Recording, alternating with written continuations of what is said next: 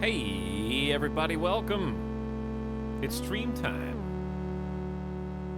You're here right on time.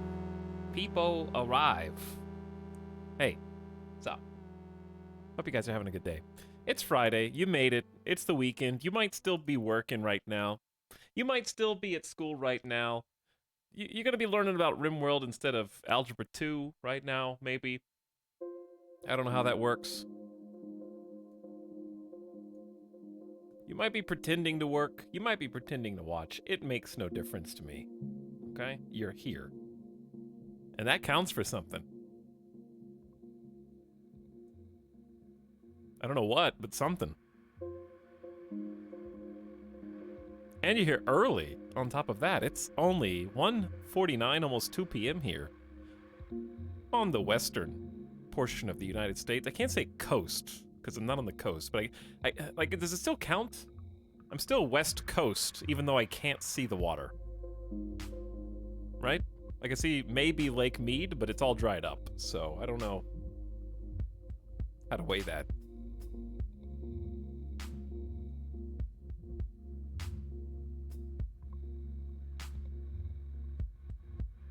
Hello there. But yeah, it's 104 degrees Fahrenheit today. Nice and toasty outside. Extreme ultraviolet warning. Avoid sun exposure. See, I take that to heart as a content creator. I really take ultraviolet exposure seriously. I'm gonna do my best to never, ever let my very pale skin be kissed by the sun. Stay inside, play as many video games as you possibly can, hopefully upwards of 8 to 12 hours a day, if you can muster it, and you don't have to worry about any of that. First time chatter, don't talk about me, okay? I won't, no big deal. If you're on a coastal state, then you're on the coast. That's true, but I am landlocked. But I am still in the western time zone of Pacific. But yet I can't see the Pacific Ocean. I still count it. I think it's still there. Etalyx, I got 2 wisdom teeth pulled yesterday. Please give me sympathy. It could be worse. Could have been like my wisdom teeth. I hope it's not like my wisdom teeth, because I had my wisdom teeth removed. And everything was like, oh, that's great. My parents were like, I'll take you for ice cream. You know, the thing you're supposed to do when you get your teeth pulled, except it hurt, and I didn't want it. So I didn't eat the ice cream. And then I was like, that's weird. It still hurts. Shouldn't be hurting this long, like a day or two after, even with pain medicine. That's so strange. And we went on a vacation. Poorly planned on the part, I guess, of the family, but who could have known what was coming next? When I was out of town, we were visiting some family, and I was like, ow, ow, my mouth hurts, and it shouldn't hurt like this. Long story short, I had to go to the emergency room out of state because my mouth got infected. So, like, the cavities where they took out the teeth, the wisdom teeth, little gum sockets got infected, and the infection spread to my throat. So I couldn't eat food. I couldn't chew the food. I couldn't swallow the food. It's pretty annoying. And by annoying, I mean top 3 worst experiences of my life, I think, without exaggerating. It at least makes the top 3, I'd say. So I had to eat, like, applesauce and mashed potatoes for days after that, waiting for the antibiotics to kick in. What are the other 2? Stories for another time, which I've already told on stream, so they're not... I can see... Here's the thing about being a streamer. You can just tell, and an old person. See, like, the older I get, the more true this becomes. I can start just talking about a story that I've already told 2, 3, 4 times before, and guaranteed the majority of chat hasn't heard it before. Because you guys... You come in, you go out, you come in, you go out, and some of you that are here for this many streams weren't here the one time the anecdote was told, and I get to just treat it like it's new content every single time. It's great. I never have to do anything new. I never have to try anything new. Anyways, we're playing RimWorld today. A good old favorite for all of these lovely viewers here in this chat right now, except we're playing with a bunch of magic mods and mystical creatures. There's zombies, there's werewolves, there's vampires, and there's mages and witches and things. It's actually really cool. Despite how it might, hopefully it sounds cool too, but it proved itself enough that it deserves to come back again this week. Kenshi and RimWorld in the same week. We are so spoiled. It's a good week. Tox, it wasn't like that, thankfully, but they had to cut my lower tooth into a million pieces to get it out. That doesn't feel so good.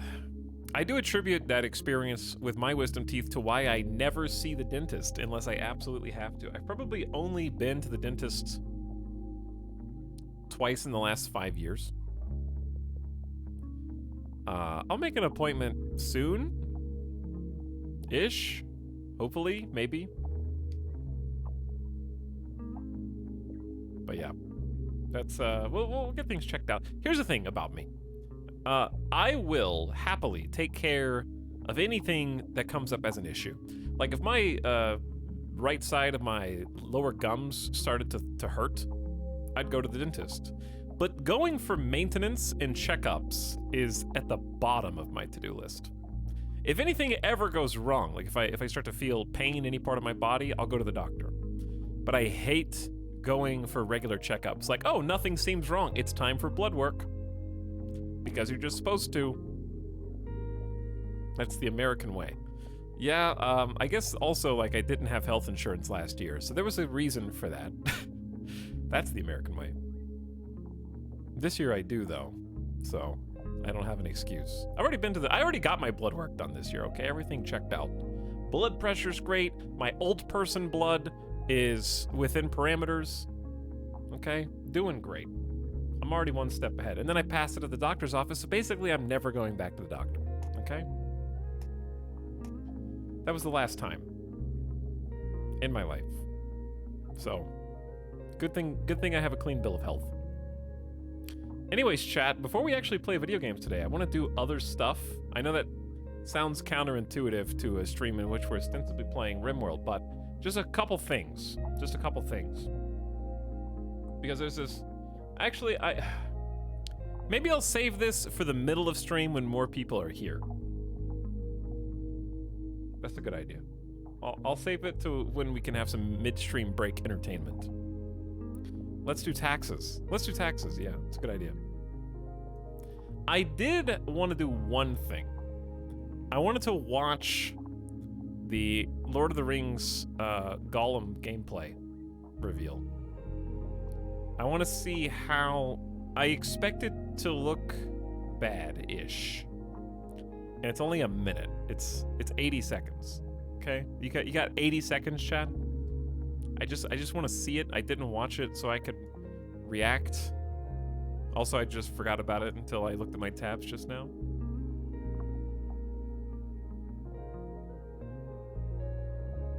Chat doesn't have 80 seconds. You do now. You're here at 2 p.m. for Early Boy stream, okay? You can spare some time.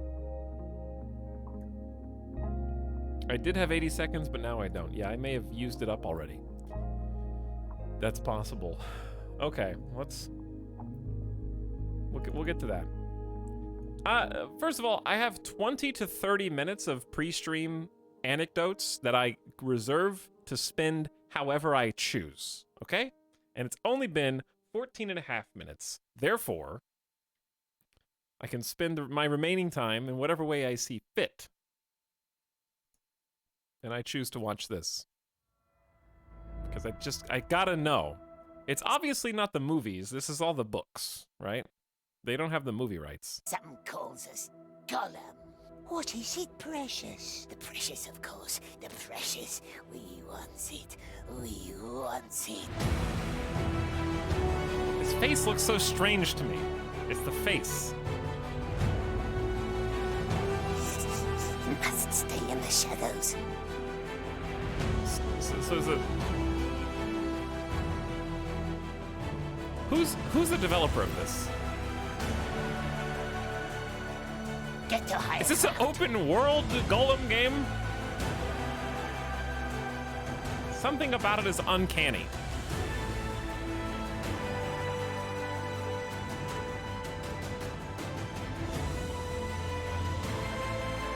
I've got some thoughts.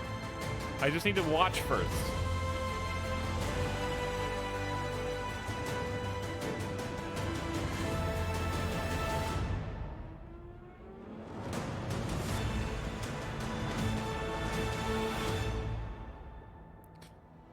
Who's developing this?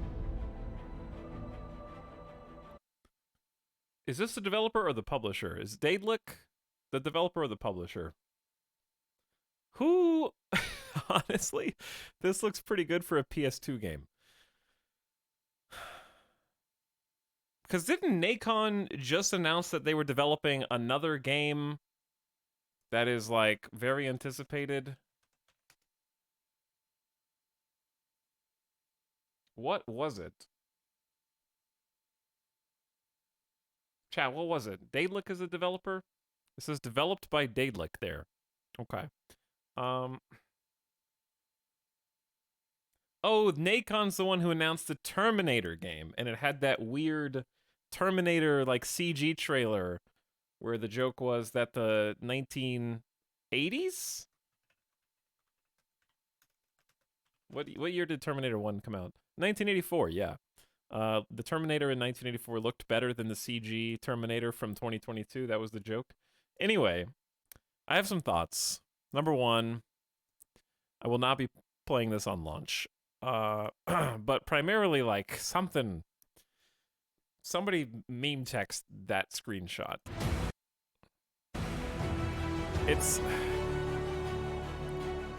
It's like the assets are higher fidelity than the animations in the gameplay. It's very strange. Like this looks cool as a screenshot, for example. And I don't understand why this is so big. But really, is that Gandalf's beard made of horsehair? What? It's flowing like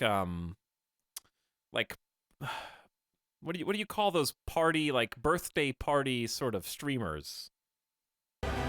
Barbie hair, sort of. Tinsel's the word I'm looking for.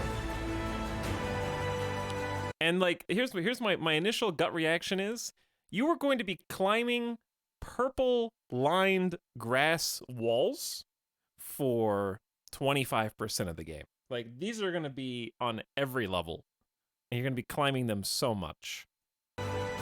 And then when you're not climbing those, you're going to be holding left for 45 seconds straight, okay? And when you're not holding left, I don't know what this is. You're still holding left, but from a different, you moved the camera from a cinematic angle.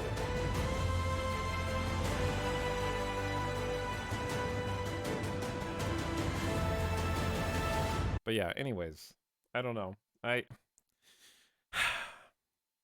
just want a Lord of the Rings thing to be good. That's all.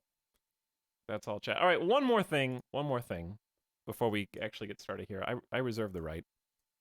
I did want to watch this because I am actually extremely excited about this game being done in 2025, okay? Very excited about the eventual release of Baldur's Gate 3 from Early Access in sometime around when The Winds of Winter is finally done, being written by George R. R. Martin. Two just story powerhouses, and I just want to see what's going on. So they just did a big update, basically, and this is what it is. It's music, it's jamming. Everybody's jamming.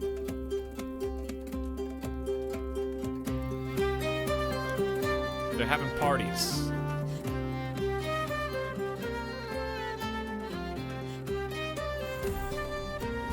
God, this game was so fun, though. This might be the wine talking, but I'm feeling inspired. Next door. Thinking of writing my next song about you. Listen, you! Back to the anus that smash you out. So what they got? They got bard class None. and gnomes.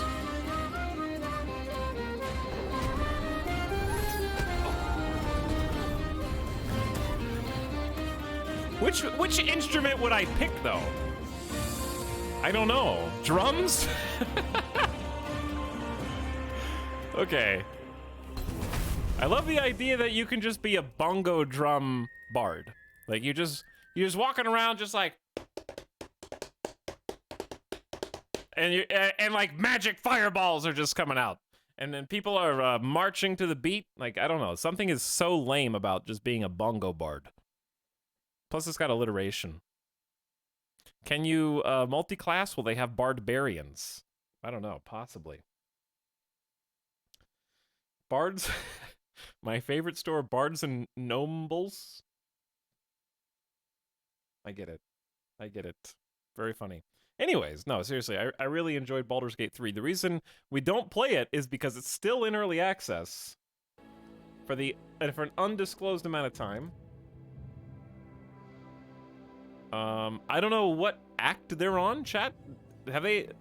Please tell me they've added at least an act to the game by now. Please. Someone who knows. How many acts in Baldur's Gate 3? Because they're expecting 3 acts total. No. It's been announced as releasing first half next... Wait. The whole game is going to release first half next year? Oh, wait a second. They've just been working on Act 2 and 3 because they don't want to release piecemeal anymore. They just wanted to release Act 1 as like an early access, and then... Okay, and then when the full game comes out, then the rest of the story comes out so it doesn't spoil everything, I think.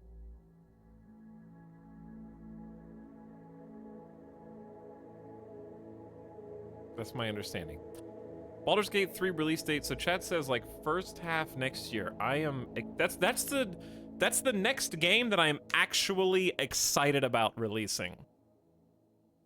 I think. Because I've mentioned before that I don't have anything right now that I am like hyped about.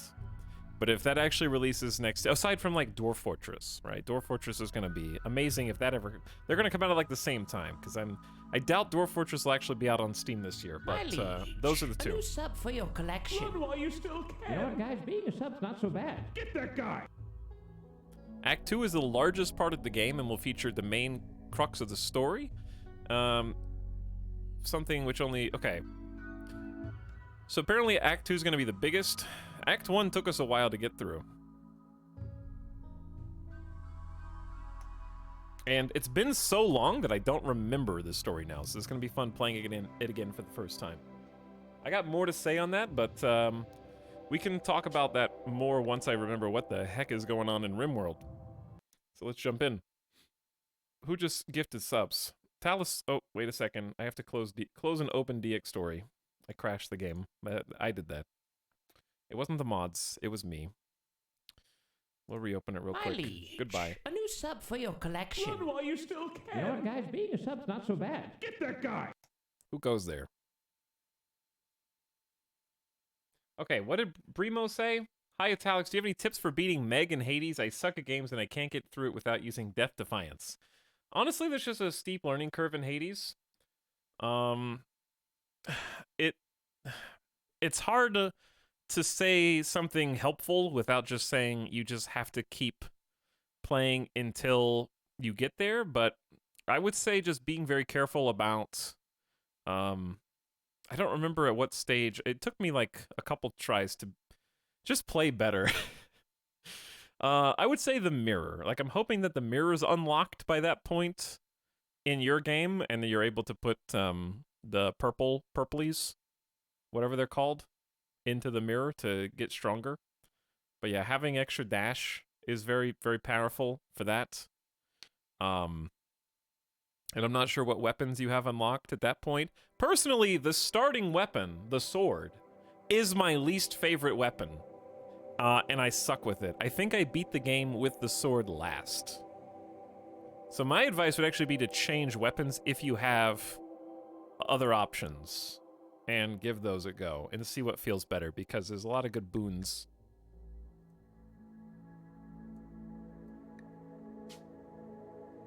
Best weapon is gun and getting Poseidon's push bomb. See, I hate the gun. The gun is my second least favorite weapon in the game. I would say my weapon tier list I haven't unlocked all the weapon aspects, and I know some of the weapon aspects are like, oh my god, that's crazy. OP. But just default, I think fists are the weapon I'm the best at. I mean, I would need to do a tier list, because then it would be either, God, I really like the spear. I would say, in no particular, it's hard, I would have to actually look at them on the tier list and think. Because I do love the bow is actually really good. I hated it at first, but then I loved it. And I would say shield is also up there. I don't know how to narrow that down. My tier list in no particular order. Okay, hold on then. Just let us load in. But give me a second. I gotta say like I'm best with fists, but I don't know if that's my favorite. There's two different things: skill and personal opinion.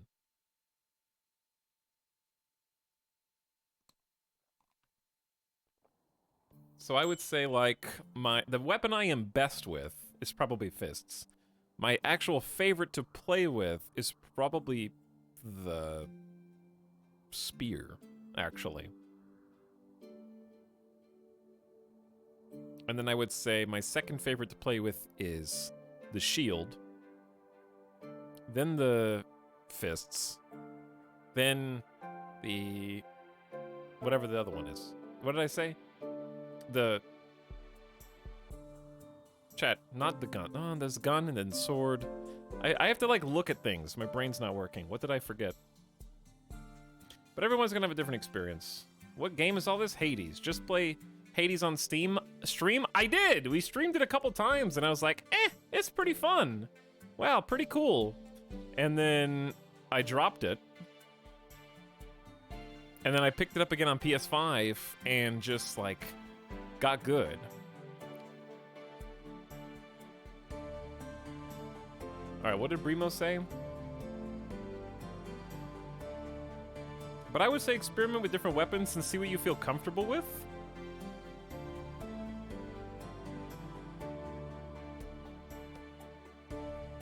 And also choosing wisely the mirror upgrades, because you should be upgrading those. Sword, spear, shield, bow, fist, gun, those are all the weapons. Yeah, okay, so number 1 spear, favorite. Number 2, I forgot bow. Number 1 spear. Number 2 shield. Number 3 fists. Number 4 bow.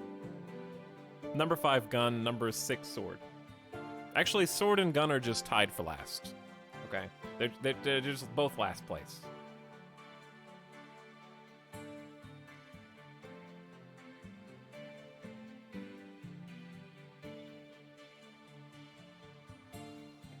So, anyways, Hades stream, no. Because you have to play it so many times. And I'm not trying to brag, Brimo. Listen, I'm not trying to brag here, chat, but I did look at my stats last night to see how my Hades run went on PS5.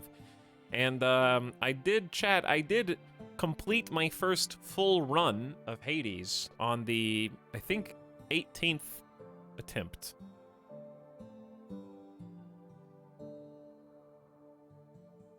And then, I lost a few times, and then I won again on the 22nd or 23rd. And then, from the 27th or 28th onwards, I won 11 out of 12 runs.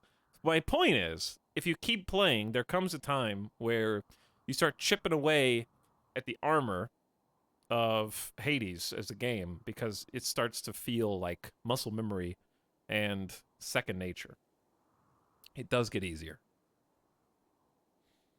You just have to stick with it and listen to the beautiful dialogue and music. Okay, anyways, hi everybody. Welcome back to this base, which I am now going to open DX Story for.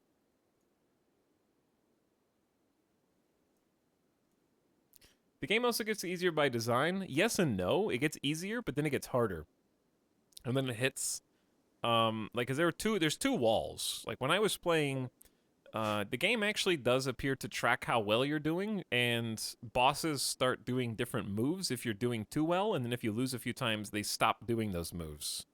Until eventually you're doing well enough where they consistently do all their basic moveset each time you play. So it does kind of fluctuate at the beginning. And then eventually you hit the phase where it doesn't even matter. They can throw all that at you and you still get better at Hades. Okay, welcome to our zombie colony, chat. If you didn't see the last stream, we are in the middle of a zombie apocalypse here. We're in a boreal forest. It's a very cold, very swampy. This is all the swamps. Very dense forest with particularly harsh winters, but it's not as bad as a tundra. We have holed up. This is actually the second map tile, so we had to migrate at the beginning of the game. I'm not going to respond to a single person in chat except to say thanks to level 59 Wizard and Meritanapa for gifting 5 subs each. That's very kind of you. Thanks for helping out with the stream. Also, level 59 with your own sub. I'll look at those in just a second, as well as the beginning of stream subs. I'll just do that now. Cosmic Anomaly, hey. Dappa Kappa says, I'm 12, what is this? Thanks for 12 months of sub. Metalbit Zoomy Mod Squad's here. A, the letter A. Federath says, howdy. Howdy yourself. And thanks again, Meritanapa, level 59, for gift subs. This was our original base. We started here, and the zombies quickly overwhelmed us. So I had to actually abandon the tile and rotate over to the next one. So we're living with a river running through the map in a mountain zone. So this is the mountain behind us, and the river kind of running through the middle. Got some other little bodies of water with the swamps, and we managed to find a nice little pocket for ourselves here to create a simple wall at first to keep bad guys out, and then we ended up walling a perimeter alongside the river in order to kind of have a little bit more space to stretch our legs and hopefully end up farming and building and whatever else we need, but mostly just so that we could get out away from this. There's no other way to put it. This is a zombie horde of many different types of creatures, from human zombies to muffalo zombies, zombie caribou. We've got zombie abyssal arms, and you might be like, where did that come from? That's a fair question. We've got zombie kitsunes, zombie Ahuizotls, something like that. I don't know how to pronounce that, but it's like Aztec, I'm thinking. Yes, Aztec mythological creatures. Lots of mythological creatures out here, and that's because we're playing with a magic menagerie animal mod that adds all sorts of chaos from the realm of magic, and then the zombie mod can, of course, create and tap them and use them as zombie animals. So, that has been quite an interesting mod interaction there. Why do they have a turret? Because this is a mech cluster that just dropped, and they are best buds. The mech cluster was awoken by some travelers who are now zombies, and it is just an active single Lancer, 2 mini slug turret, and an auto charge turret, which can shoot about this far. So we will never, ever, ever be going there. And this is fine. We can actually just leave this here. However, there will, and probably sooner rather than later, come a time where Mech Cluster drops and has something that we actually need to go fight. And that's when we're going to have a problem. So we actually need to start, as crazy as it sounds, working towards just really big mortar production as fast as possible. But that is easier said than done, because we actually do not have a researcher right now. So this is an impossible task at the moment, because we don't even have great bows. Because fun fact about zombies, they're attracted to noise. And if anybody starts shooting guns on this side of the map, the zombies will start migrating towards the source of that noise. Additionally, more zombies may roam in, and often do roam in, from off of the map and create little pockets of zombie resistance in different areas. So we have a natural defense, but also anybody that comes in will be converted into a zombie. So the horde grows, basically. Now, back home, we've got 4 colonists so far, so it's quite easy to keep up with what's going on and get caught up on the current roster of people. We got Poke Nurse, the paramedic. As their name suggests, they are a fantastic doctor, and they're also quite qualified at mining, so you can catch them usually inside the mountain, digging out new hallways, and indeed we're also going to be working on getting some custom bedrooms. That's what these blue plans are going to turn into. So individualized bedrooms in the mountain is the current project, and Poke Nurse is a specialist in the warlock magic realm, and we haven't really had too much use, but they do have a Shadow Bolt, which is from the magic. These are from the magic mod, and Repulsion. So Shadow Bolt does damage, Repulsion does knockback. Dominate I haven't really experimented with, nor Soul Bond, so maybe we'll play with that today. Then we've got Nairo, who is a blood mage, who is excellent at crafting and building and shooting. Everybody has been equipped with a short bow so as not to go boom boom so we don't attract the zombies. Let's turn the music up a little bit. And Nairo, sorry, has a lot of different passions, so therefore it should be a nice kind of catch-all for some of these other tasks. Mary Skipper, representing the mod squad, is in the game with a knife, our best melee fighter, also an ice mage, can change the rain and the weather, throw ice bolts, and is currently our fill-in researcher, has gone from 0 to 5 familiarity. And then we got Shark Spark, the newest member, who is not of our ideology. They are, basically they hate magic, in fact. So we're going to have to work on getting a ritual room, which is what this is going to be, and we're going to start assigning roles and then trying to convert them over to our ideologies. They see a little bit more eye to eye. They're kind of working reluctantly with us right now, but they're very magically gifted, very talented fighter, and a good backup builder, cook, and animal handler. So I think what I wrote to myself is make indoor grow zones because we only have so much food.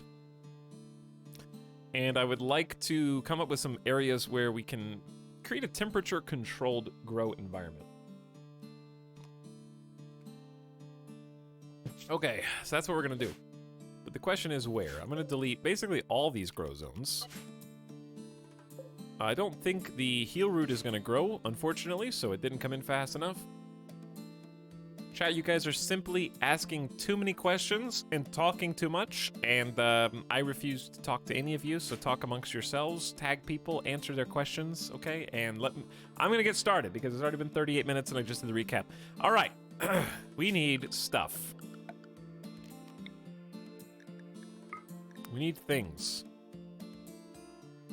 And I need a green patch that this sun lamp can encompass. I don't like the idea of putting the indoor grow zones right on the exterior wall because they would be the first line of defense, which is not what I want. But putting them up here is also bad because you don't want a grow zone that has soil that's not fertile. So the yellow soil is very unfertilized, and then the non-colorized tile means no growing at all. So indoor grow zones are actually quite challenging. We're probably better off trying to just research hydroponics, but again, not easy. And hunting is almost non-existent on this map, as you might imagine. So I guess, because we're not going to have the electricity for actually making hydroponics work, but I think that's the next thing we need to research.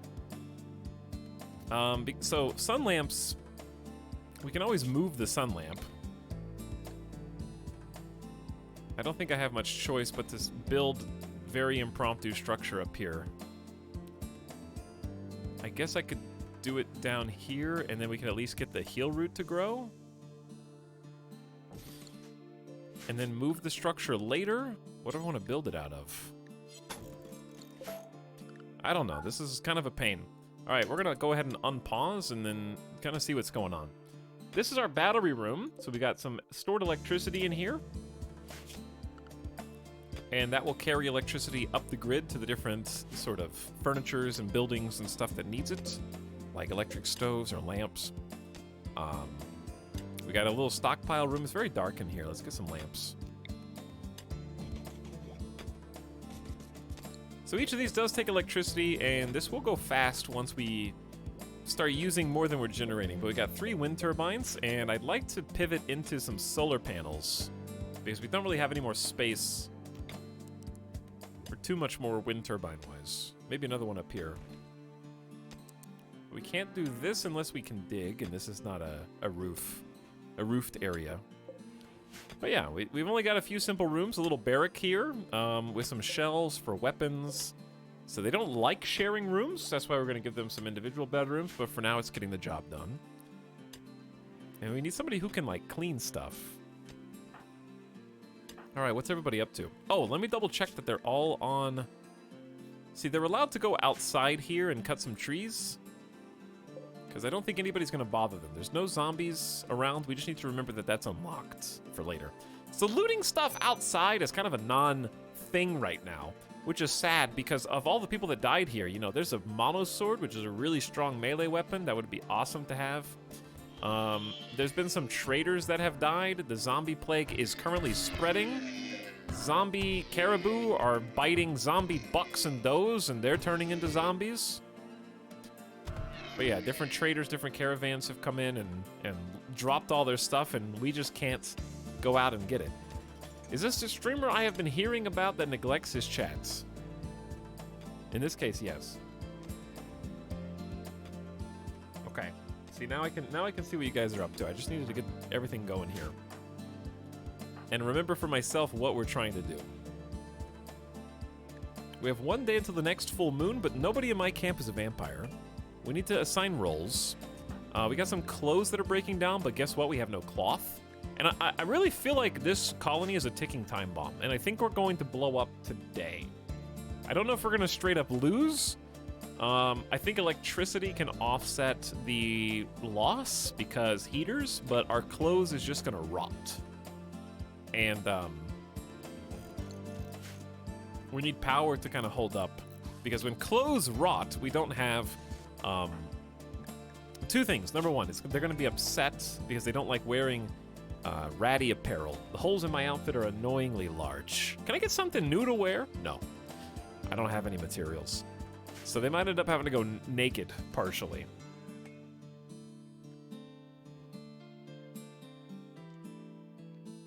And if they go naked, they freeze without heat. And they'll get frostbite. All right, I'm scrolling all the way up, chat.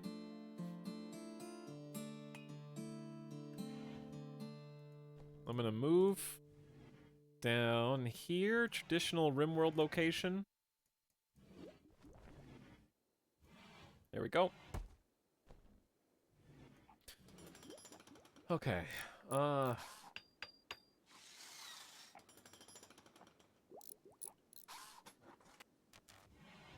Looking at chat. Basically, our plans are to expand the base into the mountain and just live out of the mountain. And we'll just deal with the insects. Hello, Etalyx chat. Happy Friday. Hi, Kittylicious. What up? Are you still using only bows? Yes. We're working on researching great bows, though. And we're going to craft more. So you switched away from guns and then mechanoids dropped and pulled another giant horde of zombies. They pulled the zombies on the map to where the mechanoids were shooting at other people who woke them up.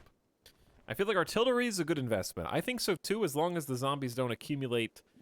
They accumulate with where the explosion happens, hopefully, and not where the shot comes from. Can you lure the zombies into a sealed corner of the map? How are you going to seal it? But yeah, they will come. More will wander in and out from different areas. If you could get a lore of magic in real life, what would you choose? Like, what would my magic specialty be? I'd probably want... See, like, I would never pick Warlock, because that's just not functional enough. It's too complicated. You gotta have, like, people's minds to dominate and stuff. Like, that's too much. I did always like the idea of an elemental. I do like elemental magic. Definitely not fire. But, like, water and ice sounds incredibly useful. Telekinesis would be a good one, yeah. I always wanted to have, like, telekinesis. I thought that I wanted, like, as a kid, I would be like, oh, psychic would be cool. Reading minds. But I think that was just appeal from my introverted side, wanting to know what everybody's actually thinking. That way, I don't have to spend a lot of mental energy figuring it out. But then I was like, no, that would suck. I don't want to hear everybody's internal thoughts because it's just a cacophony, and I feel like that would... I feel like if there were actual psychics who could tell what other people are thinking, you would just start to dissociate. So I feel like that's bad. Shark Spark can no longer reach Ice Mage through inspiration. That's fine. They don't even like magic. If I turned them into a mage, I think they would just hate themselves. That's why we need to convert them into a different piece. We also need to find slate slabs. I guess I could make this out of limestone.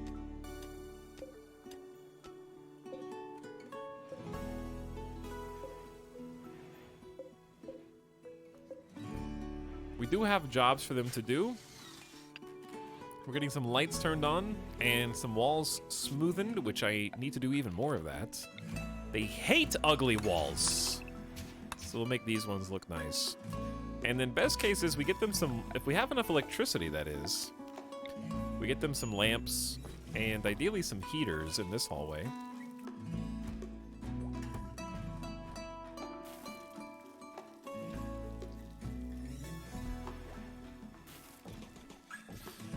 Because walking through the dark is also no fun.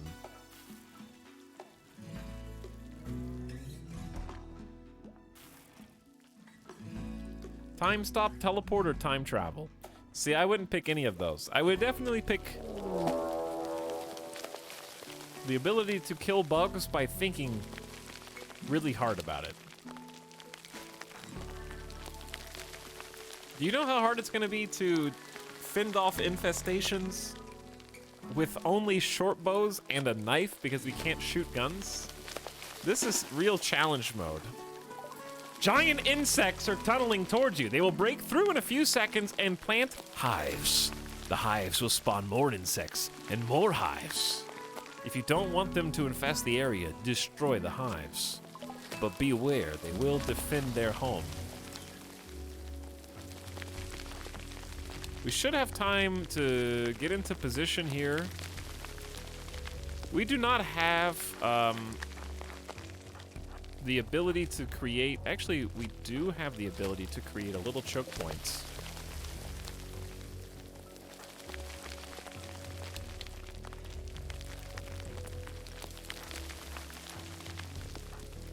So here's what we have to do. We have to sacrifice Mary Skipper, because there should only be like 3 bugs. There really shouldn't be that many bugs.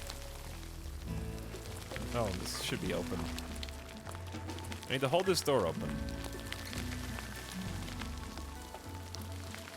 Mary Skipper, I believe in you. We have magic as well, okay? We do have magic as well. Hold on, that's a good idea.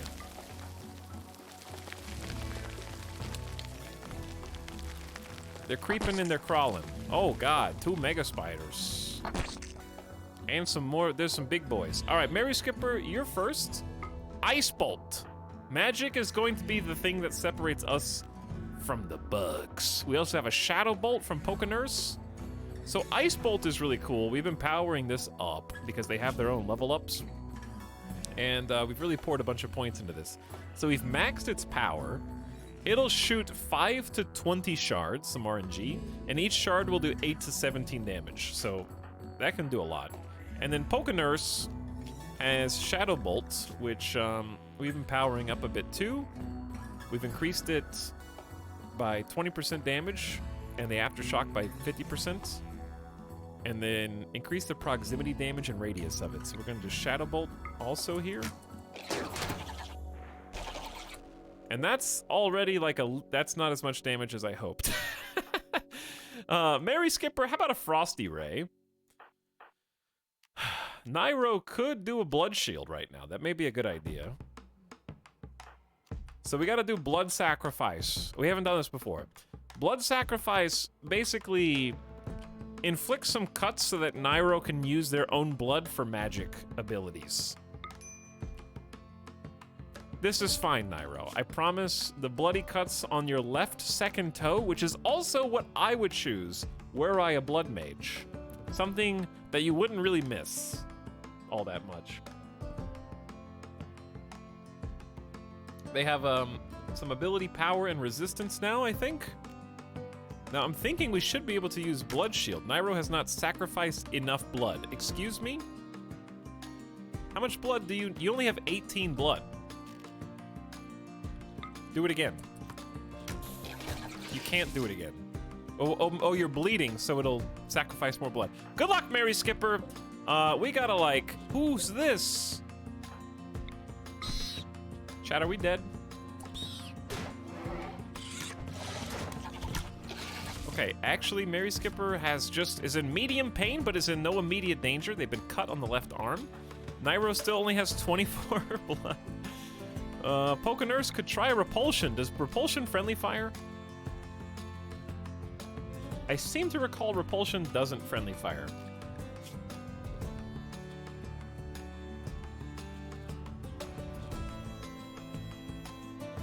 It just says it launches nearby creatures away from the center.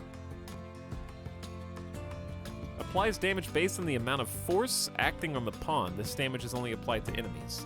But that's a different thing. This doesn't actually do damage. It does push. This does damage based on the push, but only to enemies. So I think it should be safe.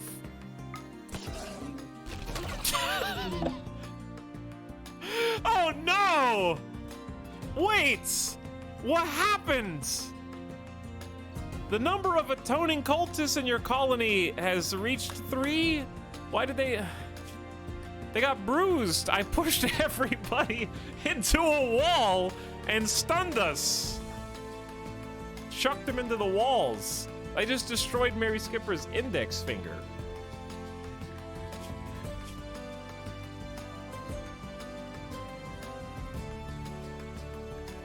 Everybody was hurt by that. That was not okay. And we're super stunned and getting eaten. Dude, wake up! Nairo, do something! Curse a target's blood to heat and accelerate until it seeps from every pore. This curse has several effects. There's 3 paragraphs of effects. The blood that's expelled becomes a mist the caster absorbs as restorative energy and mends wounds, replenishing blood reserves. This will slowly heal scars and other permanent injuries of the caster. The target's wounds will also be healed as the blood exits their body. The target loses a portion of their blood each pulse, and like any wound can result in death if they lose too much. The transfer and healing rate is increased for both caster and victim, depending on how much the victim is bleeding. The effects are the same when used on friendly or enemy pawns, but trigger an outrage if used to down or slay an allied pawn. So what happens if you do this?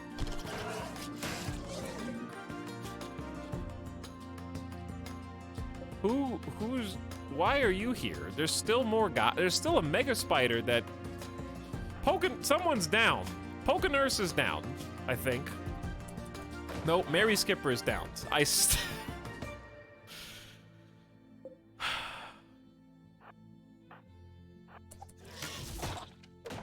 Oh my god, here they come. Chat. I need to do like a blood shield or something, dude.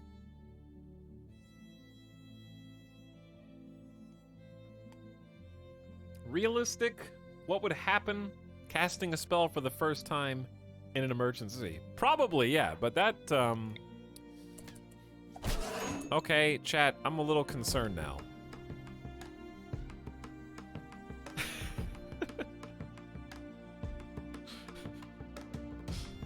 I'm a little perturbed by what I see.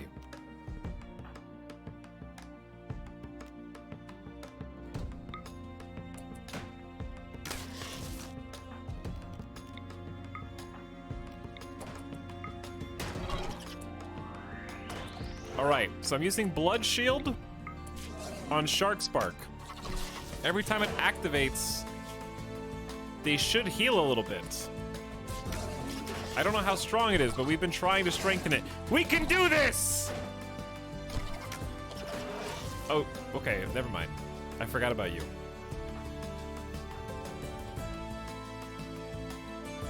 How long is that shield going to last? Should I just... Where are you going? Oh god, they're coming. We were somehow able to down one. This Spelopede has got severe blood loss, but is still up and at him. We're getting some good shortbow shot Shark Spark, I believe. You are dodging with a 13 strong expert. Beautiful skill. Power's going down. Where do you see power? I see mana and blood. I mean, the shield's worn off. Okay, this is possible. If Shark Spark could just pick up that knife, we can't get over there. They're dead in 12 hours. I can't do blood shield again anyways. But we're landing some critical hits. Okay, the wind turbine is getting blown up. Poke Nurse is the best doctor. Uh-oh. Okay, Nairo has a 1 doctor skill.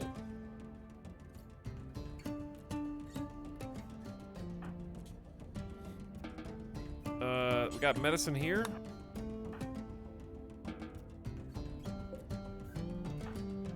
Shark Spark is in severe pain and wants to go lie down. I don't want to let this dude just take down the entire electric grid. We just talked about how important that was. Oh my god, dude. We have to do an emergency tending of Poke Nurse. Mary Skipper's dead in 10 hours. Sharks... Okay, that's just... Oh no! Oh no! It's coming!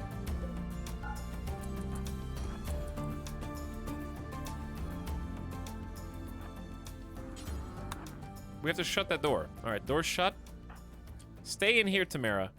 Okay, hang on. The animal's gonna screw us. I know it. I know it's coming. The animal's gonna do it. No, there's no pin! You can't... Don't go outside. Stay in here. You can eat as much food as you want. Just do not open the door. Nairo is in no immediate danger, but is bleeding fair amount from the torso. Okay, we've got Poke Nurse in no immediate danger. We have good quality meds, too. Mary Skipper is up, but has a 0 medical skill.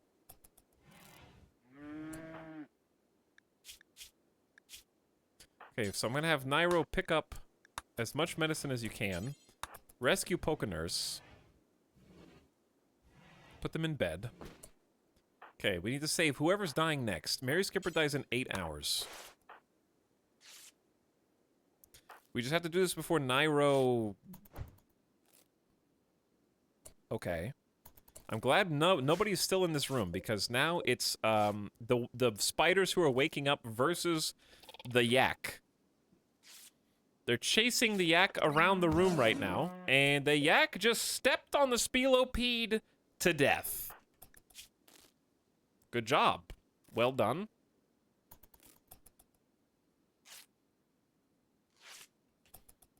Okay, I'd like to go 2 times speed now if I can. Thank you. Alright, you're saved. Can Poke Nurse get up yet? No. So we now need to try and save Shark Spark.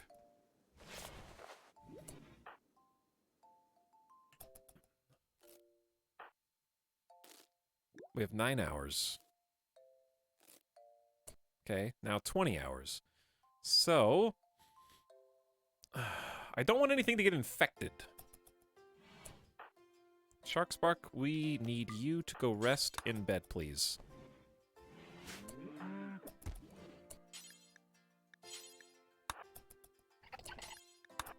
Alright. Do some doctoring. Time to learn how to doctor because Poke Nurse is out. Okay. Shark Spark, you're saved. Mary Skipper, you're saved. So Nairo's the only one who's still bleeding.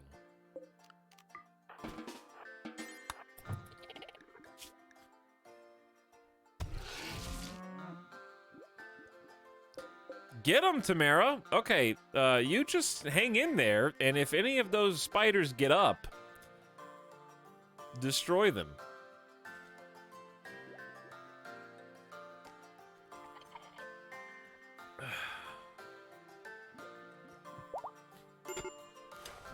Okay, Polka Nurse is back. As planned. And we have an actual doctor. Though their manipulation is at 32% because they just got beat the hell up, so they're not gonna doctor very well. 60% is still pretty good. Okay. We need to save and conserve the medicine at this stage.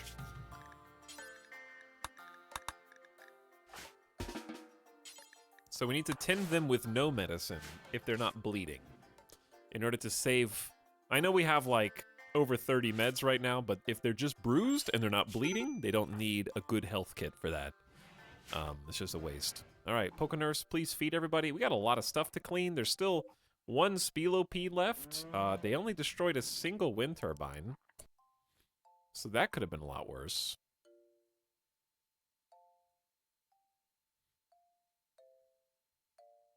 I think I had it spaced here.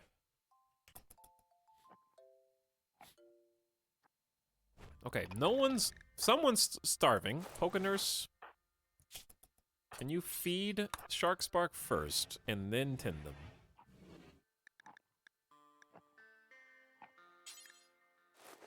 Okay, very good.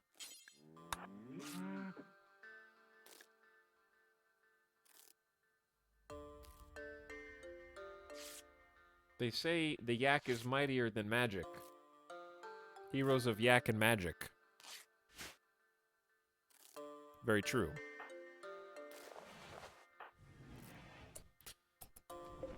All right, Nairo. We need... Oh, they're asleep. Sick.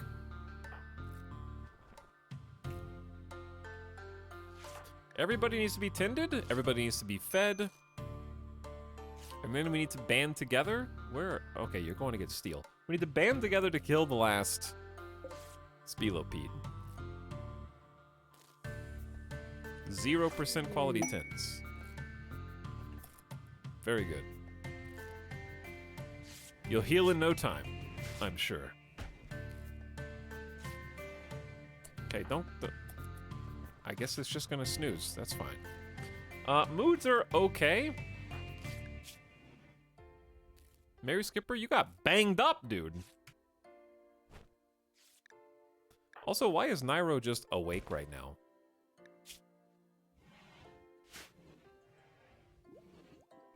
I'm not exactly sure. Alright, we need to go take care of business down here. So Mary Skipper, please go grab your plasteel knife and report to the front. Polka Nurse, please grab your short bow and report to the front.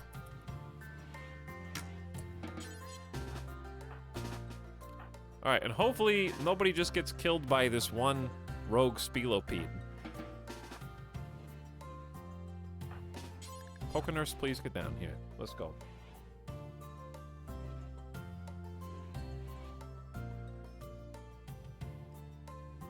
Alright. This is not the best place I want to engage this from.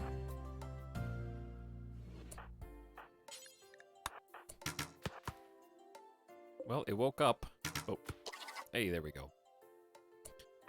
Mary Skipper, Ice Bolt.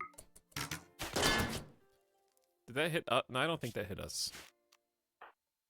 I don't know how to actually do magic damage. Well struck. Alright, I don't think they actually got a hit in. Okay, never mind. Mary Skipper got lacerated once. But I don't see it.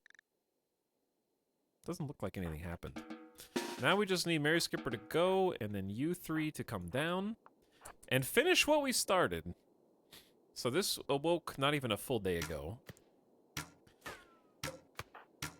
So we have to destroy these, or else more insects are going to emerge from the shadowy depths. We do get one prize. Colonists love insect jelly. It's a very tasty treat, borderline drug. Smooth, rich, and fulfills the recreation need of those who consume it. Because of its unique biological properties, it can nourish almost any creature and never rots.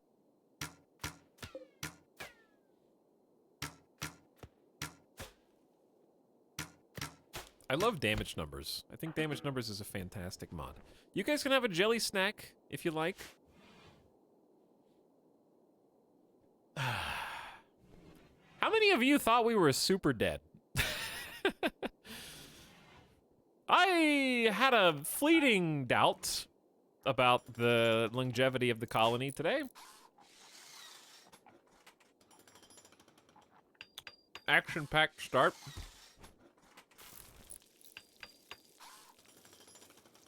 I did not believe. Chat thought it was over.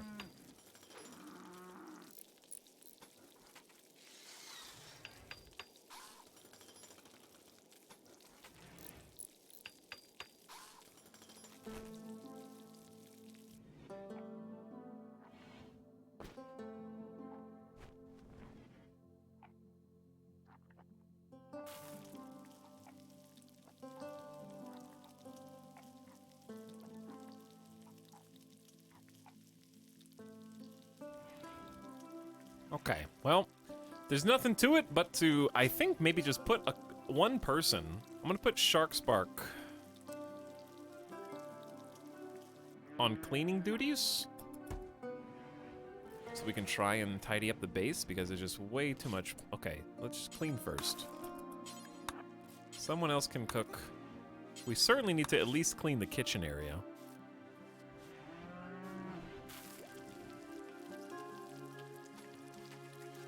Otherwise, we're gonna get food poisoning.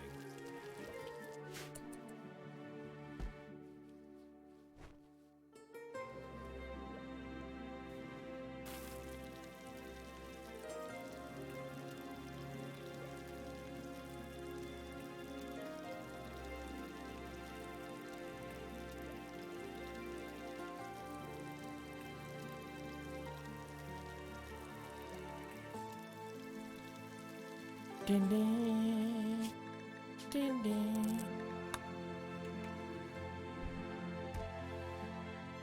Is it Shark Spark or Sharks Park? Why not both? I just got here and thought you were trying to mine rocks by shooting them with arrows. Why not both?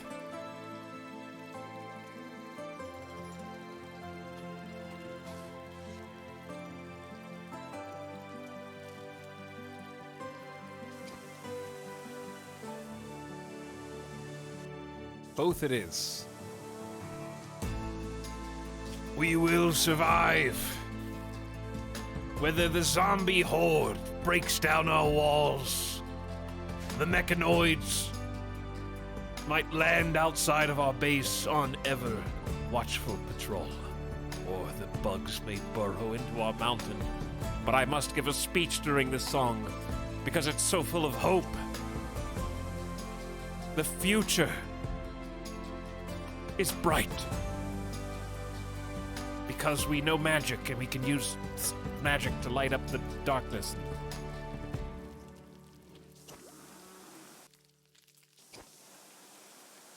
All that.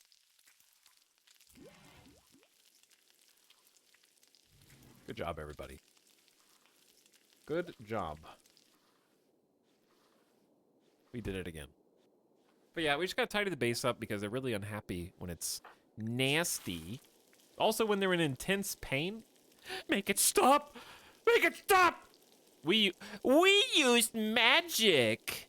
Magic was used in our colony. What a disgusting and filthy act. Ew. Also, we haven't murdered anyone in too long. I need an execution.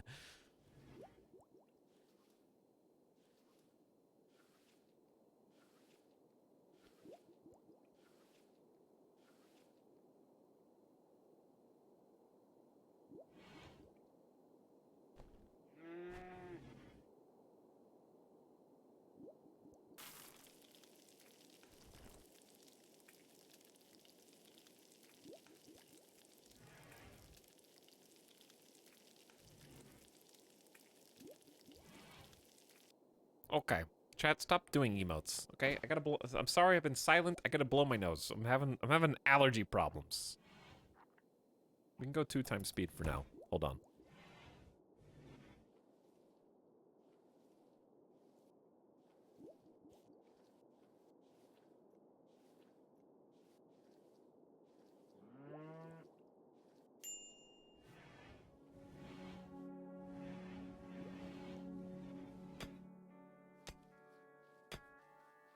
Okay, let's try that. Mary Skipper, what you researching? Great bows and then hydroponics. We definitely need the great bows.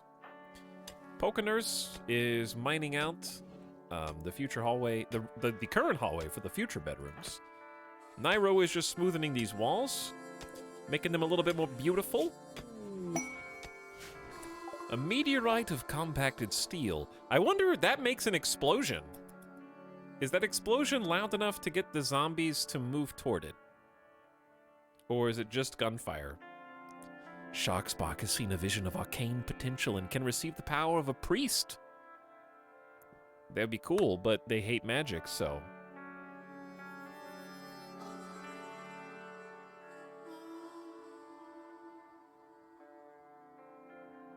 Need warm clothes. Colonist needs treatment. What does Pokenurse need? They have a bruise and a crack. They have a cracked spine. That's not good. They're mining with a cracked spine.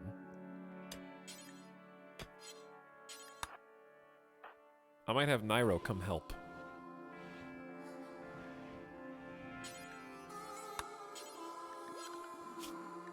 Alright, Nairo, you doctor when no one else can. Help out Pokenurse. Because even a 0% tend is better than nothing. Is it? I think. Chat, Monka S. I see 666 viewers. And that's after we used all the blood magic. What does that mean?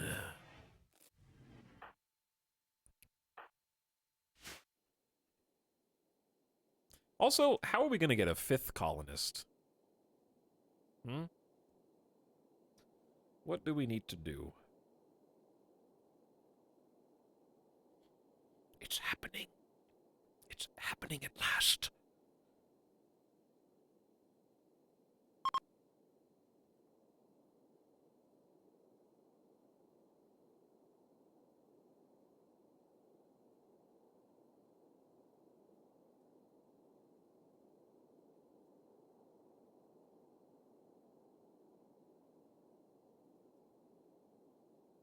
Ask the zombies nicely. What if one of them wants to join the colony, maybe? See if somebody wants to pop in and help us out. Who would you... How would you even pick one? Which one do you want? I vote for the zombie wild minotaur. Or one of these nerds in, like, full battle armor. The zombie animals are, like, spreading westward across the map. Alright, anyway, for the moment, we just kind of need to fast forward and let them do their jobs. And heal. Mostly just heal. Luckily, we're honestly lucky to still be alive after all that. Mary Skipper and Pokenurse got it the worst. Sharkspark and Nairo. Nairo's almost totally healed.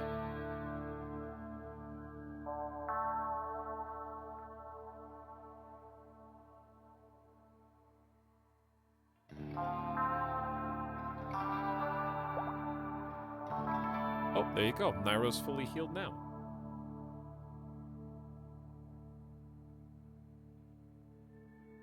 Hey, Chad. What's up? Okay, what were we talking about at the beginning of the stream? We watched the video. Oh, Baldur's Gate 3. I wanted to talk more about that now that we got the game going, and we're kind of just like letting them catch up. The base is clean again. That's good. It's nice having someone dedicated to cleaning because it sneaks up on you. We need to haul more slate. But good luck. Actually, I don't really see slate. I see lots of granite and lots of marble. So, I might have to redo, because this is limestone. Someone should get to cutting that, but I might have to take off the stone slabs of slate. And I do want to use granite for walls, but we can use some for floors. Let's see what this looks like first. They got plenty of jobs to do, but we're also just spending... Mary Skipper's job is just standing at a table and thinking about things. Looking over lore and books. When you do the whispery voice, it feels like I'm playing Eternal Darkness. Which whispery voice?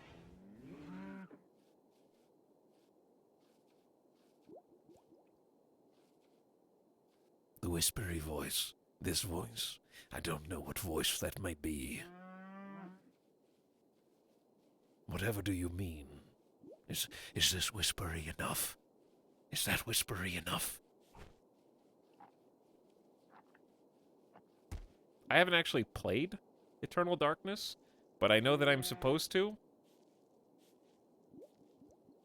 Because it's a good game. It's like the best game that was on GameCube, if I'm not mistaken. Or at least like top 3.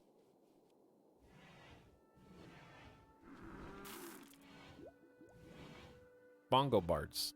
Oh, yeah, Baldur's Gate. Sure.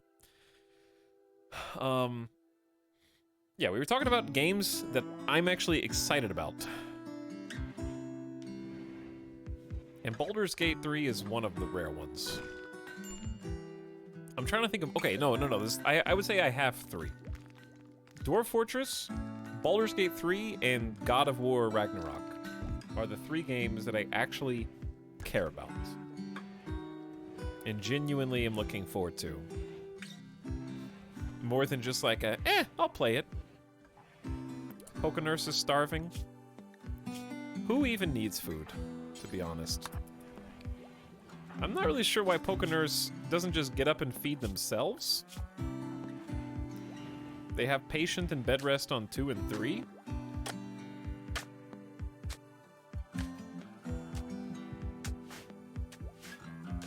I don't know.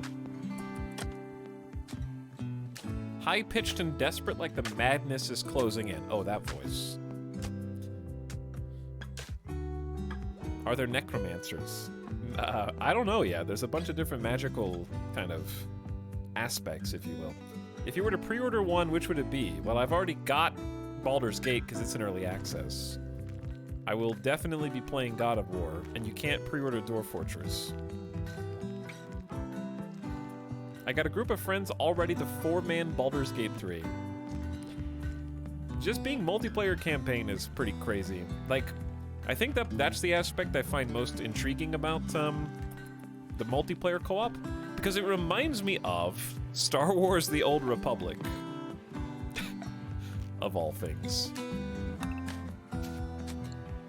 Because that was my favorite feature. I don't mind playing Baldur's Gate solo, because I had a fabulous time. Too fabulous. Frunculus. The fabulous. Fabulous Frunculus. So playing solo was great, so I'll definitely end up streaming that. Probably solo so I can do all the side quests and go at my own weird exploratory pace. But yeah, Star Wars: The Old Republic was so addicting to me, just playing with a friend, and then I really just enjoyed, like, okay, I'm waiting for you, I'm at the story segment, and we would both go in and watch the cutscenes for each other, and it was just fun. It was like doing Skype screen share, which is now, of course, Discord. But it was like screen sharing a game to somebody, except you actually both got to play at the same time. And I enjoy just watching their story and the choices that they made unfold, and then they got to come in and choose mine, and then we do side quests or dungeons together. It rolls the dice to see whose choice goes through, and Baldur's Gate does the same thing. Where you play in multiplayer, and if you're doing a quest, it just rolls to see which of your choices actually gets picked, and you go with that one. And I think that's genius. I think more RPGs, especially the co-op RPGs, which is pretty bold, should kind of crib that, because it makes multiplayer, like, so much fun.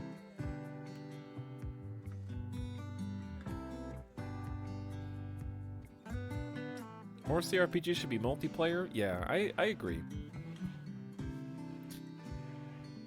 I think it's just a lovely feature. I tried to do a co-op campaign in Divinity Original Sin 2, but it never lasts.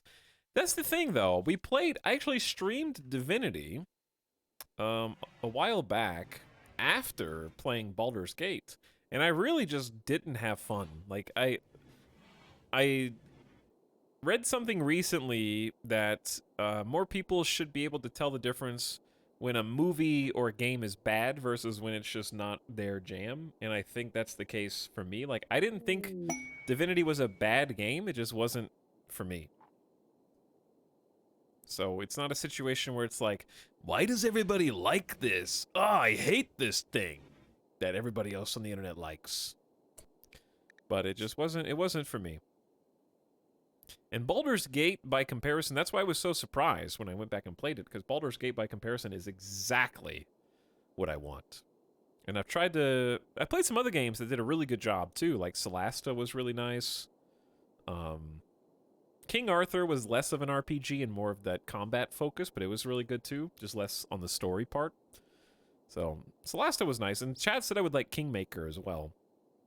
You've learned of a way to escape the planet. This is like an in-game quest if you want to try and beat the game in a different way. The High Stellarch of the Exodus Empire will perform a customary visit with any court of his domain upon request. Invite him, satisfy his royal needs for 12 days, and all of you can ride the shuttle to the Imperial Flotilla. You may then join the Imperial Court or escape to a new life among the stars.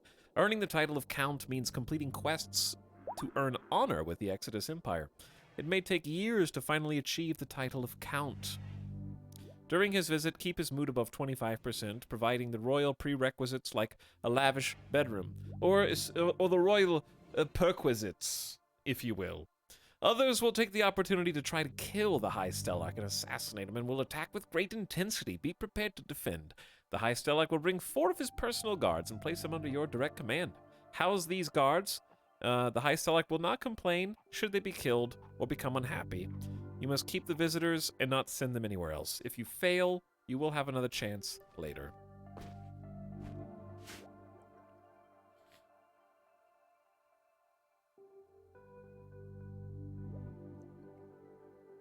Multiplayer story games is tough. Somebody always wants to blaze forward. People read at different paces. Yeah, you kind of just have to go in. Here's the thing. I feel like there's a baseline for multiplayer RPGs where if the people playing together did so of their own free will and volition, i.e. like, we all love RPGs here, okay, and as opposed to the other method of getting your friends to play, which is, guys, I really like RPGs, and I love the idea of Baldur's Gate 3, and I'm going to make you like the idea of Baldur's Gate 3 as well, because I like it. And then they do play with you reluctantly because you, like, talked them into it and made them play. That's a different scenario. In the former scenario, when everybody already likes RPGs, in theory, you're all interested in the story, you're all interested in doing the side quests, and therefore you'll all listen to the dialogue without skipping it. Whereas in the latter, when you, like, basically compel someone else to play, you can't really expect them to play the same way as you because they're already doing something that they're not inherently, implicitly interested in. So they're gonna, like, not want to do all the side quests. They're gonna want to get to the whatever part they can like about the game. And it's gonna not jive the same way.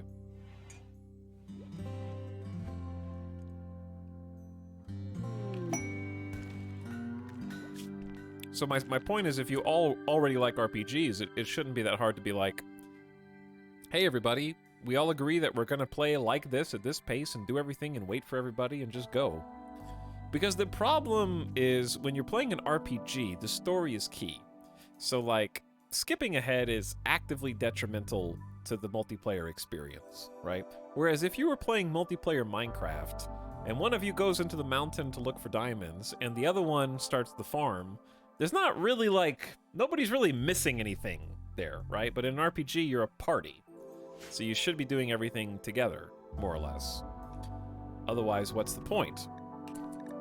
Can we stop letting Pokénurse starve, by the way?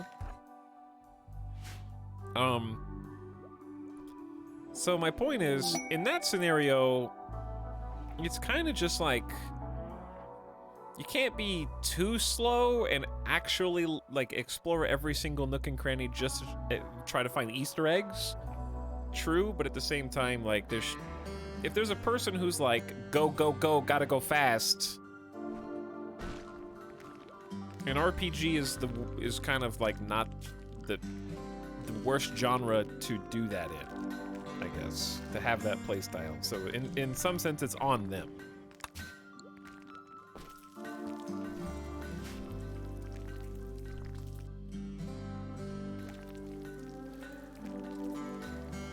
Mega base planning already? Hopefully. Did we just finish research? Oh, dude, we got okay, I didn't even see that. Can you make great bows here? Yes. Great bows. Fires heavy arrows long distance. You know how many of my own characters have been destroyed by a great bow of all things? You underestimate it until you see it punch through your best armor and go straight through the heart and one tap your finest colonist, because this happened to me multiple times. They're incredibly powerful early game. They have very large range. 30 tiles of range compared to a short bow, which has 23 tiles of range. So about 30% more range, and the damage is 11 with 0.5 stopping power and 16% armor pin. 11.5 and 16 by default versus 17, so like 50% more damage, 3 times the stopping power, and about the same amount of armor pin. I honestly thought there was more armor pin than 15%. But yeah, accuracy I think is also just significantly better. We have a 65% close range accuracy and 85 short. So greater than 3 cells is ideal. And a cell is just a square, like 1, 2, 3. So at least 3 away. Best case scenario. Whereas this is only 65% accurate from the same distance. So it's like 20% more accurate. Has much better long-range accuracy. It's just better. All right, and we're going to make 3 of those. But they take, what, 60 wood? That's not too bad. Here's the thing, though. Even though we're in a boreal forest, wood is at an absolute premium. We do not have much because the zombies are ensuring... What the hell? So, oh, we have super soldier serum. I forgot about that. I don't know which mod that's from, but there it is. We also have a scroll of mage spell, transfer mana, and a chronomancer spell to recall their physical being to a past condition. And then a bunch of unrefined magicite. But yeah, it's actually quite difficult to go outside of our walls to get trees, and the trees aren't going to regrow super fast. So that will cause some problems sooner or later. Pokenurse, why are you just only resting in bed? I'm very confused why Pokenurse just isn't doing anything. But they healed. They're almost done healing. Mary Skipper is becoming an intellectual in lieu of anybody else who has any type of capacity or passion. So they're doing their best. Is it a mod pack? I am using my own selection of mods. But somebody in chat did make a mod pack out of it, or rather a list, a playlist. What do you call it?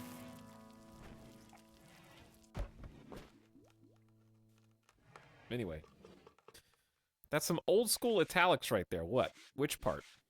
What did I do? What I did do is King of Wales, thanks for 43 months, who says purple. Thanks for the purple sub, King of Wales. Welcome to stream. Wanmean says good luck, Mary Skipper. I think they made it. I can't believe we're all still alive, but we're here. Appreciate the prime, Wanmean. Phantom Whiskers, happy 17 months. And glad to have you. Thanks for the $5 sub. And then Shadowlight popping in for 44th month. Thanks, Shadowlight. Thanks, everybody, for helping out and supporting the stream. Anyway, yeah, we're playing with a number of pretty heavy mods. But I got the mod list for you there, Kurt. It's in the Nightbot command that was just posted in chat. We're getting a lot of inspirations for someone who hates magic. At what point do we start actually creating the bedrooms? I'm going to finish the hallway first. And then go from there. I think everyone's still got jobs, because they're not done paving. Then we've got stones that need to be cut. We need to make a better stockpile room than this. This is supposed to turn into a sort of temporary production room. There we go. What if you hated something but were surrounded by it? What are you trying to say about chat? I don't hate chat.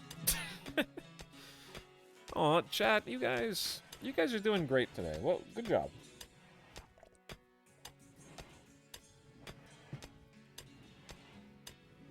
I love this community, but no individual, because that would be a strange parasocial dynamic. But as a whole, collectively, a faceless blob. You are the best faceless blob on Twitch, and don't let anybody tell you different.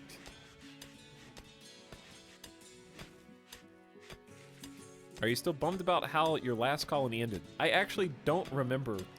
If you play RimWorld for any length of time, you just learn how to cope. So I don't even remember how the last colony died.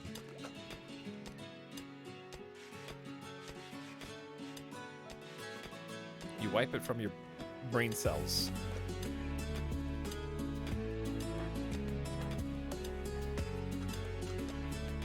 I thought that Nairo was smoking a blunt, but that is in fact a great bow.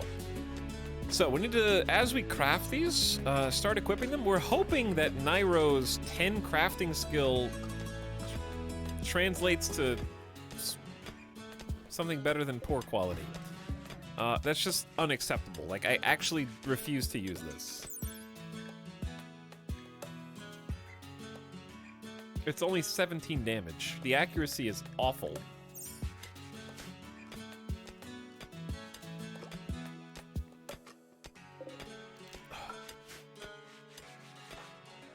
Mary Skipper, what are you still healing? A bruise on your left hand. Okay.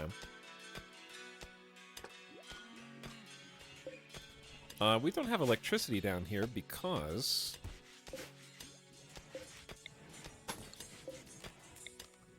we just don't have any sort of power conduit stretch. So we'll connect all that up. Loop this around. Stretch down the hallway so we can get some more torches and lights down there.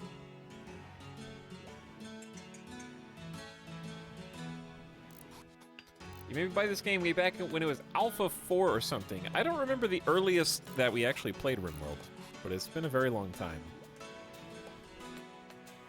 But it's had a nice development cycle.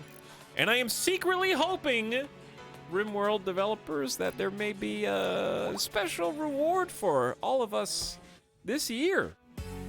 Right, guys? Definitely gonna find out what the M DLC stands for, right?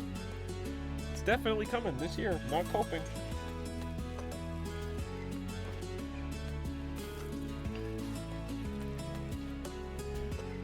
Hello, Who's for Hands? Coping in chat for 26 months.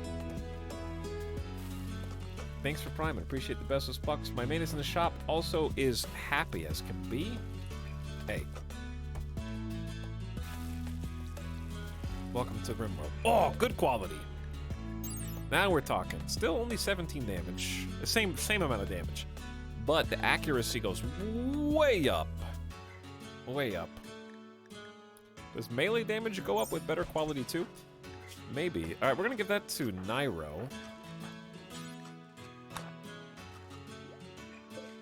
And we're gonna need to add another great bow and then probably find out how to cut some more wood. We gotta stop, unfortunately, making wooden furniture, because we need to save it for things like this.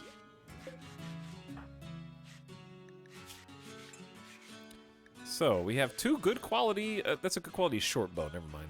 Wrong thing.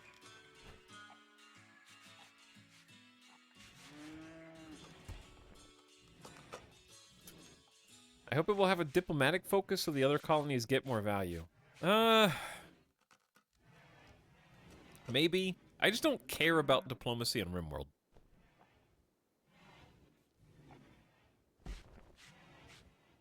I was hoping M stood for Marine to make water do stuff. Someone was hurt badly by the Minecraft water update. We are proud to announce that we have added some algae And 1 or 2 new fish. You've been waiting a year and a half for this update. I just don't know what you would do with water without rewriting the entire engine for RimWorld. Like, because it's not gonna have, like, flow mechanics. That would have to be in a free update. Because it wouldn't be exclusive to a DLC.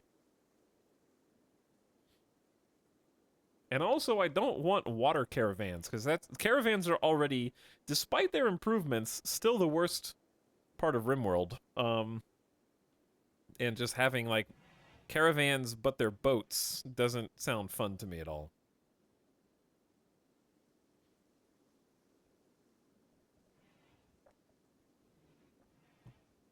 No joke, the aquatic update for Minecraft was one of the worst in the history of the game. It ruined World Gen for years. I have no idea about that, but I choose to believe you. We need to do a job where we burn corpses. All zombie corpses need to be burned. For sure. Then we need another bill for burning corpses forever. And this is going to be exclusively... Wait a second. No humans. Just zombies. Okay, and then in this bill, this is just animals, but rotten. And rotten humans. Okay. And that should cover the bases, I think. It's a hauling job, though, I think.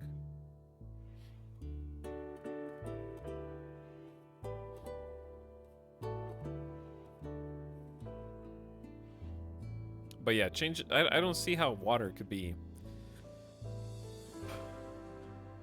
I'm trying to think of what the, like... It's gonna be something we don't expect, because nobody expected the last two, I don't think. Someone just has a fun idea. It's not gonna be what we expect. So if you, like, I would expect medieval or mutations. And because I expect it, I know it's not gonna be those things. 2 of your colonists have gotten sick from sensory mechanites. Ensure you have a medical bed and doctor and they get proper treatment. That's rough. Sensory mechanites, we do not have the medicine to treat it. So they're just gonna have some mild pain. Their pain goes up, but because it's basically a nanomachine infection, they actually get better eyesight, better hearing, better talking, better manipulation. The downside is they get sleepier faster and they hurt, which can cause some bad moods, some grumpiness. M for Megabase. Well, the zombies have moved a little closer to our borders. The big horde is down here by the mech hive.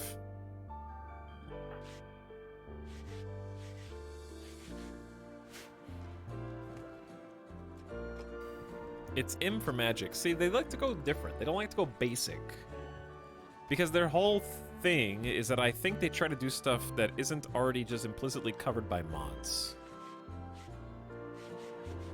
Otherwise, they get unnecessary backlash from the community because they deserve to be able to do things that are already covered by mods and charge for it, but do it with a professional coat of paint and an official support capacity. But people get angry.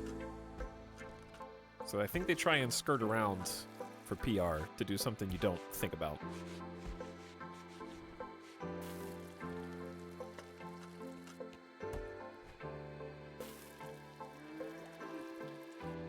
Megastructures. Megastructures could be cool. They kind of played with that with the quest system. Going to different places. I wouldn't mind a total revamp of all the places you can explore. Because even though it's fun to say, go look for a relic weapon, the actual bases that you come across that are automatically generated aren't particularly inspired. They're just kind of like big rectangles and squares with a few traps. So I wouldn't mind seeing something that's like, add some variety and spice to the different zones and areas that you go to. Make the loot better. make the exploration aspect more interesting, create like a more in-depth tile set where randomly generated bases that you come across are more than just, it has one auto turret and a single square facility with with 9 beds. You know, like I wouldn't mind that. That would be actually just something to do outside your bases is good, but also everybody likes their base the most. I'm trying to think of what would be cool that the chat hasn't already said. M for music, 58 new music tracks.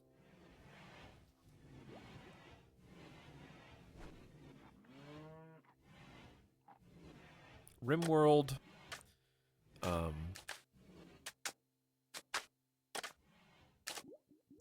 RimWorld Millions, the multiplayer update, linking one entire RimWorld to a massively multiplayer online community.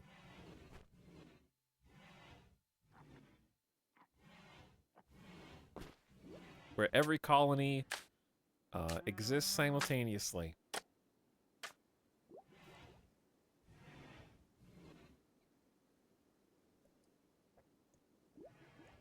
That would never work.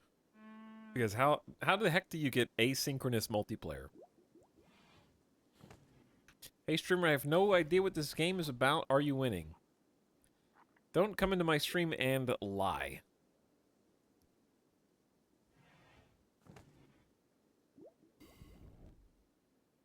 There's a Venn diagram of people who don't know what RimWorld is and people who are willing to talk in Twitch chat, and there is no overlap there, okay?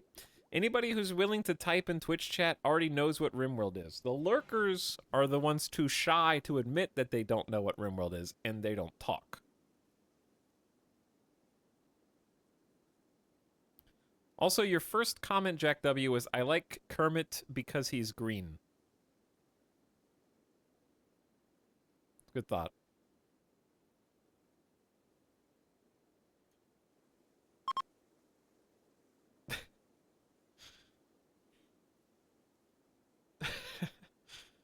Mod them. How do we feed our pack animal?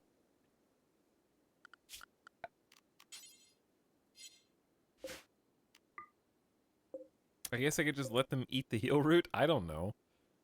There's no grass! How do we have a farm here? I think we're just gonna have to slaughter them and eat them. Because there's no food. I have only 546, I have 500 raw food to get us through all of winter. We have 10 days left of winter. We've already eaten about half of the food supply. So, I kind of need to make the hard choice here. I'm sorry, Tamara the yak. You'd kill the battle-hardened yak, I would. Because we need food, and actually we don't even have a butcher table, do we?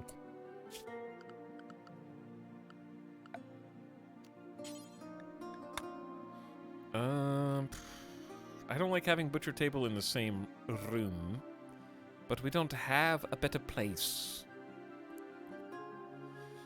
I'm putting it in the battery room for now, and don't judge me. No more wooden furniture. We just can't afford it.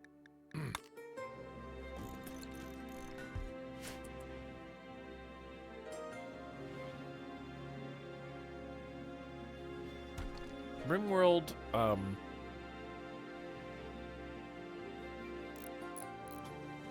RimWorld Moon.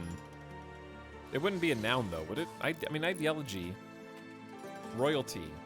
Would it have a Y at the end as well?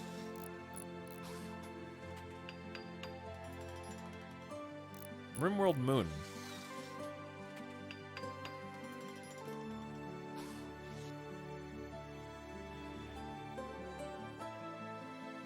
M for moon.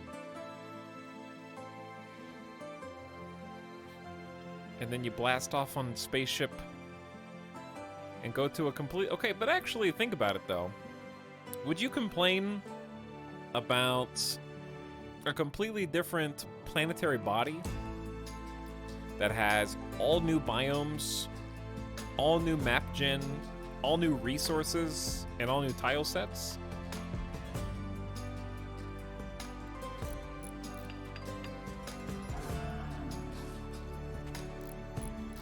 Because, like, that would be fun. Because after a while, obviously there's mods for different biomes and stuff. But after a while, you want to do something different besides, like, tundra, arid shrublands, and see kind of like the same group of animals, the same 5 types of stone. But that's basically me asking them to make a whole new game, I guess. So maybe not. There's not really much for me to do right now because we're just researching. We're still cutting rocks. Pokenurse is just stuck in bed because nobody's doing sensory mechanite, so Nairo needs to help.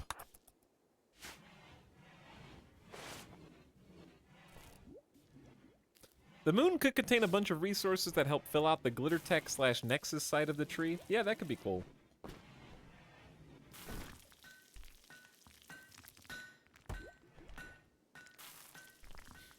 I'm trying to figure out how it would work, though, because it couldn't be like a spaceship.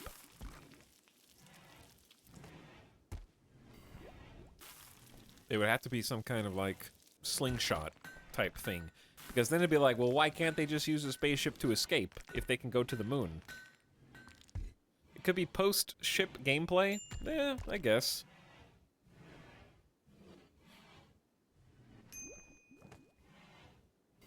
But then there would have to be a new late game threat, too.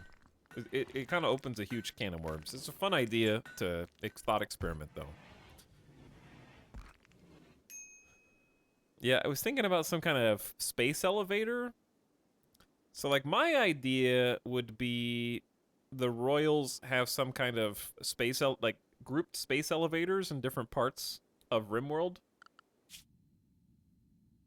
Sort of near their Imperial holdings. Like, here's one here, here's one here. Maybe there's a space elevator around a bunch of the holdings.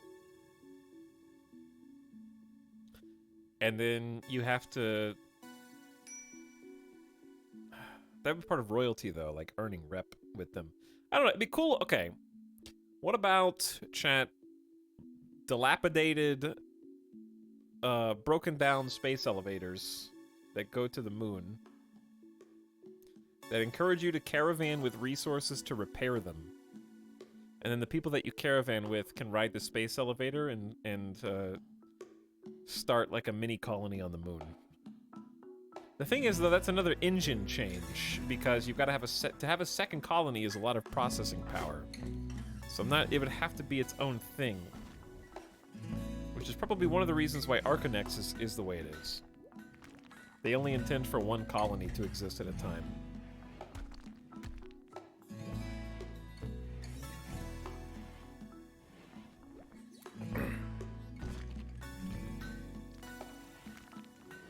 RimWorld Malignancy, Insect Update with Queens, etc. Yeah, I do think that it is a natural expectation that mechs are not going to get iterated upon anymore. And there's only 3 enemy types in the game. There's mechs, bugs, and humans. So I think it's actually pretty reasonable that the next update will include some kind of update to the insects. Because they haven't gotten any love in a very long time.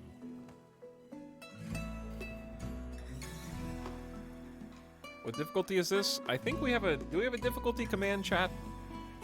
But it's completely modded Blood and Dust, Randy Random.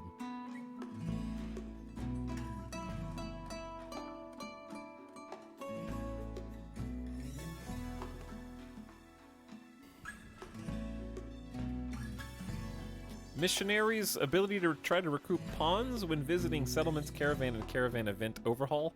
I honestly think making an official aspect of sort of the hospitality mod would be cool. Because it's, like, right now, people just kind of wander into your settlements and just like, my animals are going to eat your crops. We're all going to sit at your table and just chow down. I think it would be cool to have some kind of, like, RimWorld motel. But yeah, some official sort of AI changes to how that works. And give housing for NPCs and things would be neat. RimWorld Manners.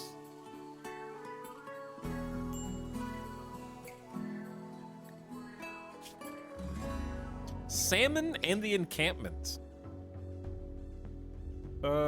There's a camp, evil camp, and if you take out the bad guys in it, you can get a shield pack, 29 demon scale, or some goodwill. Meh. I need to do Mary Skipper's yeoman ceremony. To accept this quest, you need the map clear of enemies of the bestower's faction. Chat, does royalty not work because zombies exist? Oh boy, what an interaction between our mods. We're gonna have to clear the entire map of zombies. Oh, we got an excellent great bow. I didn't even see that. 100% short range accuracy. We'll still miss. But that is the best. Okay, Nairo, get that. Then Pokenurse can have the normal quality great bow, and then Shark Spark can have the good quality great bow. That's a big upgrade, though. Hospitality mod is fun? It is, yeah.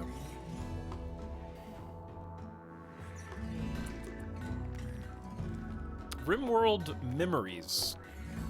And a complete overhaul of how RimWorlders react to events in the game, whether it be the death of a loved one or a fellow colonist, and the events that happen in their particular lifetime are more Dwarf Fortressy,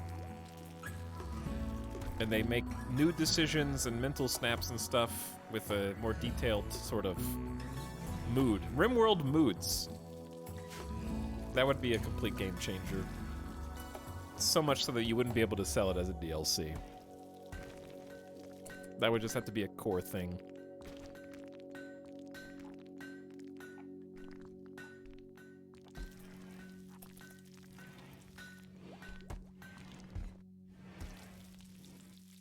I'm so hyped for Dwarf Fortress, I hope it's soon. I hope it's soon too.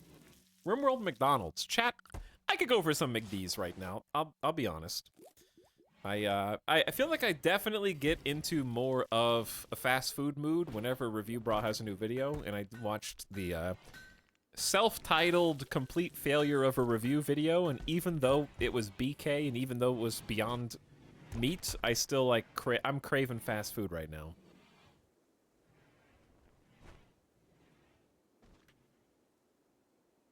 RimWorld musical, RimWorld macaroni. I think if I had to choose one, like if I could pick any one that I wanted, it would definitely be between Mutation and Medieval, and I've talked about my ideas for both. And we've also talked about whether or not mods cover said ideas. And despite what you may think, the answer is no.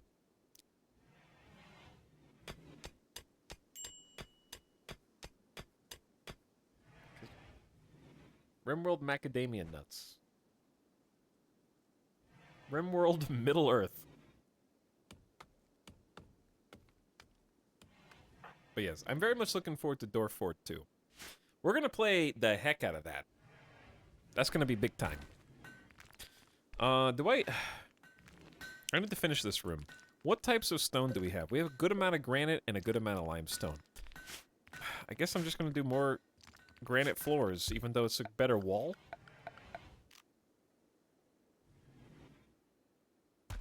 Maybe let's try some alternating. No, that's too much. Let's just do these flat ones.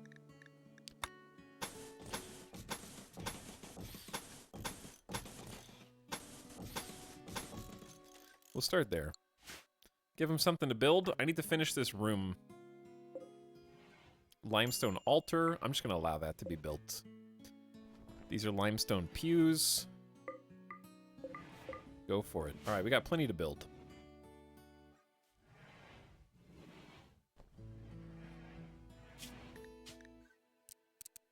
I feel like the music is quiet. Maybe the game's a little quiet today.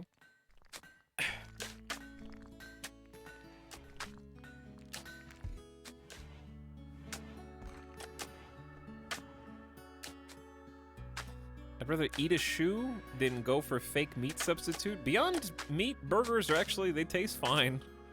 I've made some at home. They're good. They're expensive, but they taste good. The planet's celestial alignment is shifting, causing an ebb in mana. All creatures attuned with magic powers will slowly lose mana and become physically ill if they have none remaining. So don't use all their mana. Or they might just lose the mana anyways. Speaking of, they should have some magic level up, so Pokenurse definitely does. We were trying to level up. Repulsion is scary at close range. We discovered that. I'm just gonna read the moves that I never use again. Command the shadow to envelop your enemies in a living nightmare that surround them in their greatest fears. Nearby enemies that witness the fear in a dominated pawn may also succumb to fear and allow the shadow to dominate their mind. Warlock and Succubi dominate foes differently. Warlocks attempt to break the mind, while Succubus reduces the physical prowess of their victims. And then we have Soul Bond, which I have no idea how to use. Create a soul bond with another pawn who hosts. The bond provides energy from the host. In exchange, the emotions of the host are washed away in bliss. Okay, so whoever you pick gets no emotions. They're wiped clean. And they can also travel to the host. You can cancel it at any time. So a soul bond sounds like a really good way to take care of someone who's already, like, always about the mental snap. Soul Bond the Magic Hater. They're actually in a chipper mood. Shark Spark's got 20, like, a bunch of empathy, but it's about to go away. I don't know why you have strong emotions either, but we might do that, actually. Mary Skipper, you have a level up. We could do Soothing Breeze. Periodically buff an ally. Assist a worker, reducing pain and fatigue, and increases focus. Small mood increase, lowers pain, ups consciousness. For 200 to 223 seconds. Requires 40 mana to maintain and reduces mana regeneration by 30%. Cast again to deactivate. The caster gains XP each time the ally is buffed. And it gets better with level ups.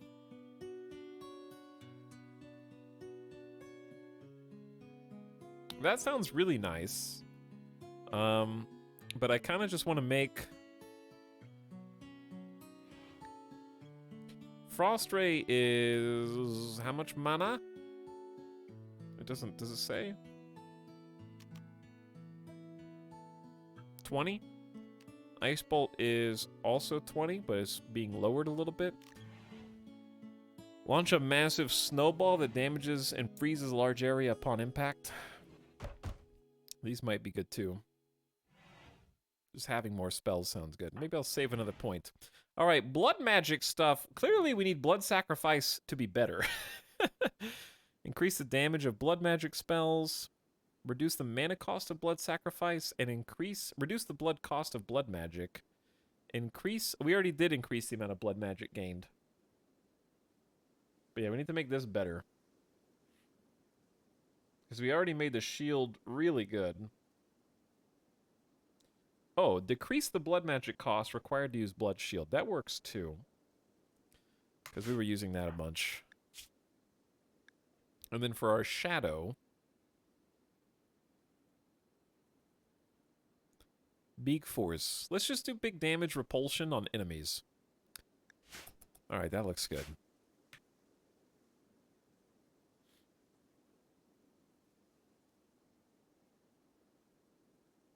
I'm late. You are late, Comrade Wilson. What up? Okay, so anyway, what I was saying was my top two were gonna be, if I could pick any DLC names, my top two choices might be basic, but I really would still pick Medieval and Mutations. I think either one would be fun. For completely different reasons. Because the problem with RimWorld Medieval mods is twofold. Number one, most Medieval mods do the following. They add a bunch of items, and the items are nice and they're neat, but they are quickly either outclassed by literally any other weapon in the game, or they add really OP siege weapons like catapults and trebuchets and rocket pods and stuff.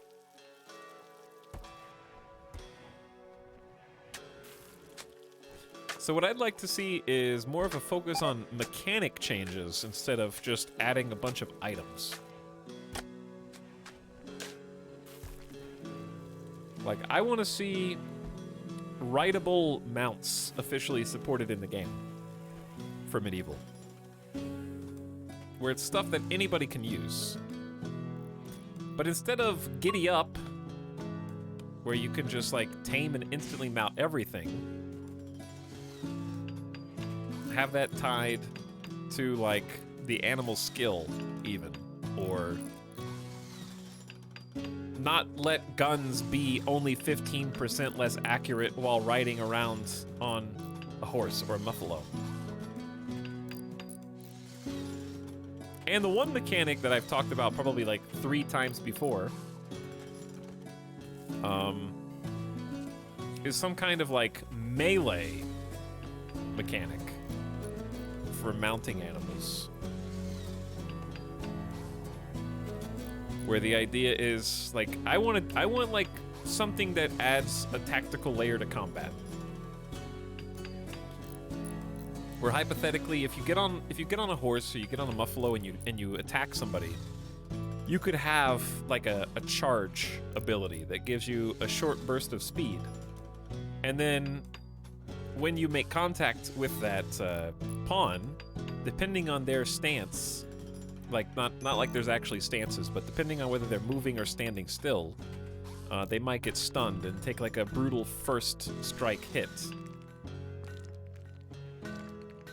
Or maybe it would encourage different playstyle with different weapons. Like a spear would actually be better against mounted enemies, instead of everyone just making giant swords.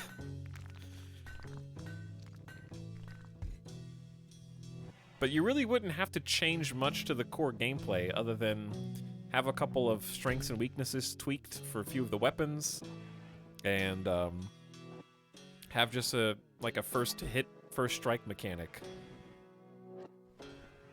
with the animals.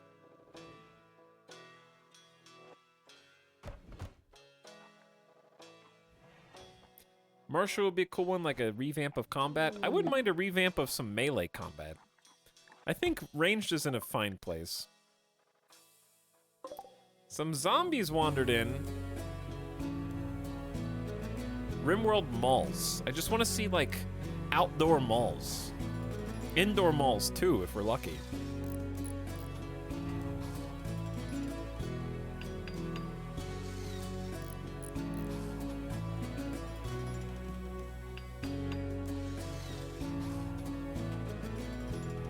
Mythology would be cool. Mythology would be cool.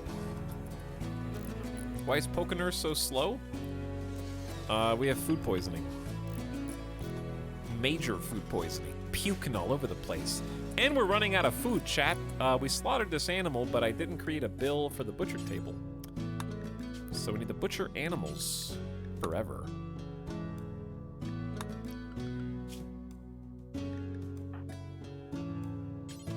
I apologize to Tamara, who I killed, for food.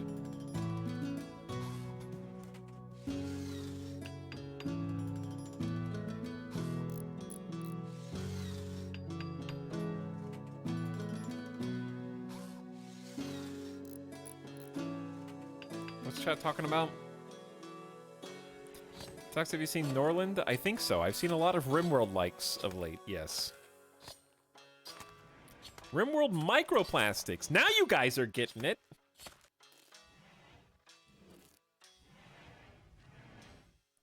Okay, what are we doing? That's actually a good amount of meat. If you can cook fine meals, I say go for it. One at a time, I guess, is fine for now. Just so that we can use that meat before it spoils in 2 days, ideally.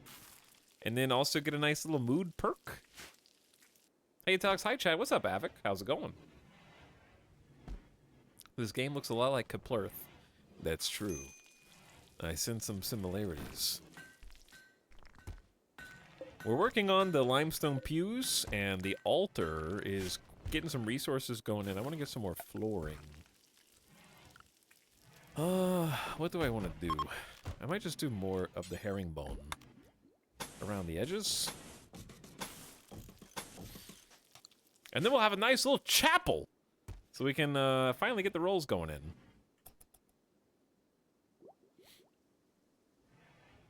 But we were discussing possible RimWorld expansions again, as we so often love to daydream. But yeah, mutation would be the other one, and I do think I like it a little better than the medieval idea. The reason I like the medieval idea so much is because I do find it somewhat jarring how quick the game transitions from having bows to... Obviously, zombies make this a totally different experience, but typically having bows and then transitioning to immediately everybody has guns. And there needs, in my opinion, to be a little bit more content between tribal and spacer tech. And I think medieval fills that in very nicely, and to a point where if you didn't have the DLC, you could still keep playing RimWorld as it is, and it's a great experience. It's thousands of hours. But having like some different tiers in between the two, I think would stretch the gameplay out in a nice way and give some more value to different armors and different weapons and different kind of tribal gear that we don't use. I've literally never used the plate armor in RimWorld, which is basically knight armor. Plate armor does have a place as it stands right now before you get to, especially before you get to making all flak stuff. Having a few people in plate armor is really good if you are not in a super cold biome and you just need to fight some bugs. So, you can do that. They're really good for protecting you against infestations.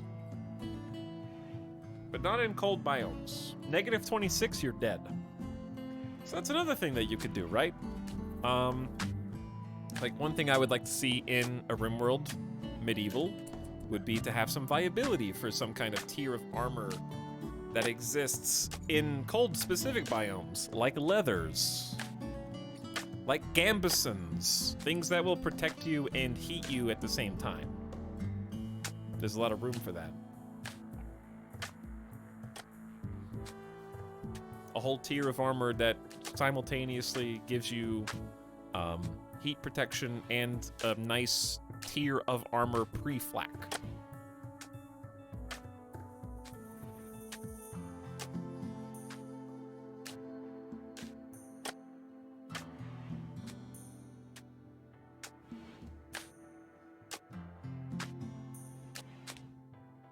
Plasteel plate armor took me to Arconex's end.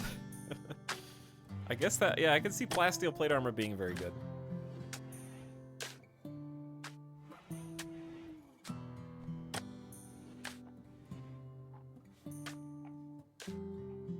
Warm and high blunt resistance would be cool, yeah. I agree. But to that end, like, not just more armor tiers, but actually just making some of the different melee weapons more viable, because we've kind of talked before at length about how the best thing that you can basically do in the game is just wield uranium warhammers all the time. And having some fleshed out sort of melee options would be nice, and I think a medieval mod could give some specialty to some of the weapons that give them better use cases than just, do you want the superior warhammer or the sometimes occasionally superior but only against groups of tribals greatsword?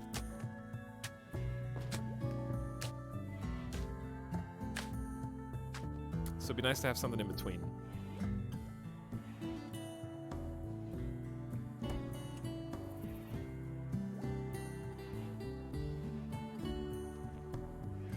Just say you hate Warhammers. Oh, I love Warhammers. I will exclusively use Uranium Warhammers. It's the best melee in the game.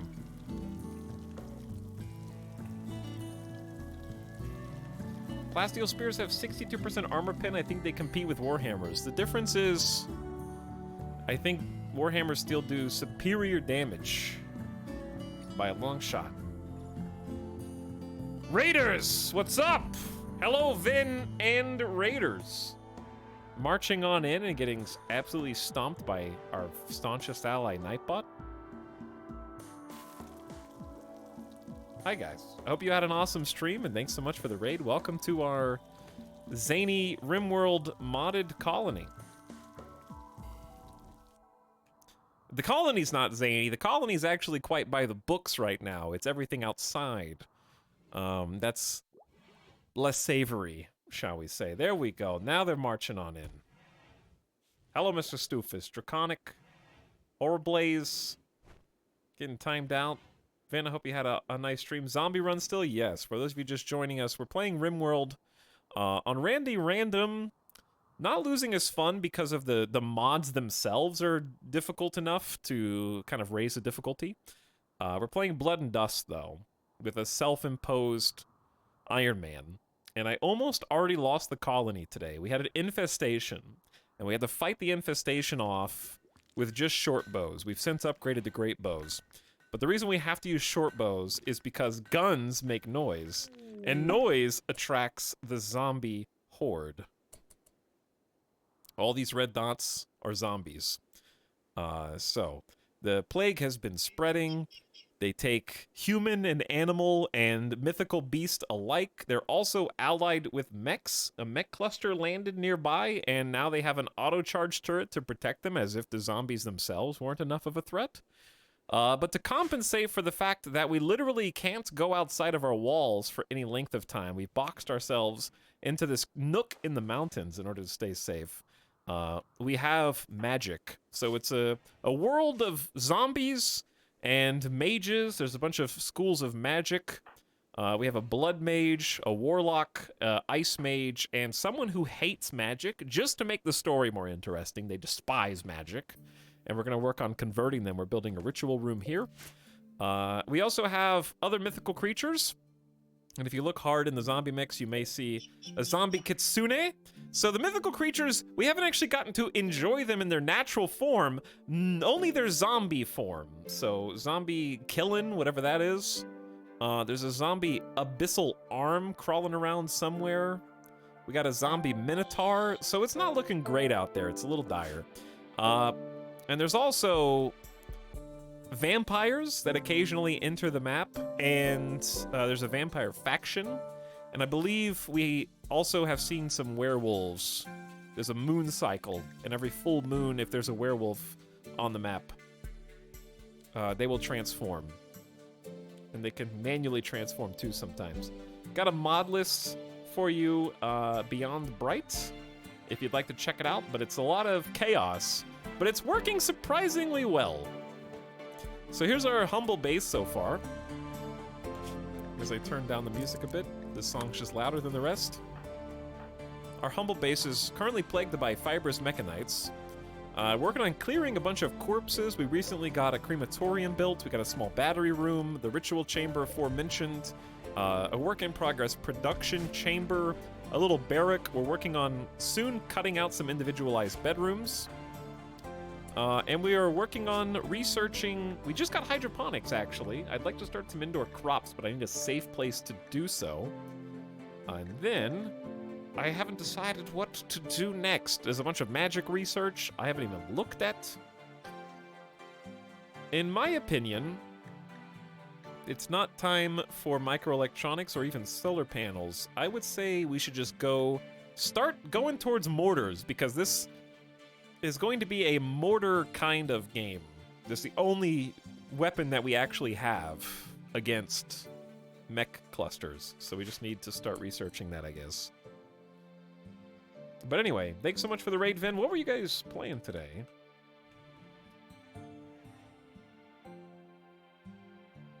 Honey, I Joined the Cult. I actually haven't gotten to play that, but I feel like it's my kind of game, because I know it's the top-down sort of pawns. It doesn't look like RimWorld, but it looks like RimWorld and Prison Architect sort of had a baby. Base building, but you're not building you are building a building. You're building more of a compound. But I do appreciate the raid, and if you're in my chat and you haven't already gotten to join us on one of our raids, Devin, I suggest you check out the link in chat and toss him a follow if you haven't already. Map game. But yes, hi everybody. If you've got questions, feel free to ask. Right now, the biggest challenge that we face is how do we get new pawns? We've been stuck at 4 for a while, and progress is therefore a little slower than I'd like. But we're doing okay for ourselves, other than the fact that we're running out of food, and we still have 7 days until winter is over. So, I haven't really figured out how to eat yet, because there's a lot of corpses of animals on the ground, but as you might expect, they're guarded by zombies. So, we have a couple options. Either A, immediately start trying to grow some indoor crops, or B, seek out meals that may have not deteriorated on the ground because it's frozen outside, and figure out how to stage a rescue op for said meals. But I doubt there's any left, because I don't think it was frozen when they would have dropped, and I have no idea where to look for this. Oh god, all the red things are enemies. Yes. Yes.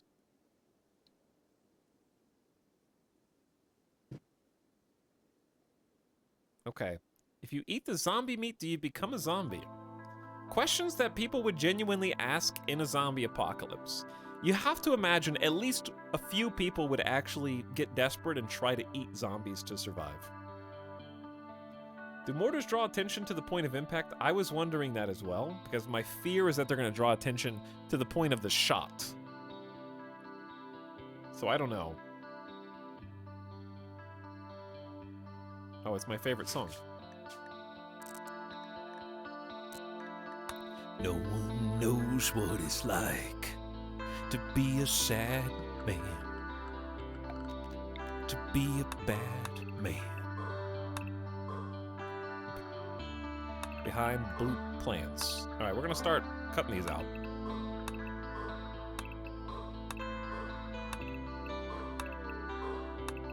Make our little bedrooms.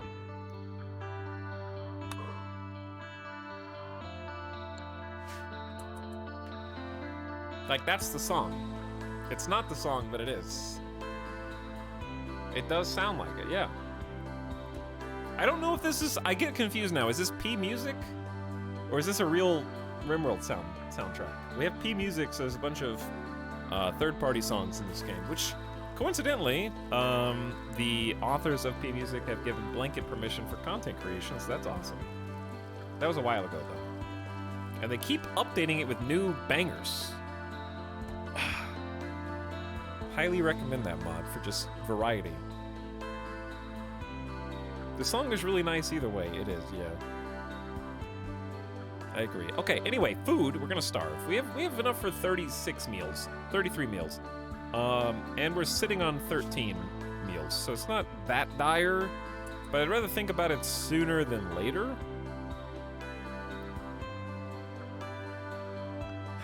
And the wildlife is really far away. I think I know what we have to do. We have to go fight the zombies. Sun lamp outside. Oh yeah, I did build the sun lamp, but I didn't actually build the structure to go with it, did I? I wish you could... There's a way. Secret way to see the sun lamp outline while you build around it. You just have to get creative. Okay, this is a little tough here. Not the best. This is not supposed to be a long-term building, but that's what they all say. That is what they all say. We're gonna need to move this trap.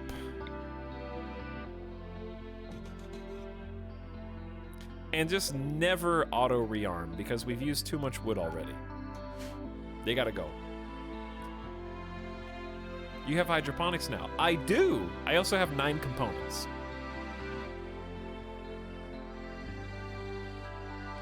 And, bad news, we're gonna need more than 9 hydroponics basins. And also we need the components for other stuff.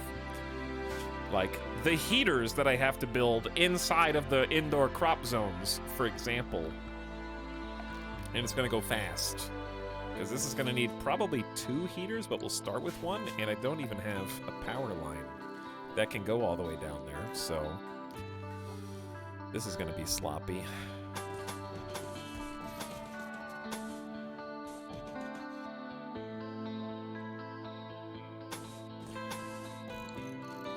And I don't like when walls are like this, so I'm probably gonna reinforce this. It's an important enough building. Okay, but then you have a very obvious problem.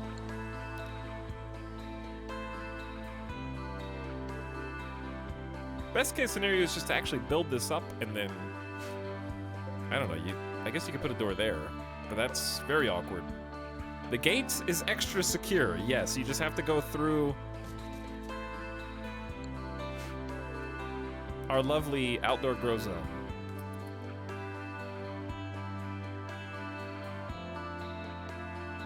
Anyway, what were we talking about a second ago?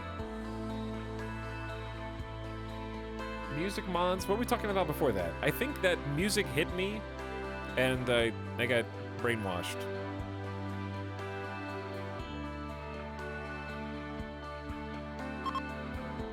Nothing lasts longer than temporary solutions yet. Oh no. First of all, another extremely rare creature that's gonna get zombified imminently. Grump. Don't worry, Grump's gonna save the day.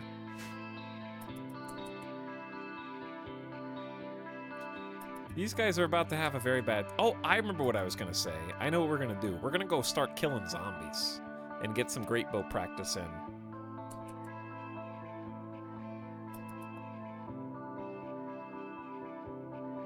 Any second now. So what's fun about the zombies is their eyesight is actually terrible. They can only see you when you're really close. So it is possible to maneuver around them. The downside is that once they shoot the gun, I can't believe they haven't shot yet, but whenever they shoot, the horde is gonna... Okay, well, they're gonna have larger problems. Because they are just passing through, but they really picked a bad time.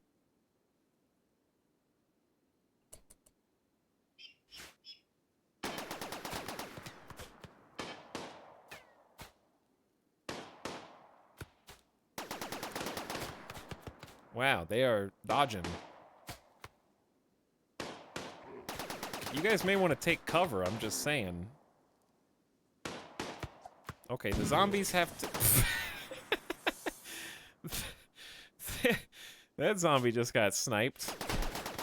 All right, yeah, you guys might want to run now. It's a little too late. You did just wander into the zombie horde.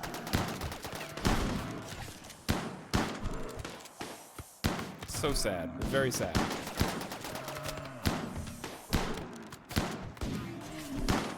Wow, they killed the zombie abyssal arm. They shot its head off. It's an arm. Don't worry about it. The Lancer blew it up, though. That was friendly fire.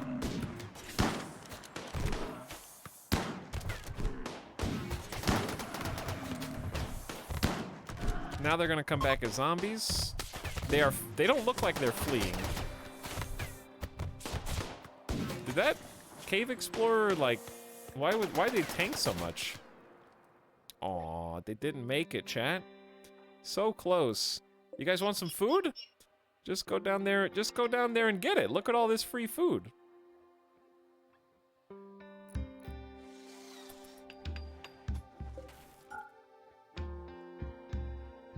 I gotta turn this sun lamp off for now. So as soon as we build this, we're gonna do some zombie hunting of our own.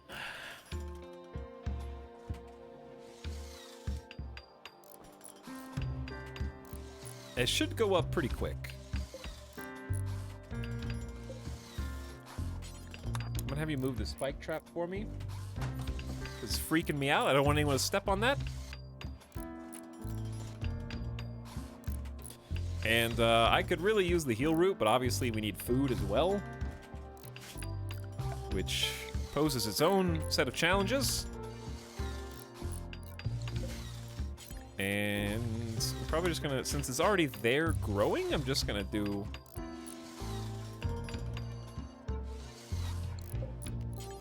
some rice, which that's not gonna be enough. We're also gonna run out of granite maybe before we finish. Where did all the granite go?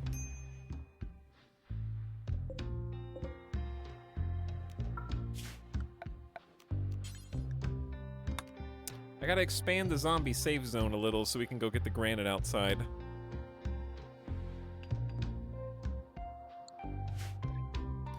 Chat, where are the zombos? Oh, they all clustered.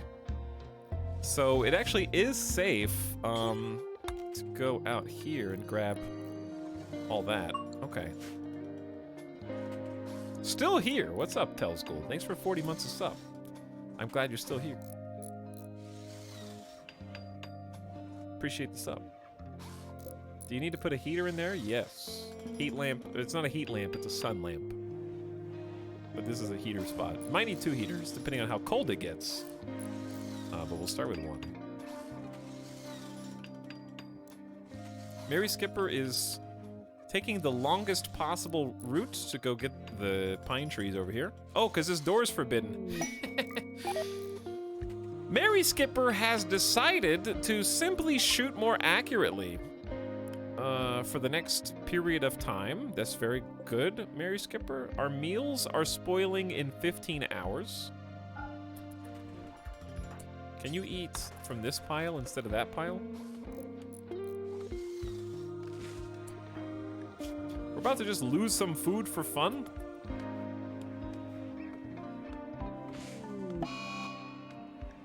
One of the moons of this planet orbited in front of the sun, and an eclipse has begun. Okay, but what are we actually gonna eat?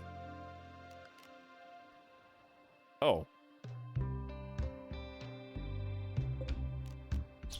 This should be actually doable. If I just create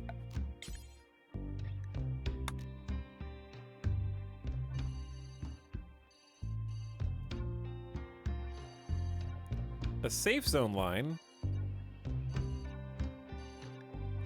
and then let them go like all the way down to here,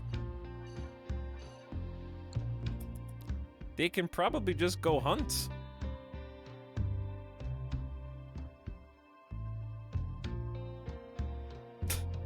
Hi chat. Hello user Raw Hot Dog Sucker, who has 928 messages and has been following since 2019, and I've never said that name before in my life, so I know for a fact they just changed it.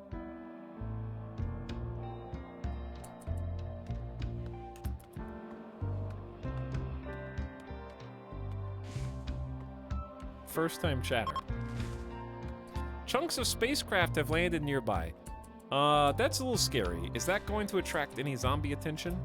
We're gonna find out. I don't think debris / meteors make enough noise for that.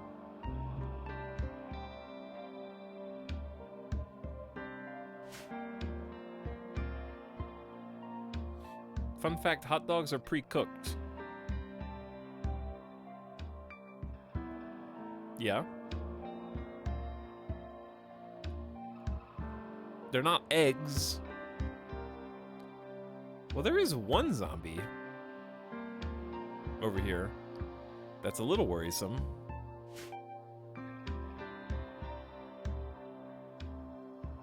Saint Hummus gifted a tier 1 sub to Raw Hot Dog Sucker, who's back for 4 months. I see. Well, enjoy your sub, I guess. And have a good time. All right. How is this looking outside? They're not quite done. Not quite done. Working on it.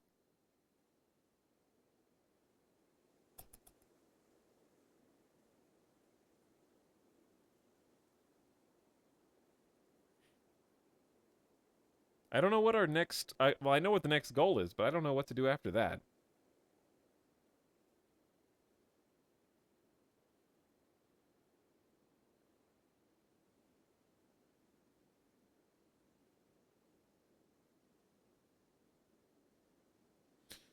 Such a noble name. Truly, Etalyx chat is the classiest. No, this is really classy chat, yeah. They have great manners, great timing, lots of patience.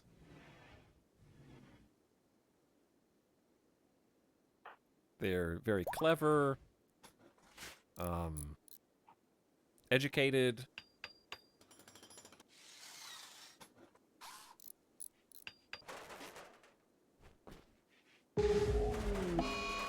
I don't care about your stupid quest.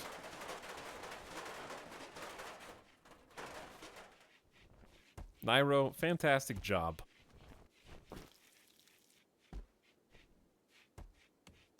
Now I just need someone to actually build the heater. Why are you, what are you doing? What's happening? Pulcheria Diogenes. Diogenes. Duchess of the Exodus Empire recently lost a scouting party to a pack of 18 manhunting lynx. She wants you to draw the beast toward you to be killed to uphold her honor. They will arrive 13 hours after you accept. You can get an orbital bombardment targeter. Chat. Could I orbital bombard all the zombies and kill all of them in one go? And also, dude, this is the best value quest ever.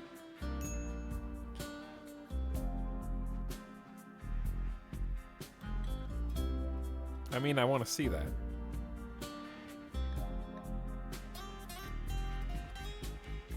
Okay, how much time do I have to accept? 1 day. We kind of need some meat. We only have a little bit. Where are you going? Cleaning dirt? Who's supposed to hunt in this group? Probably nobody.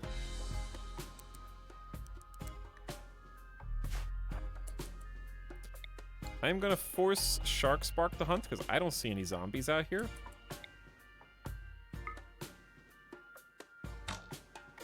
And we're gonna put these great bows through their paces. I like what I see so far, 2 out of 3.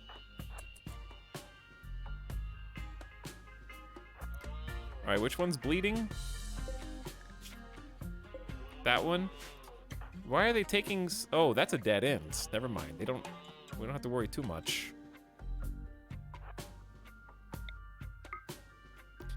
They're cornered.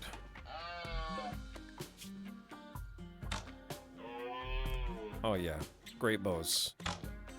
Great bow hunting also, I was gonna say with the recent RimWorld update, but it's more like with the not so recent, but also most recent RimWorld major updates. Hunting with bows is much preferable to hunting with guns, because more of the meat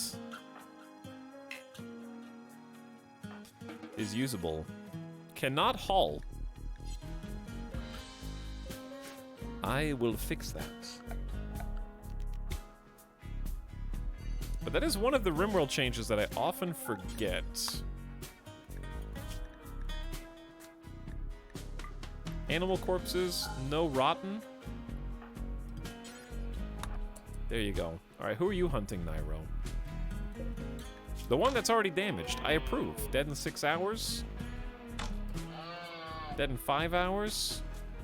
Just land and hit after hit. Still alive, though, somehow? Thank you. Good job, Nairo. Alright, we're gonna have some food.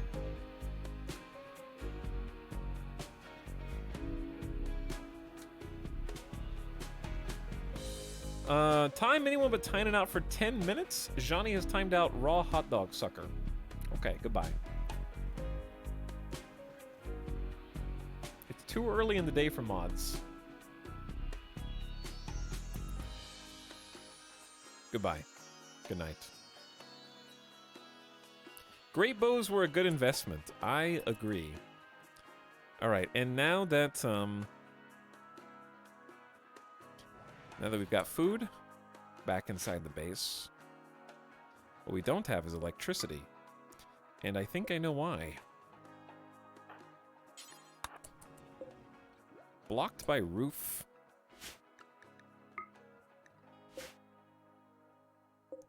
I'm not really sure why there's a roof there, but I can remove it. But there's also just no wind, so there's that too. But yeah, we drained 3 of our batteries.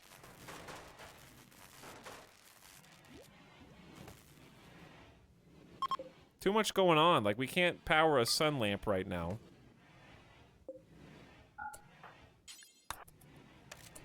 Okay, now I need to create a new zone. Zombie safe zone. We're gonna call this the emergency. And that's going to entail all of this.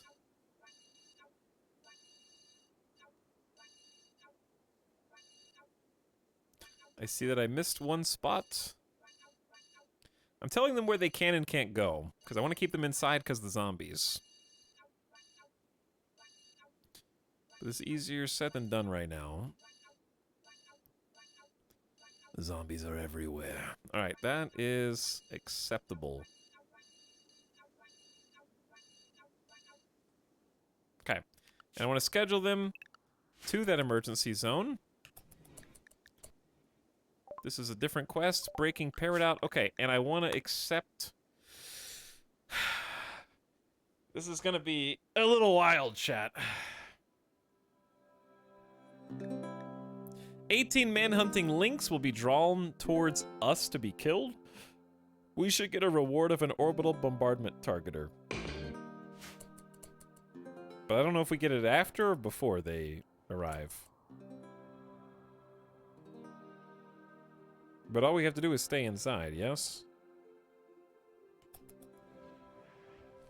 The lynx won't appear for 13 hours. Do I have to kill all of them, or do I simply get rewarded for accepting them? Yes, I know the save zone has 1 square outside the wall. There you go. Alright, we're digging out bedrooms! At last!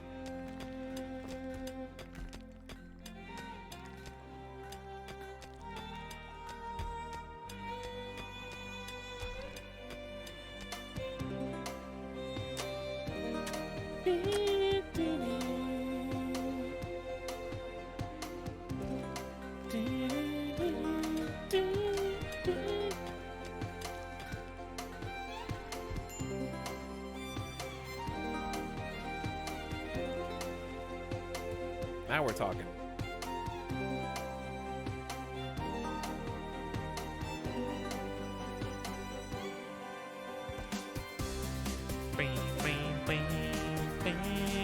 Contains meat. Oh no!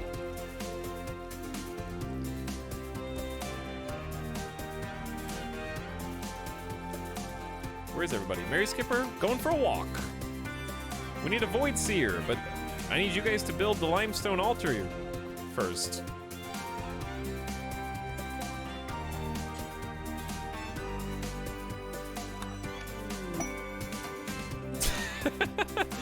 Uh-oh. What's worse? Do I accept 4 desperate refugees when I know man-hunting lynx and like 50 to 100 zombies are on the map? They want to stay for 9 days? You want me to feed 4 people for 9 days? And if I reject them, then the atoning occult will be unhappy because of their charitable beliefs. They're super dead. We can wait 6 days, and that'll be out of winter at least, and we might have an orbital bombardment before then. And then we just have to hunt to feed them.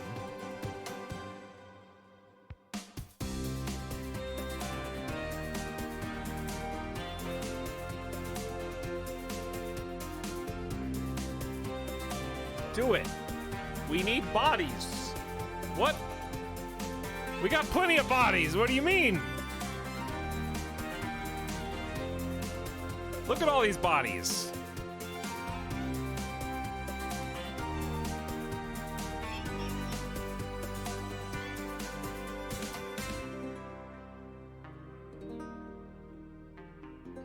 They will just be fed to the zombies, if not the robots, whichever one's hungrier.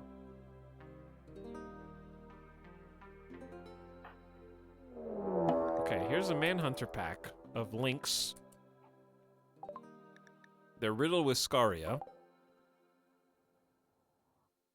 So interesting fact about these links is manhunting links are actually...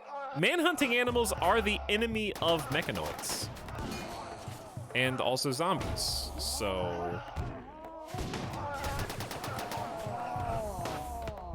This is Lynx versus everybody.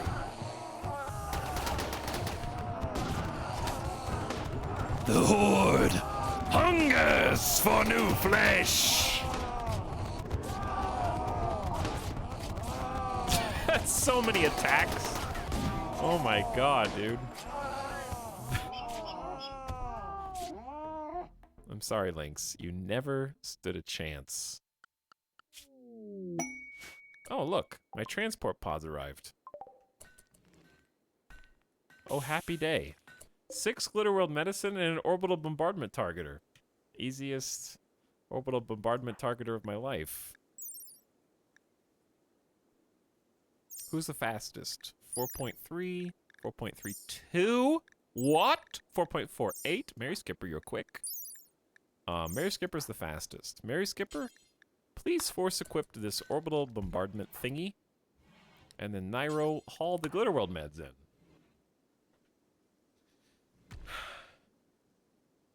Chat, you guys are either going to be in... I think you're going to be in for a treat.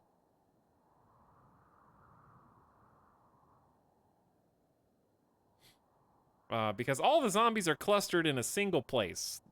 There's one possible downside. Which is...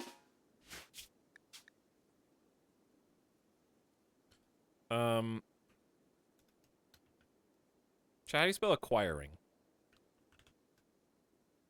Why can't I spell acquiring? Is there a C in acquiring? It's just Q? It's just ACQ, right? Why acquiring does not look like a word anymore? Acquiring zombie target lock.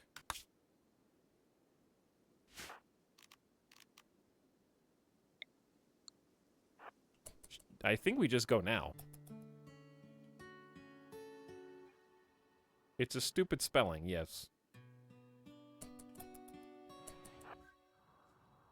Here's my question for Mary. This is an unfortunate barricade. How far? See, I think for us to use this, we need to somehow be out of the... Okay. Is this larger than the range of the turret? As long as we go anywhere up here, they won't be able to see us.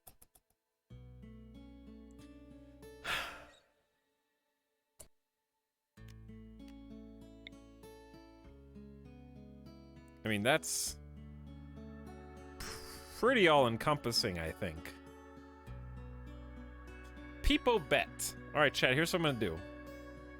I am gonna take a quick gamer death break while I do a prediction in chat.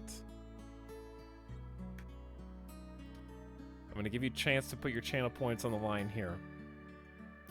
The number of times I've used an orbital bombardment is not very high. How many bad guys will orbital bombard kill?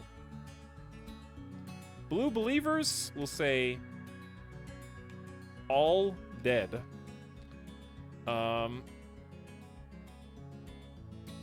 That's all in.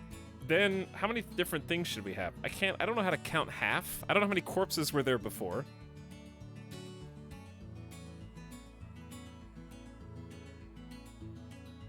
We'll have 3. All dead.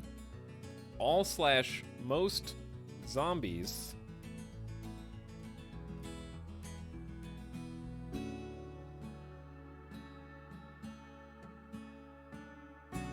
Why not make the guess about how many survive? Because it's too hard to count. Because it's like you're gonna do animals of every variety, every type of zombie. You're gonna count that?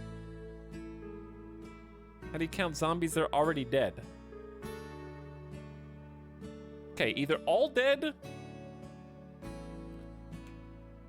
roughly half. I can't do an exact count.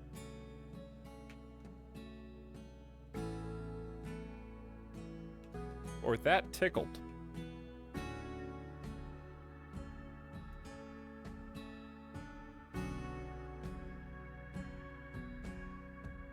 Let's do this. All dead, zombies dead, not mechs. Or mechs dead, not zombies.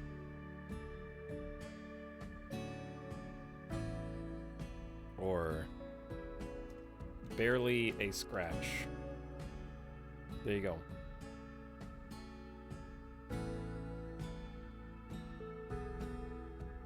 We're just gonna have to wing it a little bit here.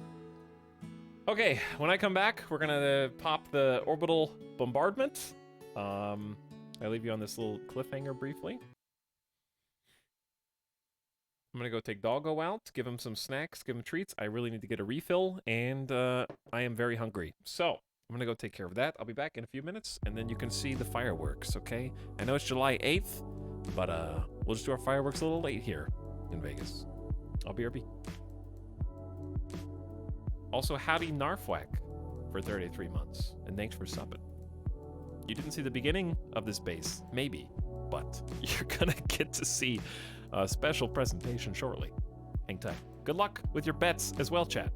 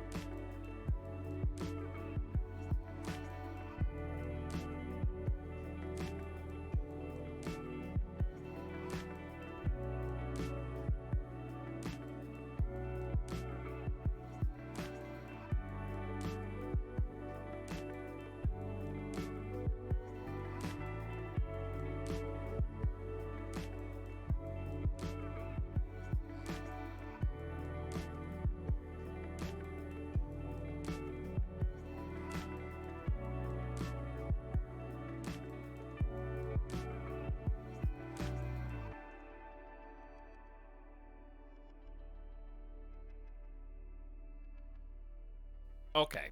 Sorry about the break. We're back. I gotta do some stretches.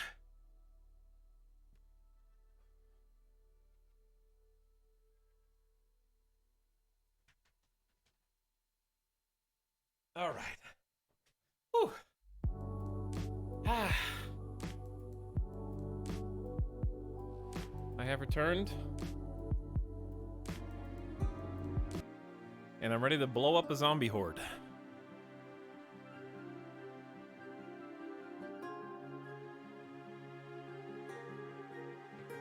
What'd you guys vote? 24% all dead?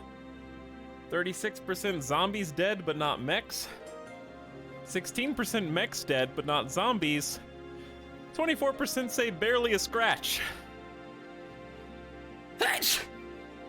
I am allergic to gambling on the life or death of hordes of zombies and mechs.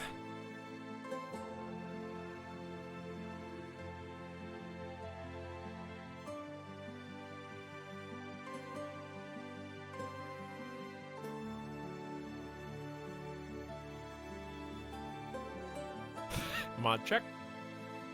I gotta blow my nose now. He's stalling for time. He knows this is gonna be the best part of the stream, and he's trying to make it last.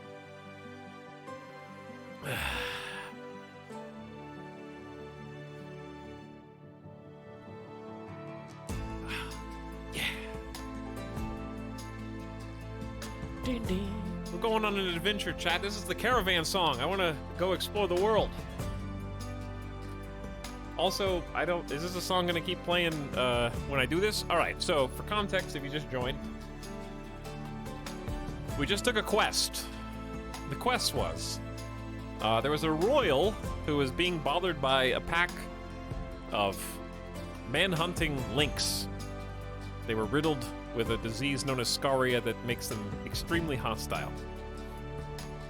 As a reward for taking them out, which I didn't have to lift a finger, because they happened to run into the zombie horde and also the mechs, who they consider humanoids. So the lynx basically killed themselves, and now they're all rising from the dead as zombies. Our reward for that was a handful of very expensive Glitterworld medicine, which is the best kit of medicine in the game, and a very rare orbital bombardment targeter, which is a self-described ancient targeting apparatus for an orbital bombardment system using a designated target, transmitting coordinates to a network of satellites which then bombard the target area with kinetic impactors. This unit has been reprogrammed to accept unauthorized users, and once used, the network will detect the incursion and cut off the link permanently, aka one-time use. So I am going to aim Mary Skipper, who's just out of reach of the mech turrets here. And we're going to aim that. I think this is dead center. I'm going to go a little bit to the left. Yeah, a little to, they seem a little bit concentrated to the left. Because these guys, these guys are dead. It's right in here. So I think maybe even that spot is good. Right on top of this. That's right in the middle. Okay. Here we go. Mary Skipper, take aim.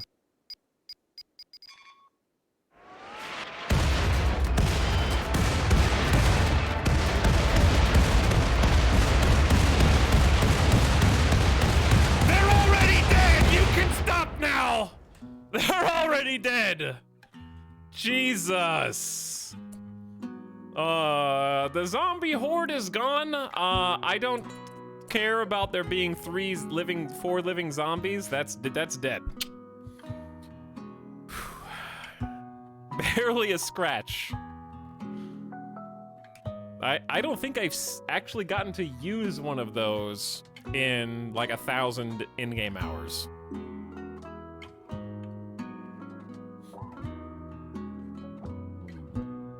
There's like 5 dots left out of probably 70. Okay, time for a payout. All dead was 44 voters. They didn't have a lot of confidence. The top channel point investor was Dappa Kappa, who did 50,000 channel points, is going to receive a 4.2 to 1 payout. I'm going to say all dead.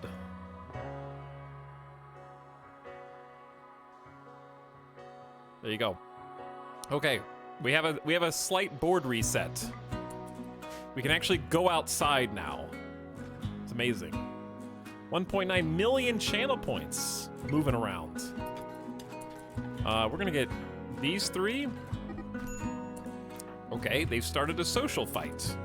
Right when I'm about to send them out to go handle the stragglers. No, why would we do something beneficial when we could cause infighting?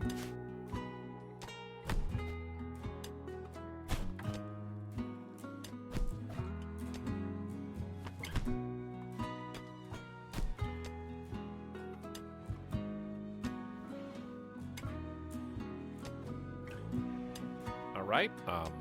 Nairo's moving very slow, in severe pain.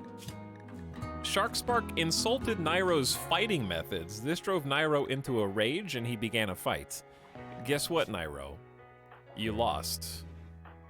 So I think they're right. They're both in severe pain though, because you punched them in the torso, they punched you in the neck, and cracked your femurs and tibias. I'm gonna say Sharkspark was right.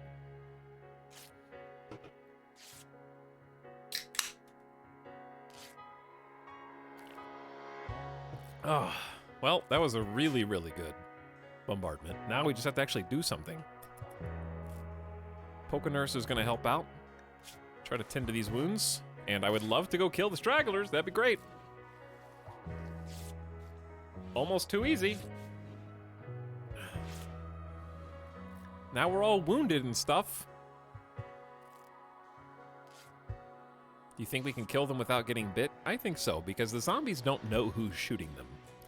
That's the best part. So I'm actually just going to send Poke Nurse, who has incredible eyesight and manipulation because of sensory mechanites. So they're actually going to possibly be able... Oh, Mary Skipper's still here. Hi, Mary Skipper. Mary Skipper, would you like to help fight the zombies with magic?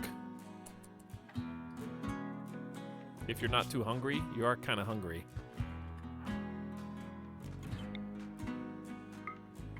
Pew! You missed. Pew! Zap. All right, Mary Skipper, you can go home. Bye. Mary Skipper can train a new magic skill. Good for you. We were actually gonna learn either Snowball or Soothing Breeze, which is like a ally buff. That seems potentially useful. Let's get the ally buff. So this lets me assist another friendly worker, reducing their pain and fatigue, and increasing their focus, but it costs mana to upkeep, I think. All right, Poke Nurse is coming out. Sharkspark, how fast are you? 80% movement. I don't want to have to run away from zombies and they catch us. That's not gonna be fun. So we're just gonna send Poke Nurse out here.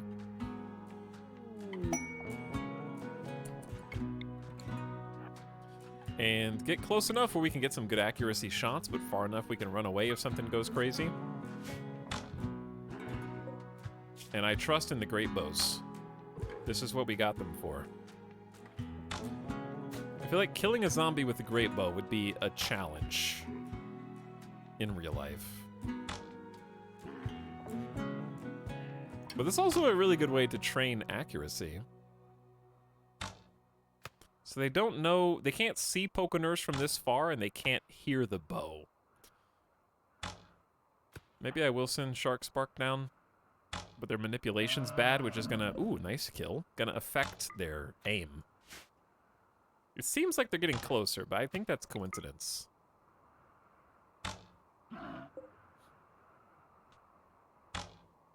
Do you have magic, Poke Nurse? You do. You have repulsion, but I don't know how good that is right now. Use a Shadow Bolt on that raccoon. Good shot. You also leveled up! Well done. How about we make Shadow Bolt direct damage up 10% and the Aftershock up 25% maxed. Tox, does the game ever mention what the draw weight of a great bow is in game? Not that I know of. I don't think there's a strength aspect to my knowledge, so I don't know where that would be represented. Repulsion doesn't do a ton of damage, but it might be worth doing anyways. Uh-oh.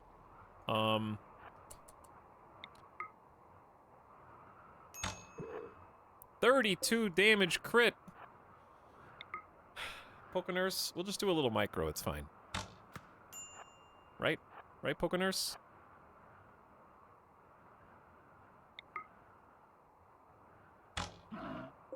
Can you... Don't get bit. Alright, it's not... That's so much damage. It's not worth sticking around in case they actually come bite you, though.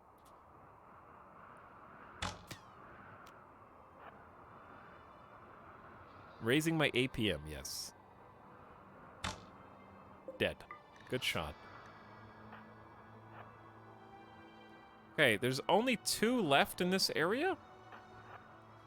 And I say let's just finish the job. Fantastic. And you can see how wounded this one is already. Pokenurse is wielding a good quality, a normal quality great bow. We could do better. We should make another one if I have enough wood. All right. Hooray, we did it. Every zombie on the map is currently dead. Temporarily. Everyone's unrestricted and can do whatever they want. Why just now is this happening? Since it looks like you're gonna be here for a while, Pokenurse thinks you should give your faction a name. What should it be called? We actually had a name, and I remember chat suggested something in the ideology creator, and now I don't remember what the name was, and I was like, let's do that for a faction name, and then I forgot. Also, Mishon Angel, thank you for the 3-month sub, who says, woo! Indeed. Chat, what was the name that you came up with?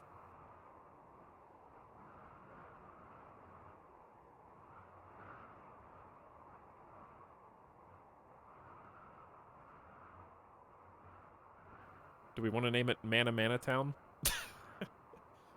That'd be good. Yeoman oh, the Yeoman quest now. That's true. We could do the Yeoman. Monster Mash? Monster Mash for the faction name? Alright, we'll just go with that. Let's just get off this page. It is kind of a Monster Mash.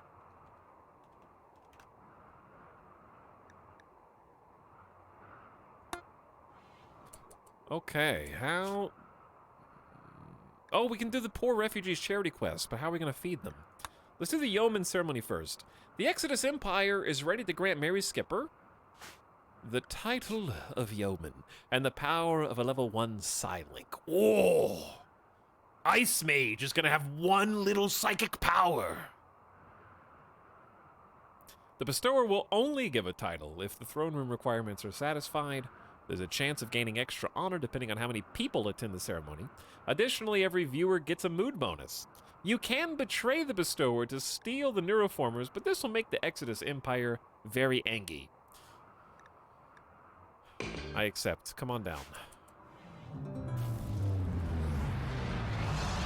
Here are the royals. The royal known as Basil, the deserter. That's not a great name for a royal.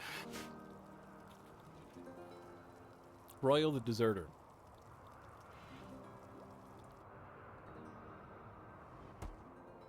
Here comes the squad. They're serious. Bunch of nerds.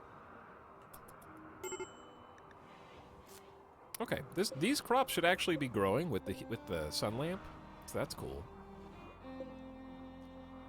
We need to get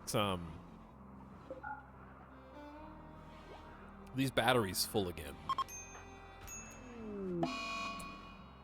Not a great time. Wait, did I forget Pokenurse? Pokenurse was coming in, I think. They're already here. Pokenurse has had a mental snap due to being very tired and not getting to do anything fun today, and is going to throw a tantrum. in front of the royals. So embarrassing. And that's one less person who's going to get to observe the ceremony, I guess. Expected quality, bad.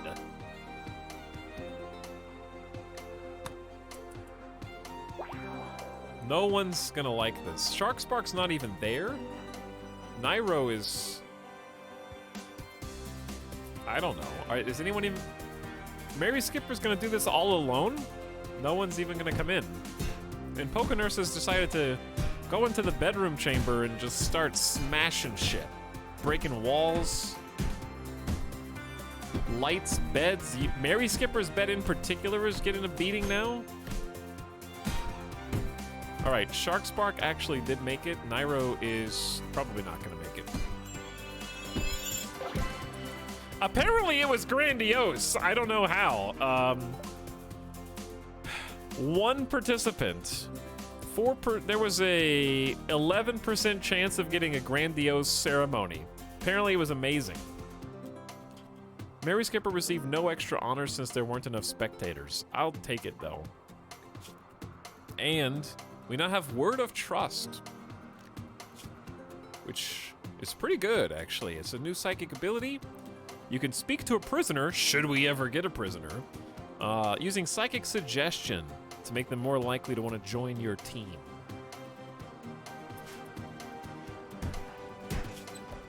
Did you just break a whole lamp? I have to rebuild that now, Pokenurse.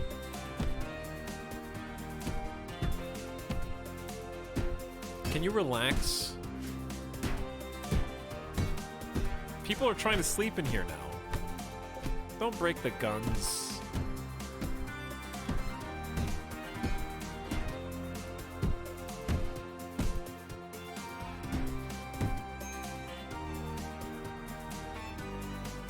Grab a pocket meal and go to bed, I guess. Goodbye, Royals. We'll see you next time. Thank you.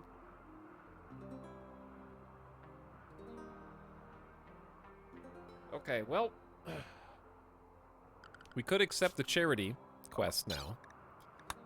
There are poor refugees. We have 5 days to accept them, so maybe it's in our best... well, maybe it's in our best interest to get them here before... Well, we don't have anywhere for them to sleep, do we? Okay, we'll wait. We'll wait.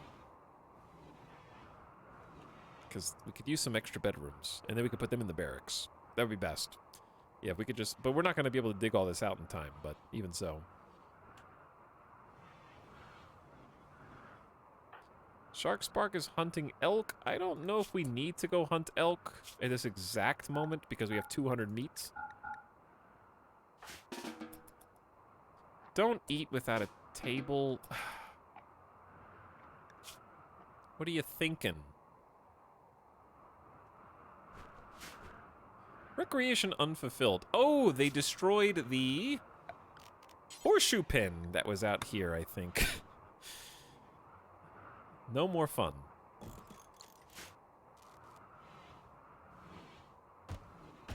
Fun has been banned.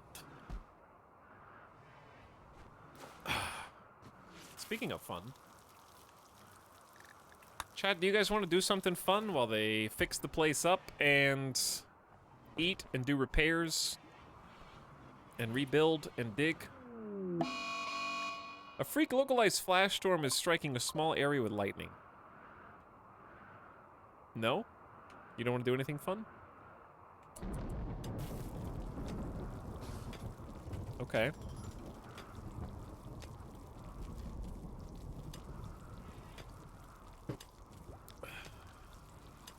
I take back what I said about you earlier.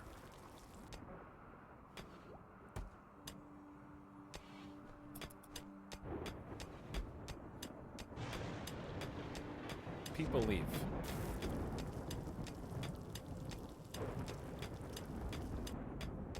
What is this fun you speak of? Etel chat, you are no longer polite or classy by order of Etalyx.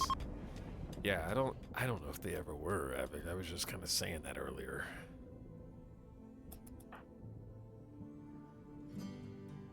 You guys don't even know what the thing is. You don't even know what I was gonna do.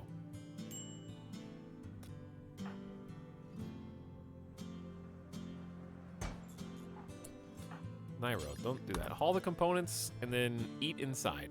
You'll be so much happier with a table in there.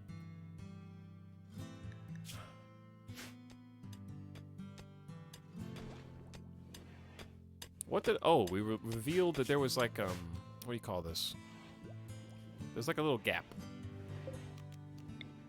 So we need to build this back. And get doors. Just gonna use steel doors, I think.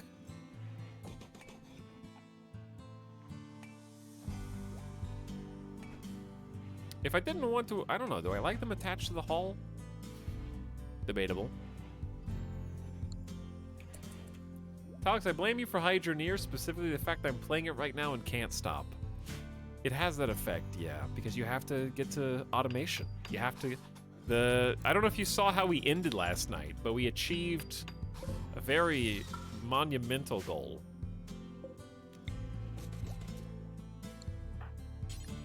A truly significant milestone.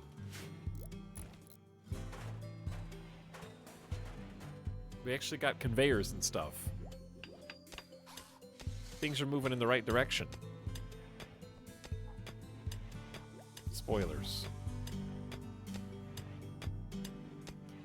Life is returning to the territory. I know, right? Like, animals are actually moving back in. Just wait until the first zombies go. When the first zombies come, we actually do need to make a concerted effort to try and take them out before they just grow into another massive horde.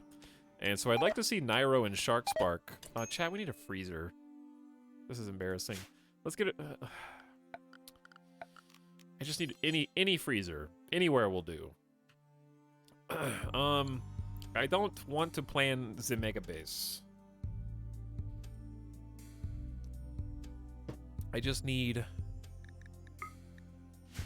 a spot.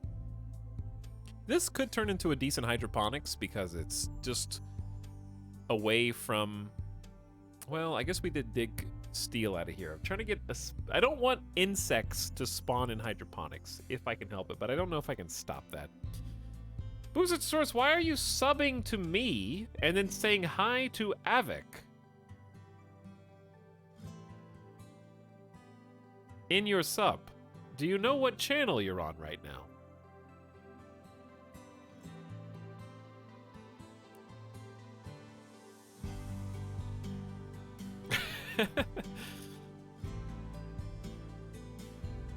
Okay then.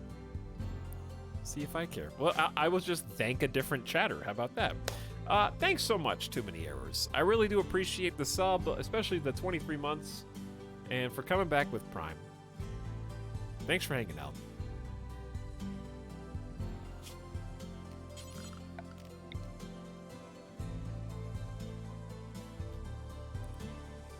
So here's what I actually do want.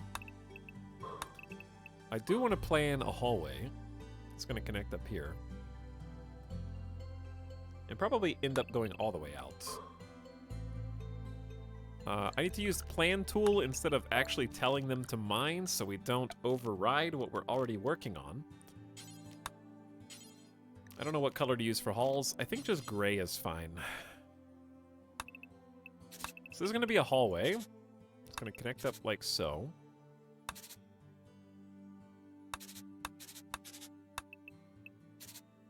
And then I do want a hallway... Actually... Wrong color. Is it this one? No. Chat, what blue is this? I think it is this blue, but it has an overlay on top of it. These bedrooms are far too big, to be perfectly honest. These bedrooms are too large.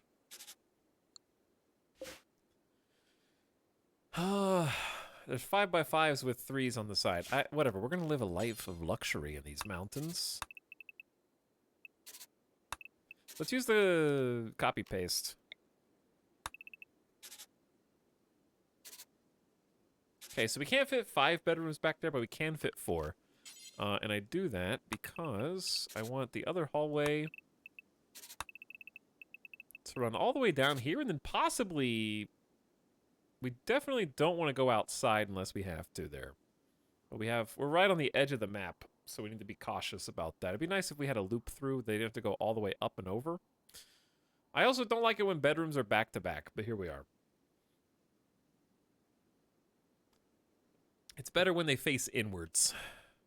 But we probably will need a rec room above that. Am I mega base planning right now, Chad? That's an awful lot of what it looks like I'm doing right now. Is this mega base plan? Oh, we also need to move this actually one closer.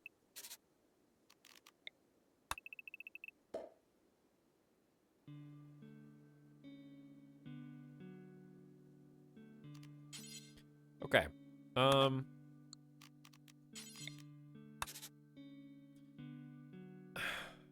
See, I need more wall pockets. Maybe we can have more wall pockets on this side.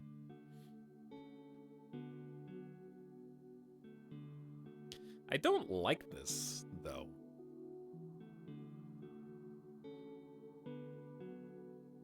And I'll tell you why. We need to be building this direction to the left, because we're on the edge of the map. So if you put a bunch of bedrooms on the furthest corner of the map, just logistically, they're going to have to walk incredibly far to get to their jobs and go back. So it's really just not a good plan. And I just kind of did the bedrooms here initially as kind of an opportunistic moment. And now I'm having second thoughts, actually, about what we're digging out. Maybe we can just make this hydroponics. But then the question becomes, what happens when inevitably an infestation forms in there?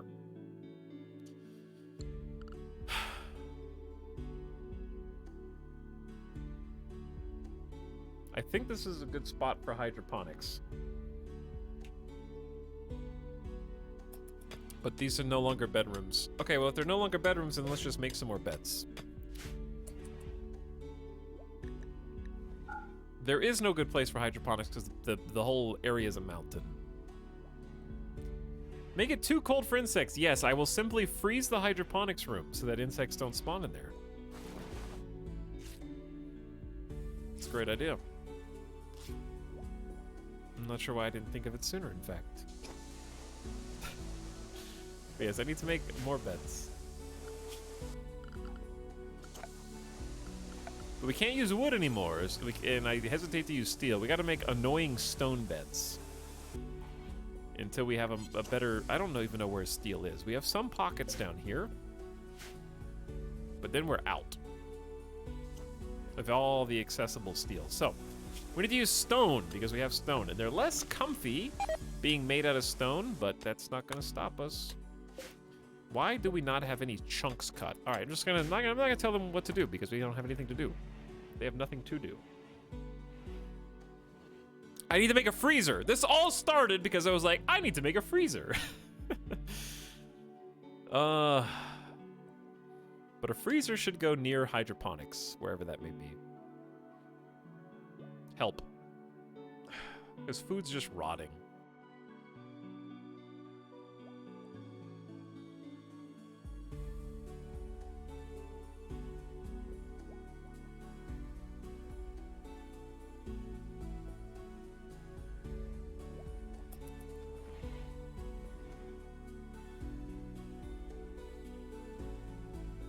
Allergies going ham.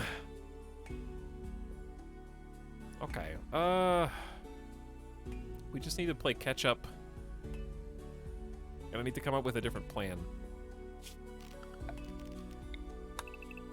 I'm unsatisfied with that.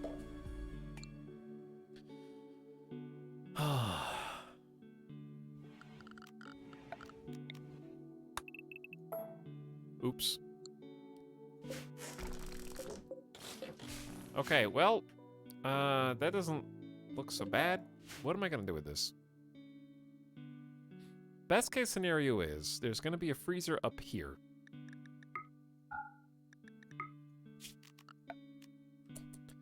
Okay, let's try this again.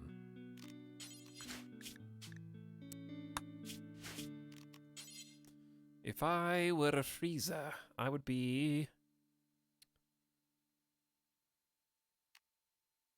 What do I want walls to look like? Walls can be pink.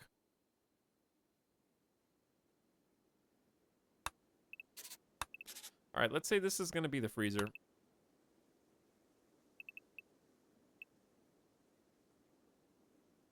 And let's say this is going to be hydroponics. So, son, dude, help. I don't want to look at that right now. I love and hate this portion of the game. Okay, I know for a fact we're going to need coolers for the summer that attach to the exterior walls here. Okay? So with that in mind, probably going to move this down.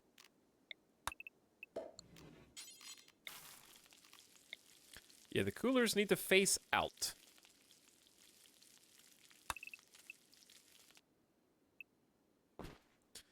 So I want the freezer to be big because this is going to be a big colony. And that's 20, let's do 21 blocks at least. Okay, and then we're going to have most of the coolers concentrated on this side. So we can go up, over.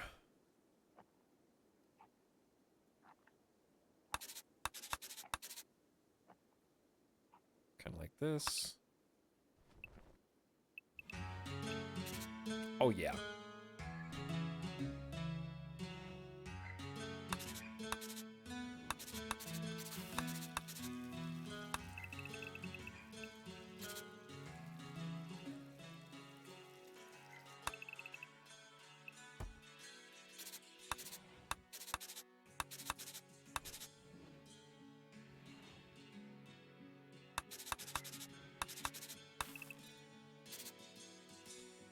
All right, how about that for a freezer? Is that big enough, chat? I think that's plenty big. And then the coolers will go like...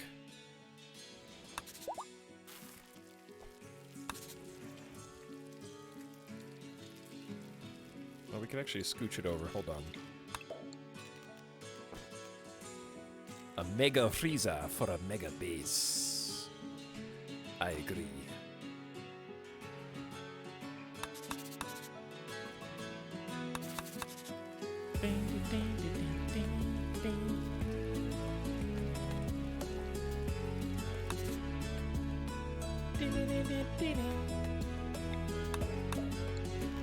Wait.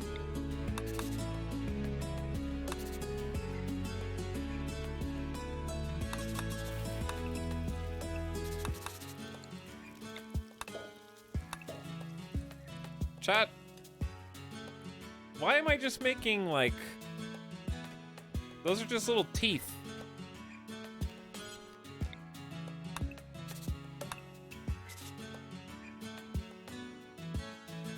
Why did I just make a Rick and Morty bug?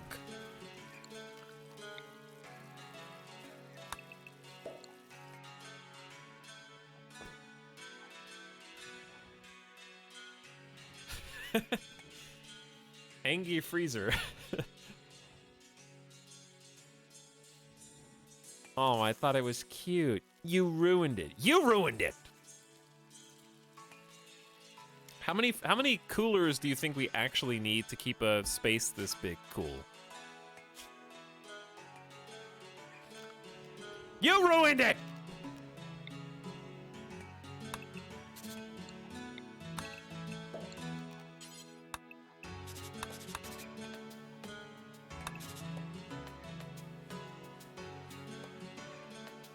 I guess we could start at 4 and then increase it if we really need to. 4 might not be enough for like a cold snap. I mean, a heat wave.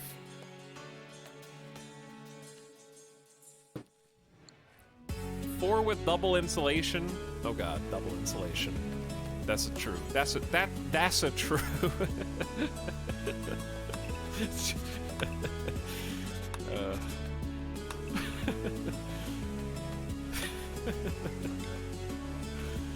Oh god. How do you undo?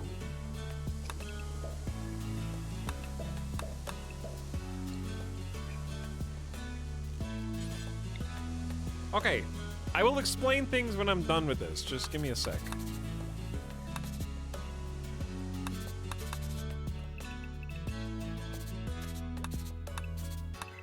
takes actually more concentration than you think to get symmetrical on both sides. There's actually a reason for doing it this exact way.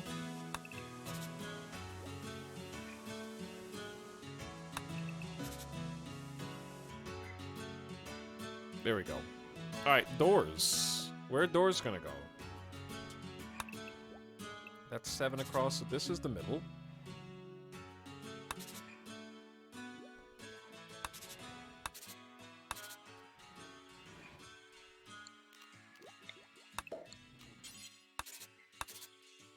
Okay, and we're definitely gonna want doors on the other side because this is a unit. This thing is insanely big, and then we're gonna want doors on this side. I'm digging this, and I don't mean the mining pun. I mean, I actually like the way this looks. Alright, this is gonna be a sweet freezer, dude. Is it too big? Yes. Is it unfeasibly big? Also yes. But, this is what we're gonna do. That's the freezer plan.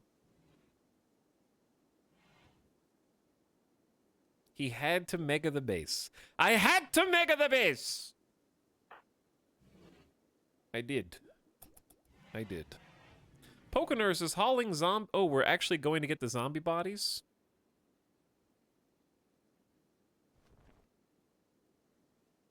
Not really the first thing that I would have chosen. Duke Jaden Gray is requesting you build a monument to commemorate his crafting skills. I decline, respectfully. I would like someone to go craft, please. It should be Nairo, who is resting in bed with sensory mechanites for some reason. Can we just get up and go to work anyways? Because Mary Skipper, can you do Soothing Breeze? Mary Skipper, how do you use Soothing Breeze?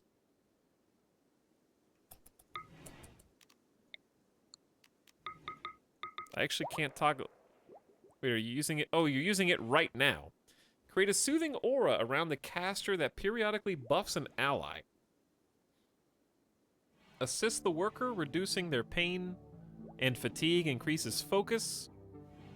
Application frequency is every 80 to 90 seconds, and it lasts for 200 to 223 seconds. Why do you have so much mana? Why is your mana bar going into your mood bar?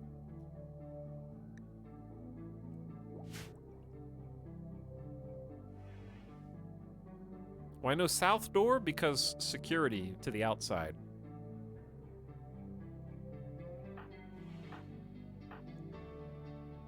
Okay, but yes, Nairo is going to get some bricks.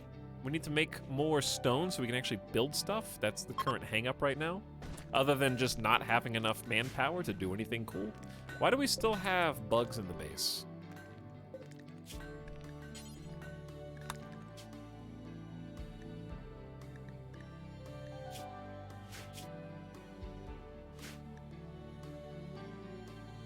Insect corpses... Rotten insect corpses are part of the burn build. These are desiccated.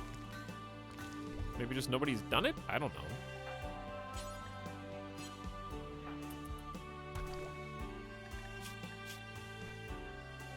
know. Here we go. Some zombies have wandered into the territory. I am not gonna let this get out of hand. We're gonna go handle it now.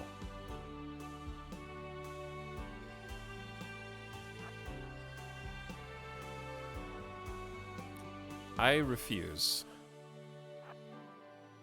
Except it's almost nighttime.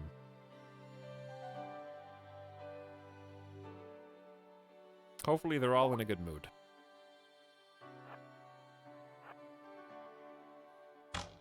Get to work, Nairo.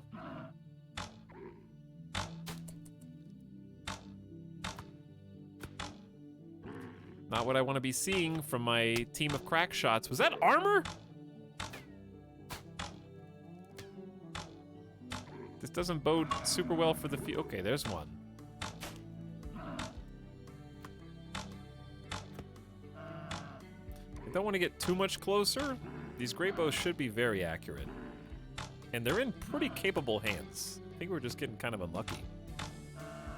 There we go. There's some more hits.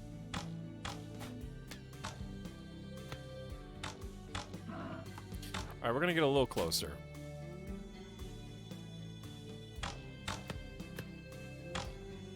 This is embarrassing.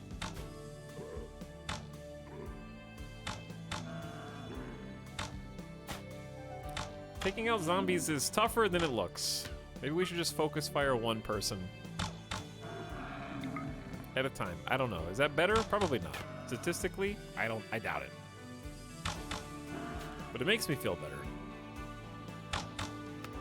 Chad, this is not an easy thing. We really need like a squad of 5 to 7 coming out and doing this because they've just been standing out here for far too long.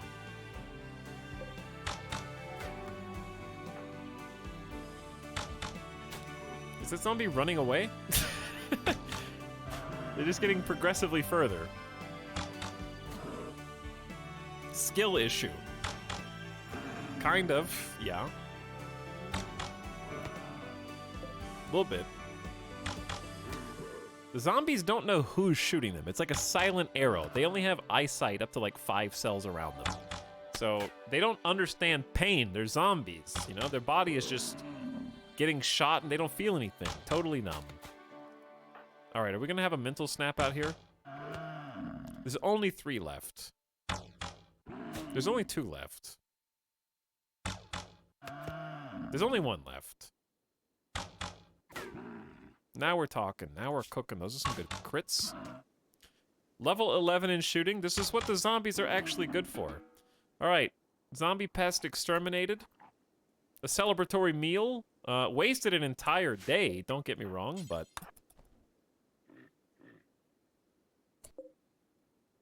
Dennis. There's Dennis the streamer. That's 14 quality. I just don't even care. Celebratory 8 without table. You love to see it. Okay, so for the eventual sun lamp, this is how big a sun lamp is. And we're going to want to build hydroponics tables. And I know that there's ways to min-max hydroponics, but we really don't want to min-max. So I actually have a good excuse to just do dumb aesthetic hydroponics because we're going to put these in rooms that are susceptible to infestations because they're going to be in the mountains, and so bugs can come up and build hives. So I'm going to pause, and there was a way that I think I liked it.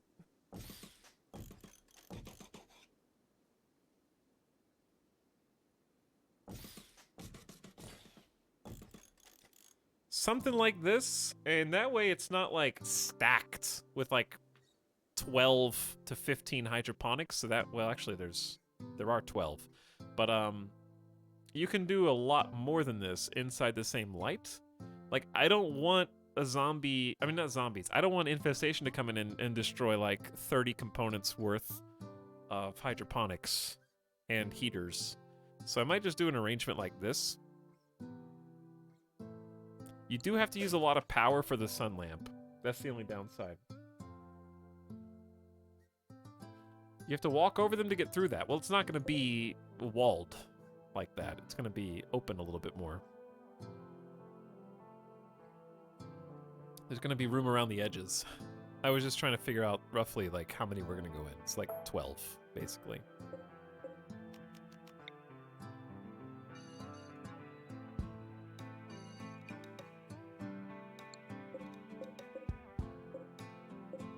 Okay, rice, expand, and then we need zone here, because I accidentally deleted it, and this was heal root. Okay. The stacked optimized method has issues because moving over them slows you down so much anyway. That's true. Also, we're out of juice. Not completely, but it's just wind turbines by themselves is not really going so well. So we're gonna go smithing and just skip that, and we do need solar panels. So we're gonna do smithing, finish that, and then research how to do solar. Because we're gonna need a lot of power for hydroponics. Unsurprisingly.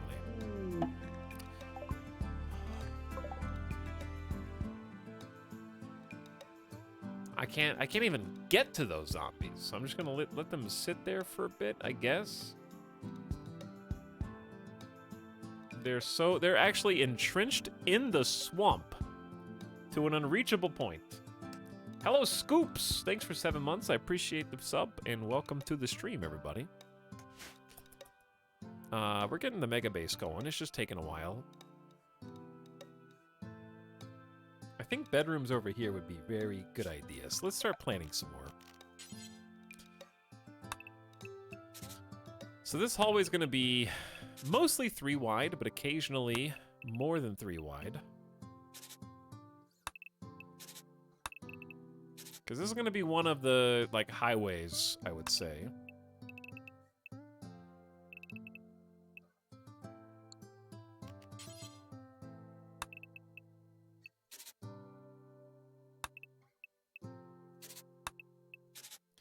Not sure how I want to do this. It's going to be hard to duplicate on other sides.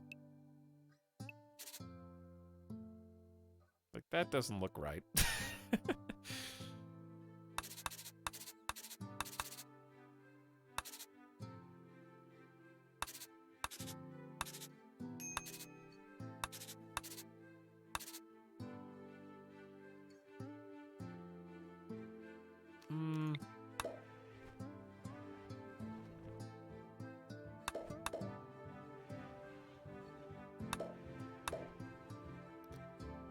Something like that, probably. I can delete this because it's throwing me off right now.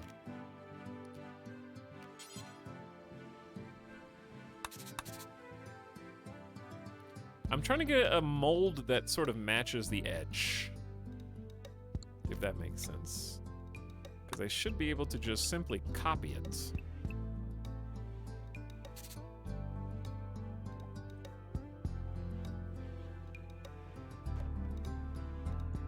And paste it all the way around.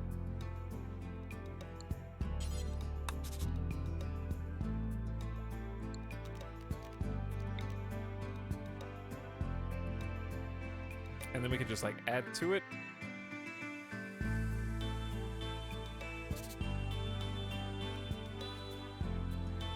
Okay, looking good, like a horse racing track. Kind of like a horse racing track.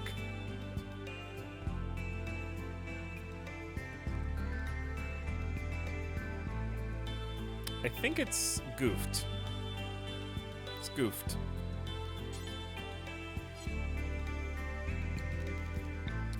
How did that even happen?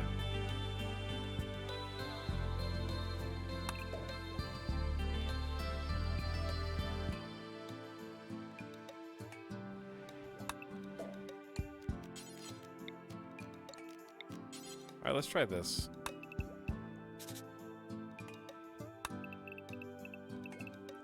Because this should actually be slightly different, because it should be like 4 across basically the entire way up to here.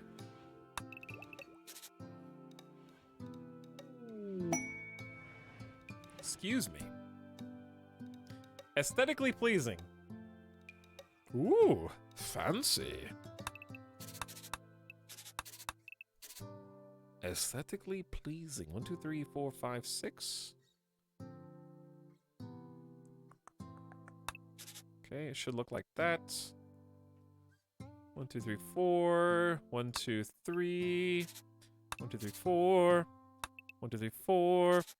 1, 2, 3, 4, 5. 1, 2, 3, 4, 5, 6.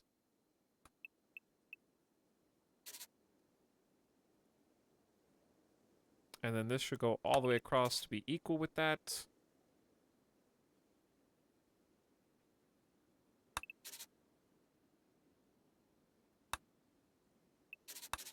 Is that right? No?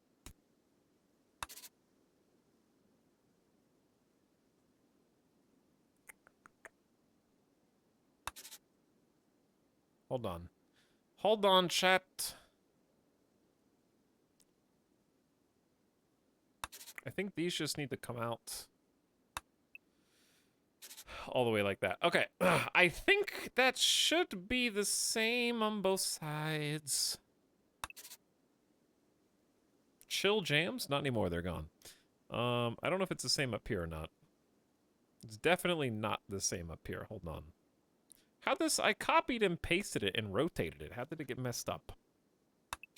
It's actually off. Okay, is it on? Is it on now? Is this thing on? Let's make a save. Because I don't trust it. But this can be a hallway. Or it can just be a pathway that's open outside. It doesn't have to, like, we can have a door. Whew. Research on smithing complete. Build smithies for crafting metal weapons like knives, gladii, and maces. Work metal into clean, beautiful floor tiles. Next up, solar panels. So if you don't know what we're doing, we were just making some plans. This doesn't actually tell them to do anything. It's more like a bookmark. Like a thing that tells me in the future, hey, this is how you want to build. And so we'll build on top of that. And we can add to it freely. It's just a way to kind of visualize the structures that we want to make. And give us some direction. Like, I know that I wanted bedrooms down here. So what I'm kind of working on is getting a high... I like to get these arteries. In this case, it's going to be just a very large hallway, because we have the whole mountain to play with.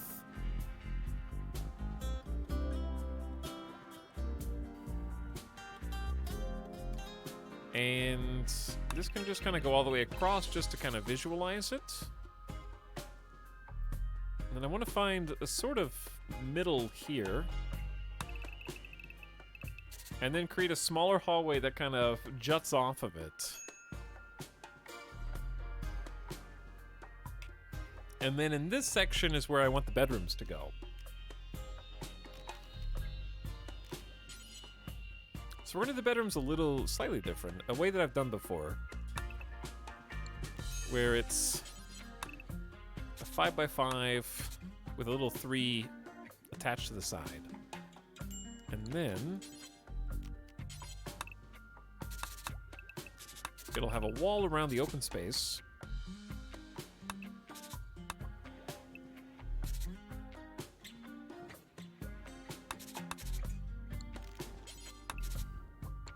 It'll look kind of like that. So let's cut this.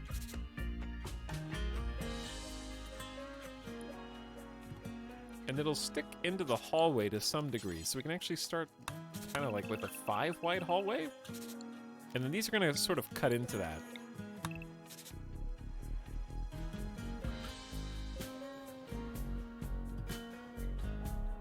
I just got to figure out how deep I want it to go.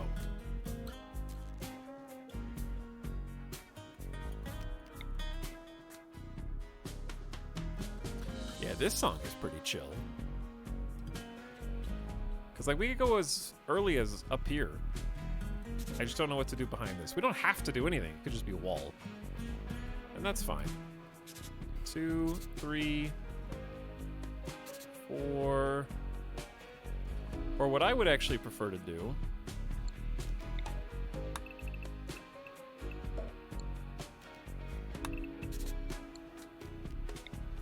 create a gap. That way people can get out if they want to. Take a shortcut. Ooh, wait, I got a better idea.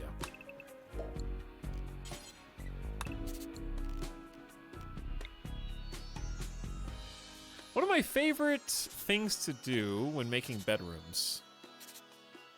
Ooh, this is gonna be tough anyways.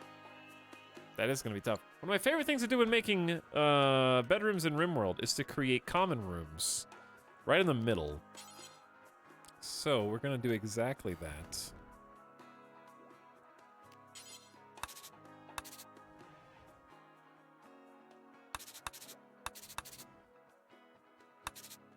Where there's gonna be like a door here. And then...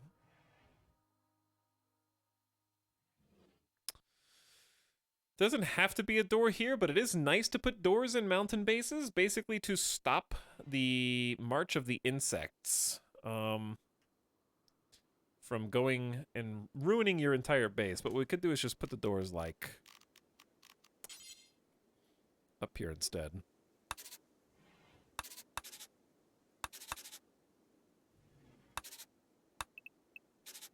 Something like that. And then again on the other side. Eventually we do want auto doors, which is a little bit rich.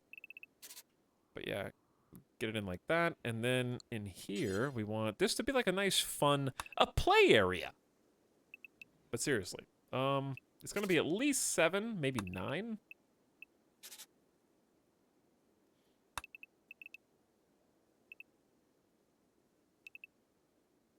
And it ought to be big enough for 12.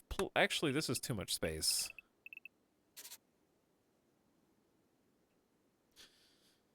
We got room for pool tables, poker tables, art, sofas. We're probably not gonna put sofas.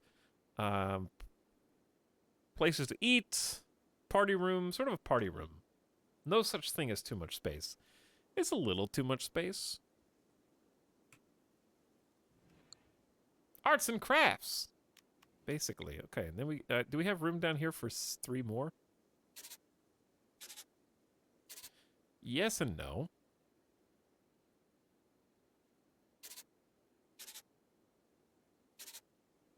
Might have to wall a little bit of that in, but it'll work.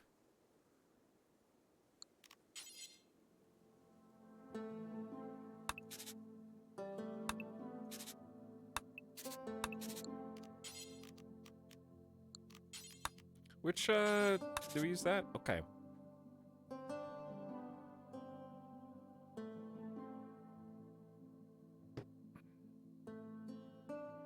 But yeah, I do like using probably too much space. I'm wondering if we can squeeze a few more.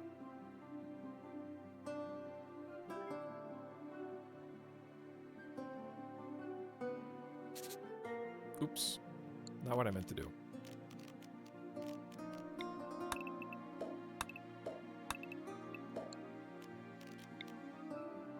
Because it needs to have the same wall.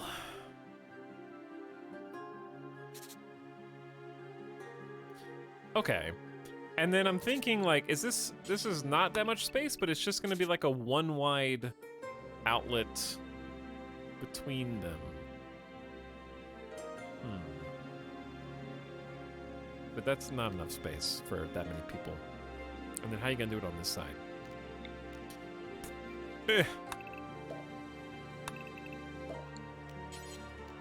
I'm a little indecisive here.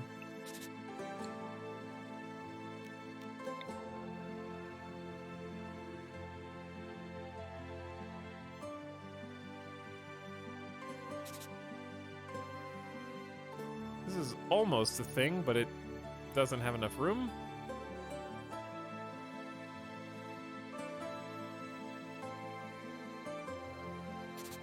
Submit to asymmetry. I mean, that's basically what I'm doing. I just can't... I'm thankful for copy-paste, though.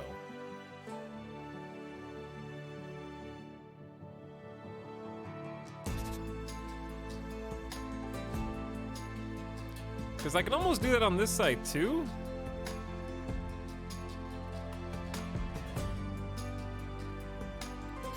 But we run into swamp problems, which can be resolved.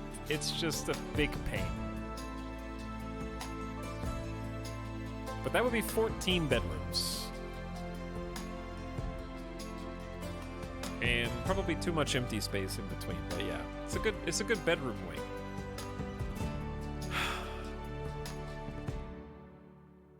Because they'd be able to go here, exit. I don't like the ones on the edge will literally never get built, and that's what I'm trying to grapple with right now. I don't know how to get these in such a way where I'm actually going to be able to build them.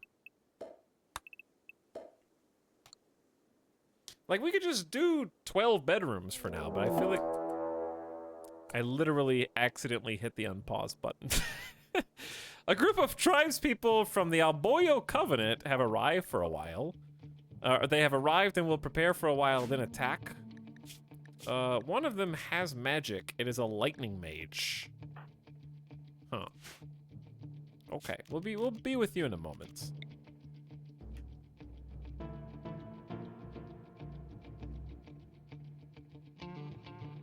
I guess you could have a couple of them actually just open up into the common room itself.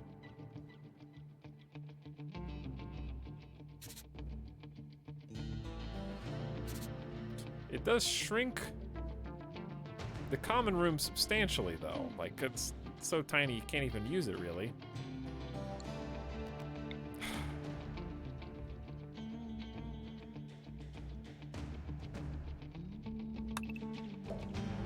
Chad, I don't know. Do you have suggestions? What do you got? Should I just leave it at 12? I just feel like I can do more.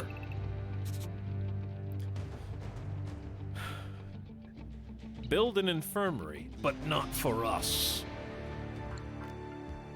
No help. You guys are no help anyways. What do you mean?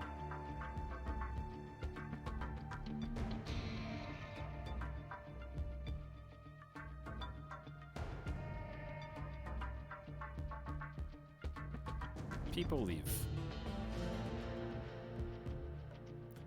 I think that's fine. 12, I guess 12 is fine because we only have 4 colonists and that's kind of like planning big. What about to the north? Well, I mean, I can do other buildings up there, or we can get more. We have plenty of mountain to build in. So that's not an issue.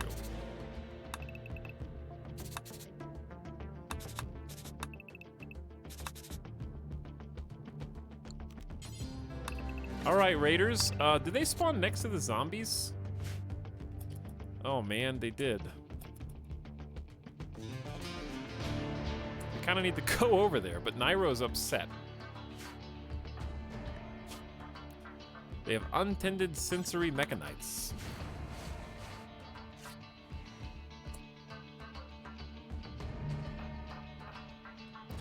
I like my rec room near the freezer for meal retrieval. Well, this is the freezer, so it's a pretty short walk. And also, I like having shelves that have some meals on them in the rec room. And we'll have different tables scattered around anyways.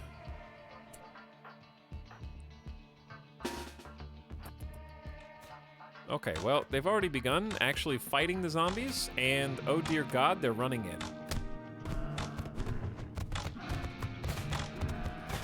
Their lightning mage is super duper dead.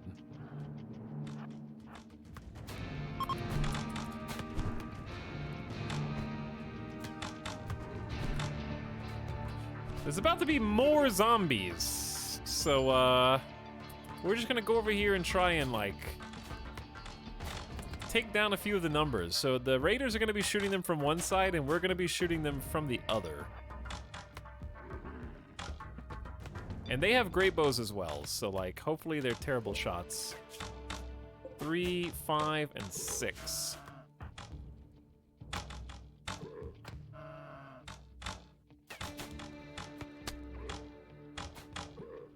Look at this dude. Incredible helmet. I'm not sure if helmets actually register for zombies, because they don't have gear as such. We need some better cover to attack them from across the river.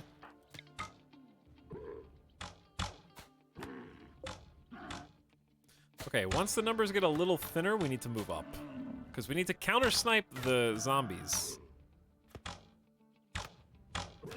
Maybe? They didn't see. Okay.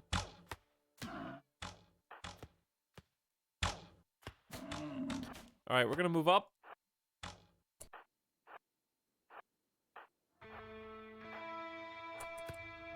This should be close enough to get good shots on the zombies while also maintaining cover against the bad guys.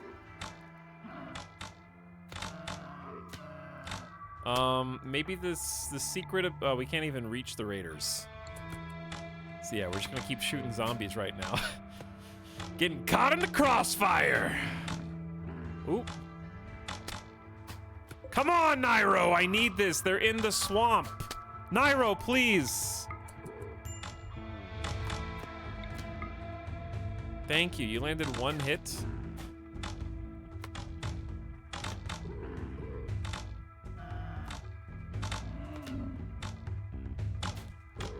The enemy of my enemy and all that, I guess, right now. It would be so good if we could actually capture a raider. I don't have a prison cell, but...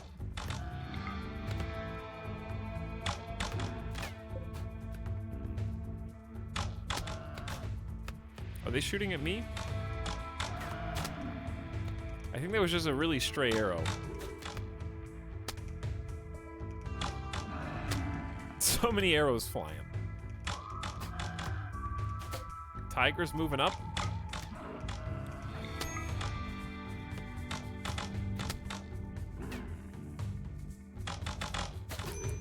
Who did that? Tiger's great bow arrow? Get in there in melee. Nairo, don't let him do it to you.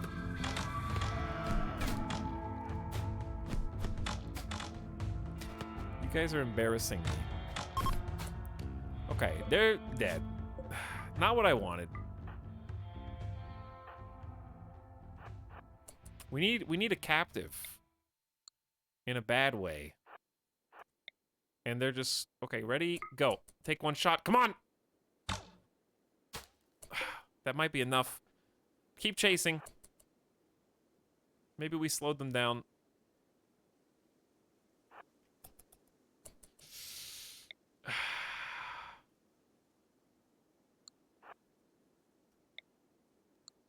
Come on, we might get one.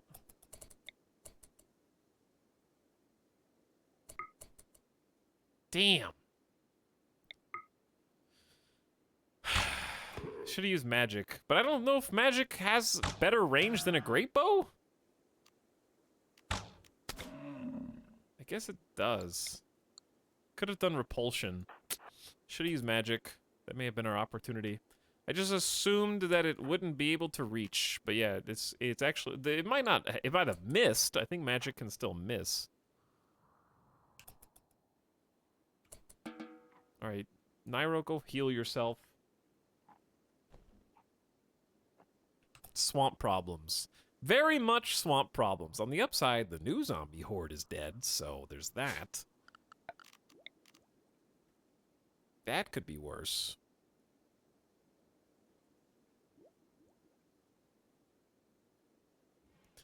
Okay, we, are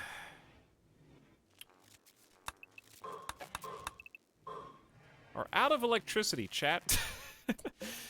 And food. Oh, yeah, we're out of food. Okay, we got problems. We got some edge of the map nerds. We're gonna go hunt these caribou. Okay. We're gonna do a just straight up harvest of everything in here and then turn out the light.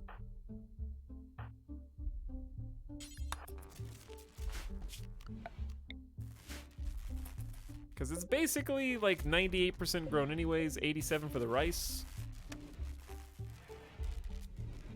We can turn the crematorium off.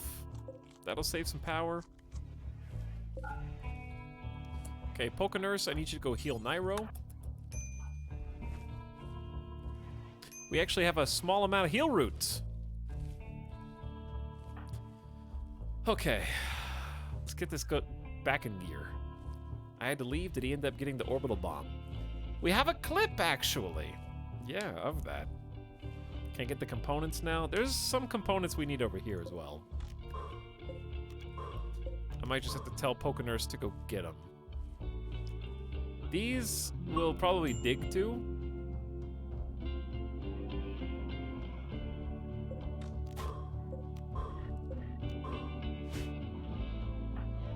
Shark Spark's doing their best.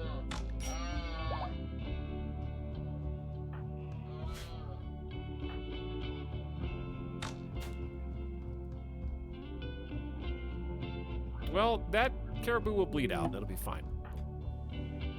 We just killed the zombies. Now there's more. How do you level up Frost Ray?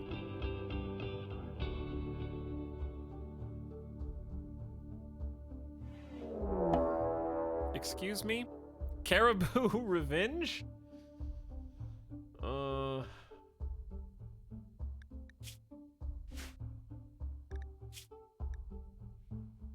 Let's make Frost Ray better. Recharge time is much faster. A caribou has become angry. Wait, hang on, did all the caribou get pissed? Oh my god, they all got pissed.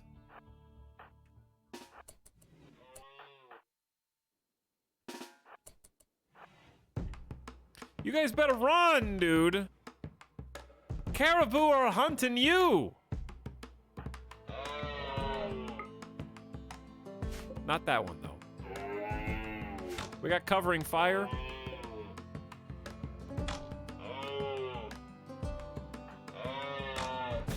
Okay, covering fire is not, I repeat, covering fire is not working. Mary Skipper is gonna hold down the door.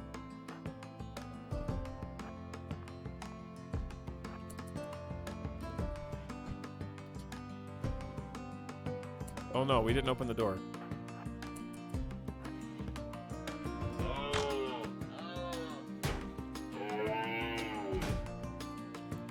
Nairo, you okay?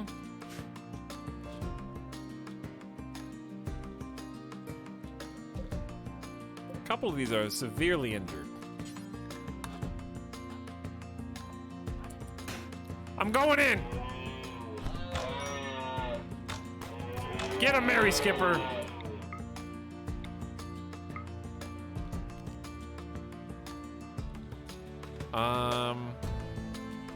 I don't know if Shadow Bolt's wise. Frost Ray's probably fine. I don't know if you can do it from this close. Mary Skipper's in severe pain. This actually is about to be very bad. What happens if you try and dominate an animal?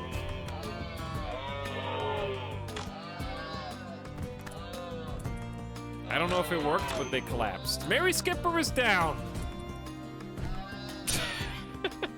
You okay, Mary Skipper? Your right leg almost got torn off by a bunch of caribou. Well. Can we please possibly rescue...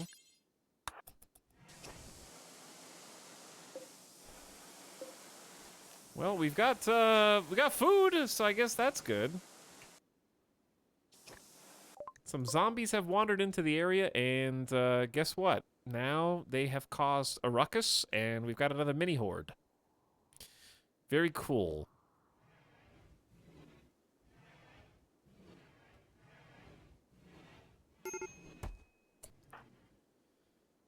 Taking heal root to inventory is good. Well, so much for the harvest. So much for everybody being healed. We should just leave meat in here too, actually. We'll just have this be preferred. And say meat can just get left in there. Because it's very cold in this room, so it's like a battery room / freezer. A classic RimWorld combination. Everybody uses that strategy.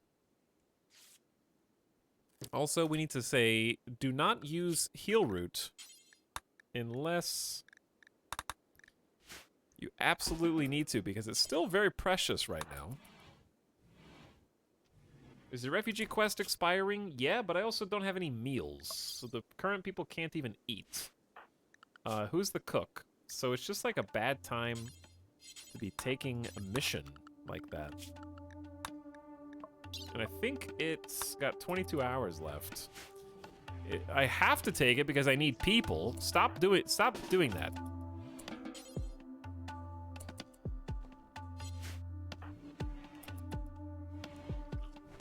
Stop eating the raw meat, you dumbass. Pokenurse collapsed. Yes. Have yourself a meal.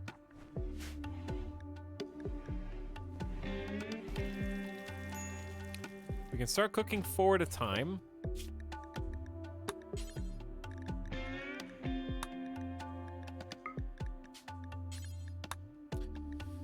Until we have 12, pause when satisfied, unpause at 4, I guess.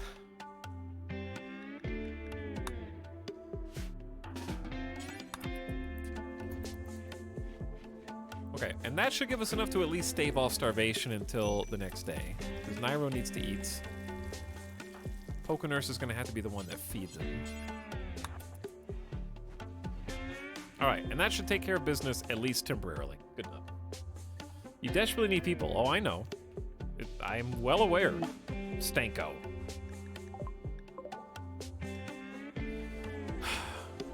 But who's to say that the people won't enter the map from the zombie direction? Hmm? From the west. From the west. Alright, they can come in now that we've been able to feed ourselves. Well, actually, I take that back. Mary Skipper needs food.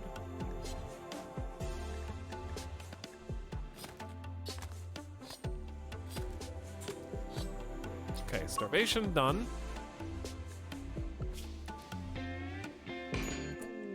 And the refugees have arrived. In fact, they are running away from zombies.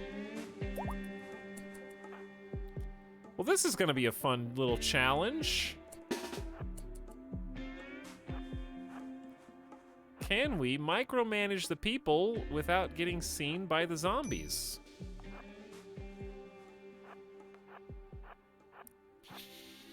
Uh-oh.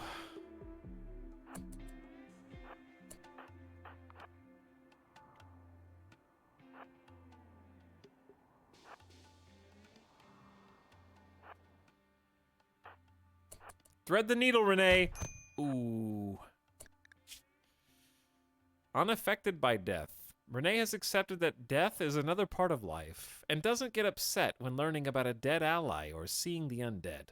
Well, that is fortunate for you, because you are about to get eaten.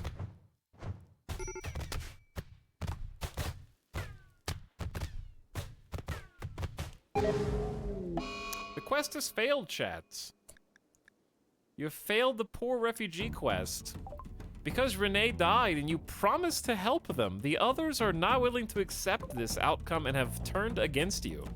However, since the zombies are closer than you are, they will simply take their anger out on the very horde that took the life of their friends, thereby giving up their lives in vain instead of trying to stick it out with us.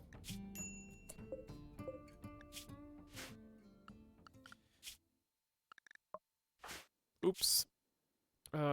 Refugees not help -4. They were desperate. We didn't help. We were obligated to help. Chat, we were obligated.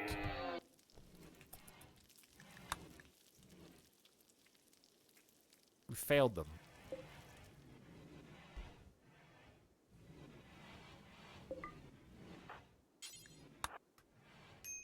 Soon they will live again.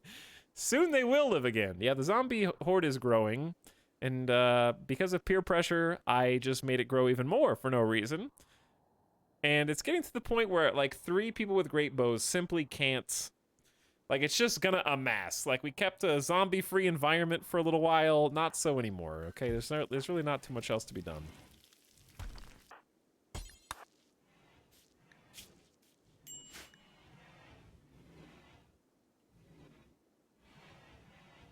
We were supposed to help them!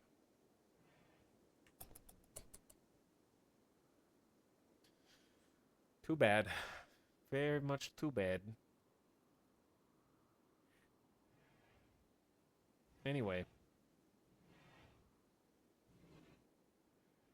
Okay. I'm gonna save real quick. Monster Mash. Chat, I want to play a game. I am playing a game, but I want to play a game too, okay? Will you play a game with me? I want to do a midstream. I've been wanting to do this for a while. Just humor me. I saw this on social media, and I wanted to play it with you. I'll pause so you don't miss anything, okay? You can just listen to the RimWorld music in the background. I have to warn you, if you're in a dark room or it's nighttime where you are, this is an all-white screen. It's just gonna appear, and then the sun is right in your eyes, okay? So, you've been warned. Turn your brightness down.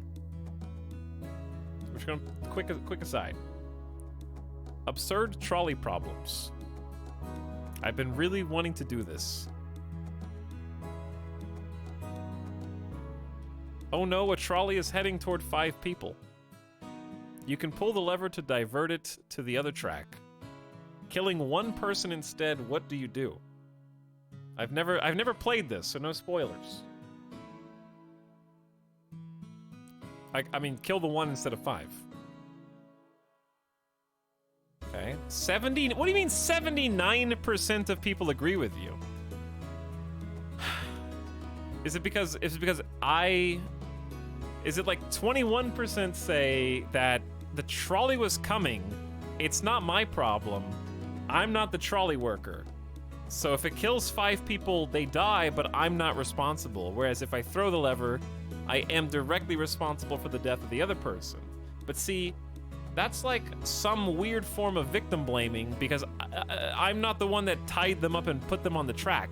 It's that person's fault. Regardless, some evil villain gathered the people up, roped them, and then left them on the track to die. Non-action is action. Or 21% of people are psychos. Anyway, that's not the absurd one. Let's go to the next one. Oh no, a trolley is heading towards 5 people. You can pull the lever to divert it to the other track, killing 4 people instead. What do you do? You chose to kill that guy. It still makes you feel guilty though. False. The rush of brain chemicals from having saved 5 people, because they will be thanking me. We will keep in touch. We will write letters to each other for the rest of our lives because I saved them, okay? And I will remember that I saved them because I will call them, I will text them, I will see how they're doing because I saved them. Whereas the 1 person I killed is outweighed by the 5 people who are inflating my ego. In the meantime, 5 new friends. All right, but 4 people is trickier. That's way closer to 5. Now the question is, how old are the 5 people versus how old are the 4 people? Okay. Because I would have a hard time throwing the lever if it was like 4 kids. Let's just assume they're all the same age. Let's assume they're all the same age, and that they're all twins. I think just logically, all things being equal, yes, pull the lever. Still, I'd still pull the lever because if you're standing next to the lever and you know for a fact you can divert it to kill 1 fewer person, then I'm pulling the lever. 67, so almost the same number of people. A few people backed off. Oh no, a trolley is heading towards 5 people. You can pull the lever to divert it to the other track, but then your life savings will be destroyed. What do you do? That's my secret. I don't have any life savings. Do nothing. Oh no, a trolley is heading towards 5 people. You can pull the lever to divert it to the other track, sacrificing yourself instead. What do you do? Chat, this is a fantastic opportunity to help with my life savings right now. You know what to do. Divert this, sacrificing yourself instead. What do you do? Nah. I'm sorry, guys. I can't act against my own self-interest. I don't care if it's a logical fallacy. It's an evolutionary principle, okay? That would have to be like some other thing. Like, who pulled the lever? A new sub for your collection. Run while you still can. You know what, guys? Being a sub's not so bad. Get that guy. Who pulled the lever if I'm there? Like, here's the thing. This situation sucks. It's obviously the worst one so far. That's why it's level 4. Because if you... just from like a metaphysical standpoint, I wouldn't be able to bring myself to let the train run over me on the track because that kind of sacrifice would have to be, I think, for me, like someone I knew personally / family. I don't know if I could do that for 5 strangers. Because I don't know what comes after that. Like, do I just want to stop being? Do I just want to end? So that people who I won't even be, like, it's so altruistic while we're alive, but then once you're dead, it doesn't matter anymore. Like, good job, you saved 5 people, but now you're dead, so that's the significance of that ceases as soon as you cease for you. So you can't take that with you. I don't know, but I feel like that's outweighed by family members / people that are very close. However, if you live, now I gotta carry on the weight of 5 people being dead because of me. Which is a miserable existence. So this sucks all around. Like, I don't want to have to carry the weight of 5 lives just because I didn't want to take the hit.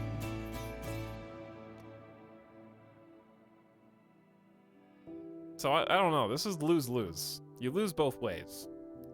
I think the more nihilistic you are, you probably do pull the lever. The less nihilistic you are, wait.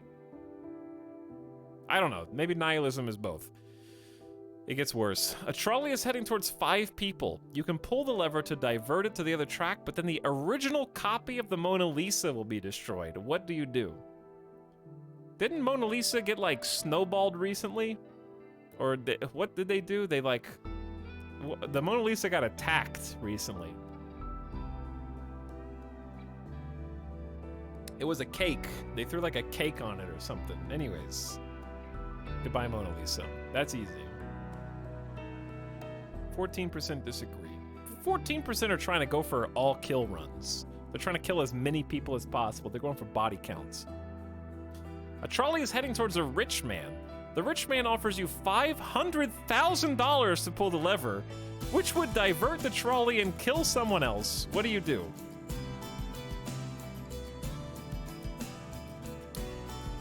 Now, for another $500,000, I will untie you from the tracks. Without that, I'm gonna leave you, and I'm gonna stand next to the lever until the next trolley comes.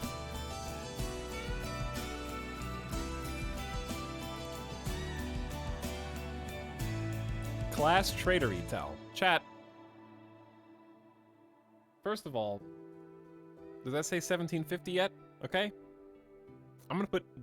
I don't really care who's on the other track. Here's the problem. Everybody hates the idea of other people getting money, but then when it's your turn, you're ready to step up to bat.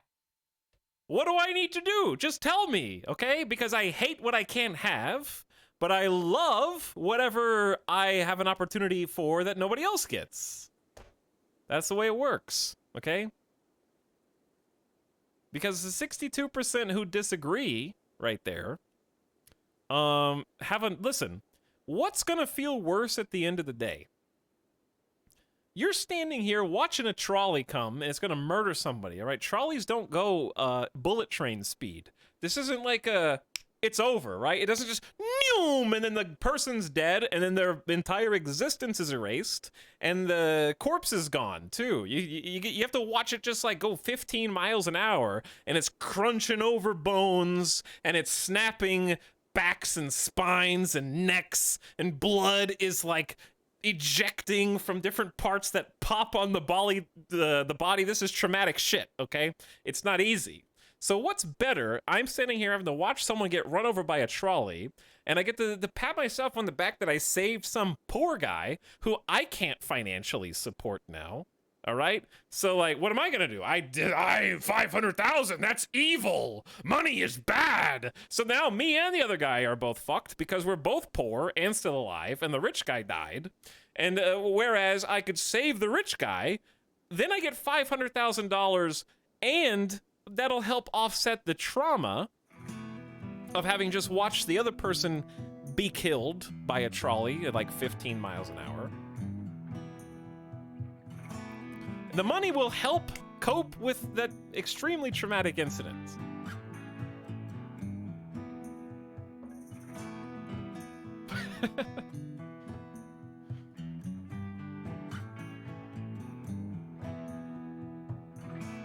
He's rich and can handle the legal stuff. Here's the thing, chat. People, I don't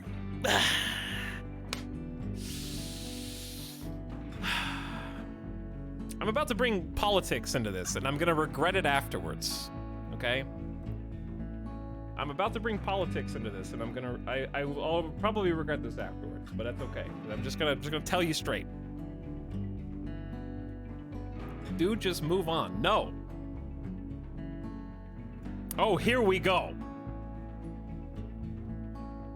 The people who seriously, because 62% is a large number. The number of people who were like, kill the rich guy, but save the poor guy, are the very same who were like, Hey guys, I got a great idea. What if we banned abortions? We don't have to take care of the children afterward. okay, you saved the poor guy's life. What are you gonna do for him after that? You gonna help him? You gonna befriend him? You're just like, he's alive. Kill the rich, am I right, brother? You just want to leave him out there. What are you gonna do with him? You're gonna like help him?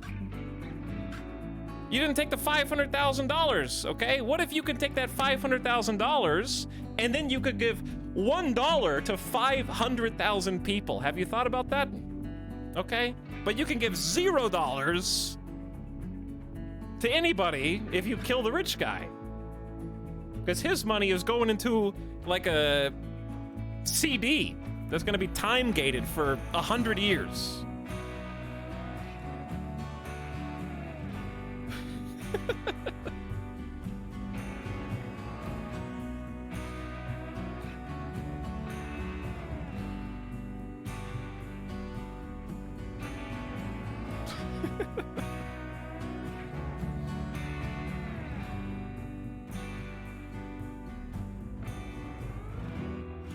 Not even level 7 yet. Anyways, I love seeing chat's reactions to this.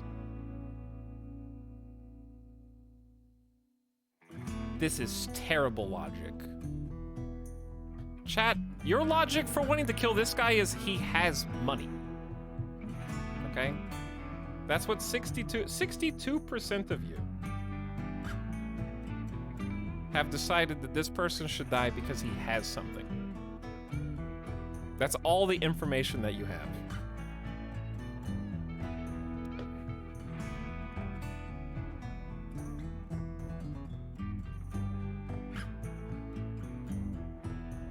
Steal money later. He offered money for his life. The trolley is killing him, not me. That's copium. That's copium, Chan.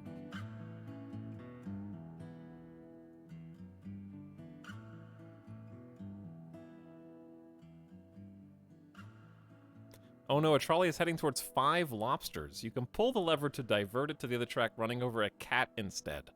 What do you do? We eat lobsters, we don't eat cats.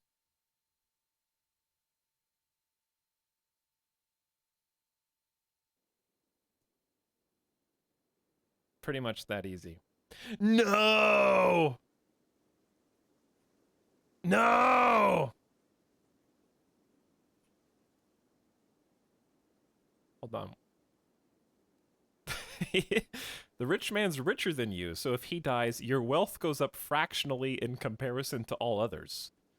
That's also assuming that all of his money goes too, but yeah, funny point anyways. Alright, next. Oh no, a trolley is heading towards 5 people who are sleeping and won't feel pain. Okay, this references the one that I had before. That I said, you can pull the lever, running over someone who is wide awake instead.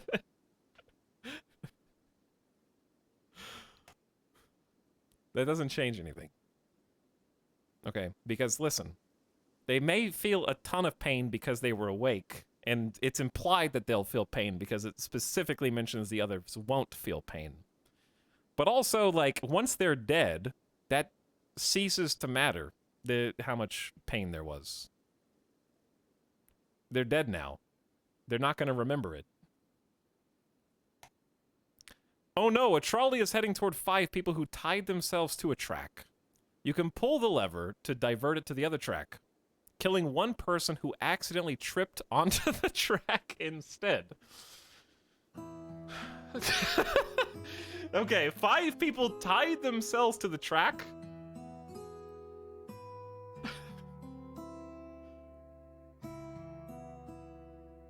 This one's tougher. This one's harder. Because part of me says, yes, you tied yourself to the track, you deserve it. But also, I think...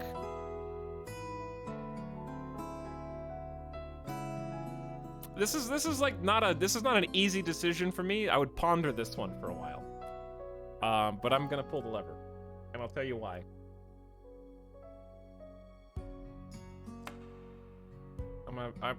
I'm in the 11%.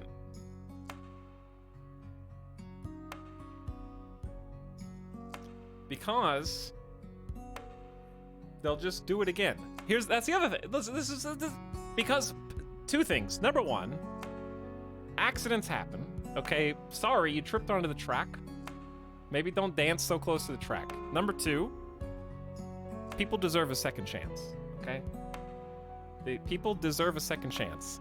I hate the idea that seems to have cropped up within the last couple decades, that everybody who fucks up can only fuck up once, and if you do it once, you deserve to die. Alright? That's especially true in the age of social media. And there's 5 people here. I still think 5 people... Like, it's just a 5v1. Like, if they did the 5 people tied themselves to the track and 4 people accidentally fell, I'd save the 4 people.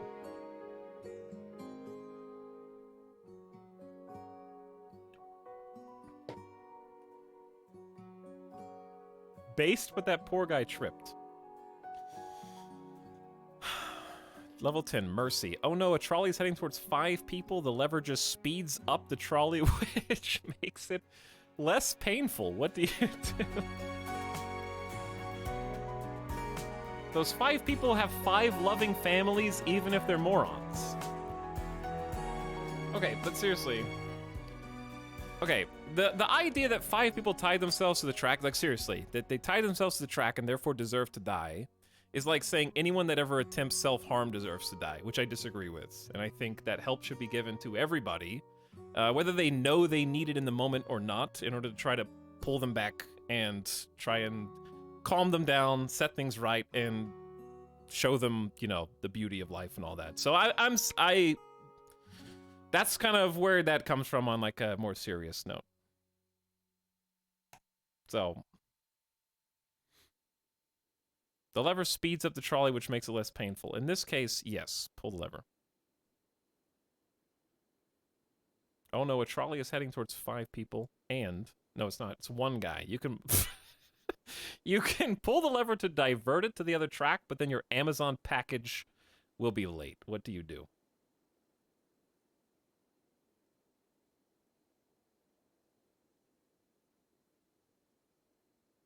Do nothing.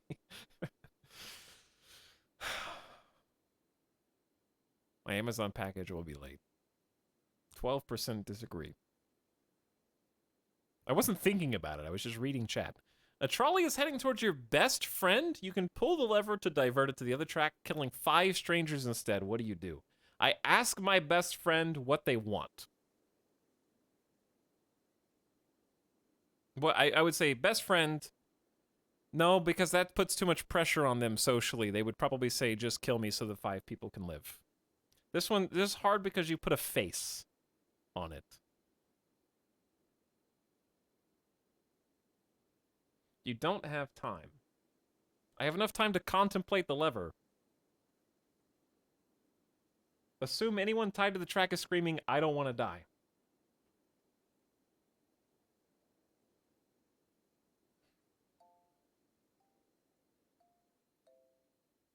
So how much money are the 5 people? I'm just kidding.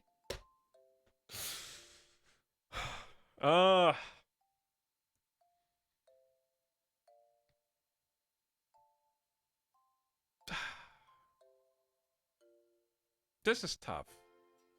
You have to live with a lot either way. I think I have to stick to my guns here and say that.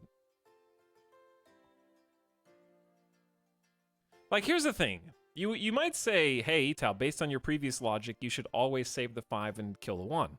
That's true, but I did say, I stipulated that I don't know what I would do with close friends' family. Like, if my mom, if there's like a level 15, your mom's on the track, like, I'm killing the other 5 to save mom. Right? Like, I'm just gonna do that. And I wouldn't hesitate.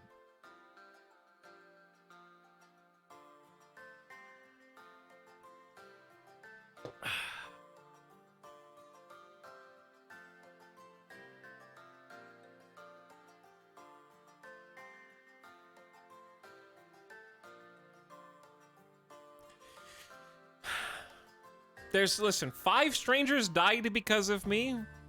However, you only get 1, maybe 2 best friends in your entire life, okay?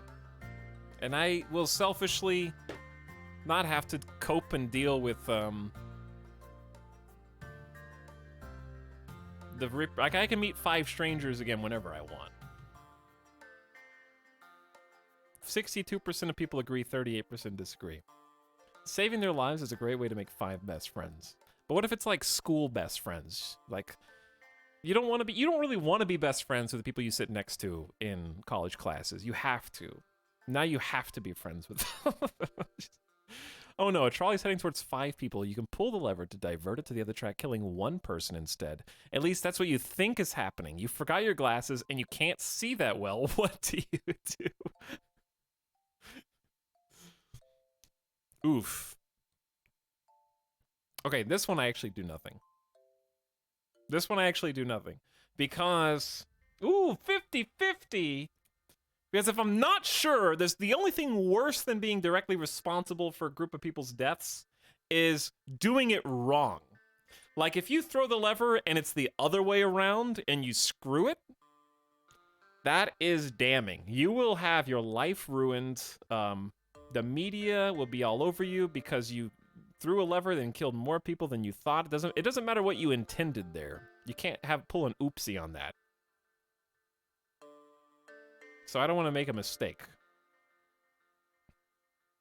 A trolley is heading towards one of your first cousins. You can pull the lever, killing 3 of your second cousins instead. How many of these are there, by the way? Do I need to change to just chatting for this? I'm gonna go back to RimWorld, don't worry. How many of these are there? We'll do more of them later. Like 50? All right, we'll do 15 now, and then we'll do more later. 23, I think. Can I have the link? Can I have the link for this page? Yes. You can. It's at the top of the screen. And you can just copy those letters over. 2 more. Okay, see, I don't know what's going on in my second cousin's life right now, but I know what's going on in my first cousin's life right now. And I 27% of people agree, 70, like, I don't know where they are. They could be dead, for all I know. Family killer. Their blood's on my hands. But I know if I killed some first cousins, depending on which first cousin it was, I'd be interrupting weddings. I'd be creating widows. But I don't know what my second cousins are doing right now.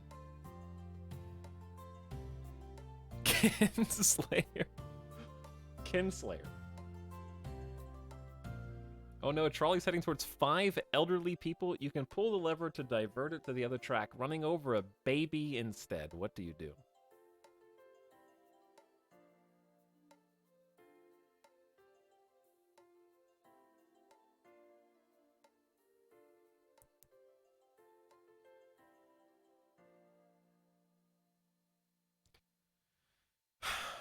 I'd like to say that whoever was irresponsible enough to let their baby be tied up and put on a train track, I saved that kid a very long and painful life, whereas the 5 elderly people, despite what I said earlier, shouldn't be disparaged just because they're older, and they shouldn't be left to die and rot, because we shouldn't have to worry about turning 60, 70, 80, 90 and just being forgotten by society. Okay? Now, if that was a family baby, if that was like my niece or nephew, or if it was even like a first cousin's child, I'd be like, okay, I gotta save family in this case, even though I ran over my second cousins, apparently.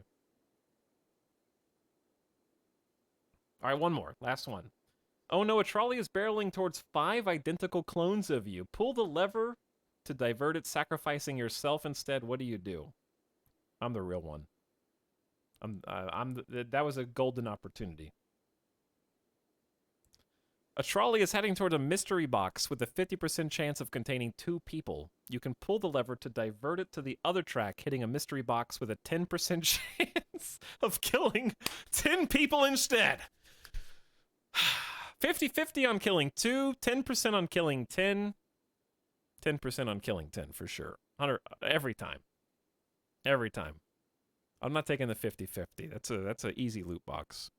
A trolley is heading towards 5 sentient robots. Pull the lever to divert it to the other track, killing 1 human instead. What do you do?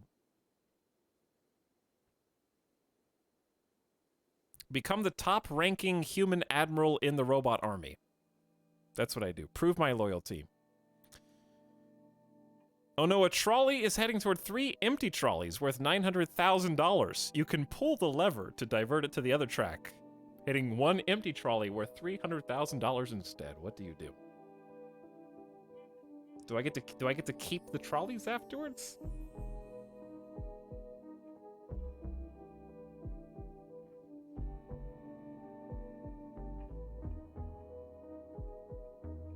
I think if we kill 3 trolleys, we have a better chance of stopping this insane rise in trolley violence. They have just been on rampages, murdering babies, elderly people. I think we gotta start taking them out. A trolley is releasing 100 kilograms of CO2 per year, which kill 5 people over 30 years. You can pull the lever to divert it to the other track, hitting a brick wall and decommissioning the trolley. What do you do? It's still better than rolling coal and double-wide pickup trucks. Let the public transportation continue to exist. No, it hasn't killed anybody in like a week in this timeline. Like, why? What are we gonna destroy? Buses and trains next? Okay. It's possible to both wish for a greener future while also acknowledging that we are stuck in a present that in many places requires us to go against what we would say is our core principles and values. Oh, you want to reduce the use of plastic? Interesting. Why do you still consume goods that are encased in plastic? Because I live in a society, chat. I have to do the things that are already baked into our society to continue living. You can't just destroy everything just because it's eventually going to be bad. Oh no, you're a reincarnated being who will eventually be reincarnated as every person in this classic trolley problem. What do you do? I think I gotta help these 5 get reincarnated faster. Oh, I clicked the wrong button! That was bound to happen eventually. Okay, we have a trolley switch that goes up or down. Sometimes you're gonna forget which way is the default, but I think it didn't matter because I only had to kill 1 of me. How many are there? A trolley's heading toward nothing, but you kind of want to prank the trolley driver. What do you do? I'm actually if this were real, I would be morally good and not prank the trolley driver. I don't want to cause problems. Anytime I ever tried a prank as a kid, it backfired spectacularly, and I think that I don't want to get sued. A trolley's heading toward a good citizen. Pull the lever to divert it, running over someone who litters.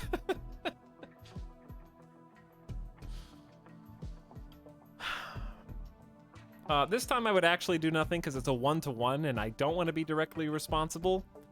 So the good citizen can die because bad news, like the overwhelming majority of your recycling still goes into a trash dump. So just because you throw your trash out on the street versus putting it in a neat bag and dumping it into a landfill, you're not actually better than anybody else. So I think I just have to like absolve myself of responsibility.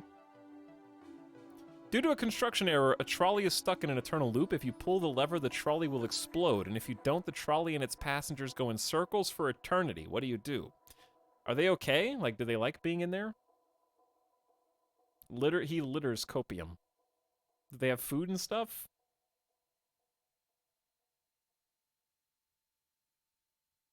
So true, streamer.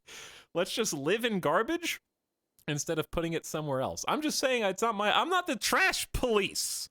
It's not my job to run over everybody who litters. That's just a harsh punishment.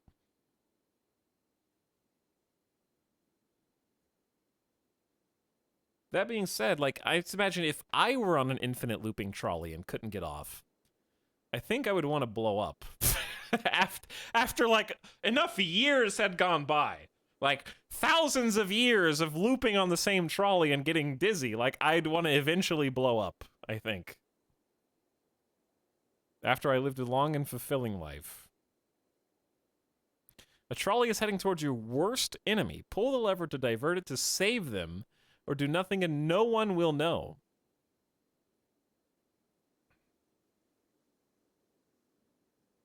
Is this Waspy? Is Waspy on the tracks?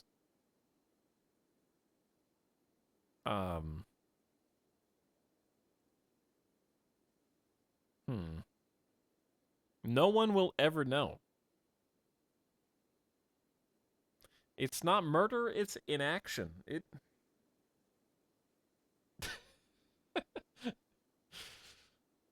I can't just kill them just because they're my worst enemy. A trolley is heading towards a person and will lower their lifespan by 50 years. Pull the lever to divert the trolley and lower the lifespan of 5 people by 10 years each instead. What do you do? I mean, 50 years is pretty harsh. You guys each get -10. I'll go to 30. Trolley's heading towards 5 people. Pull the lever to divert it to the other track, sending the trolley into the future to kill 5 people 100 years from now. What do you do? Yeah, pull the lever, because I'm not going to be alive to see the repercussions of that trolley. Therefore, it won't affect me. Hop on the trolley first. A trolley problem is playing out. Do you actually have a choice in this situation? Has everything been predetermined since the universe began? I have a choice. Oh. 61% of people agree.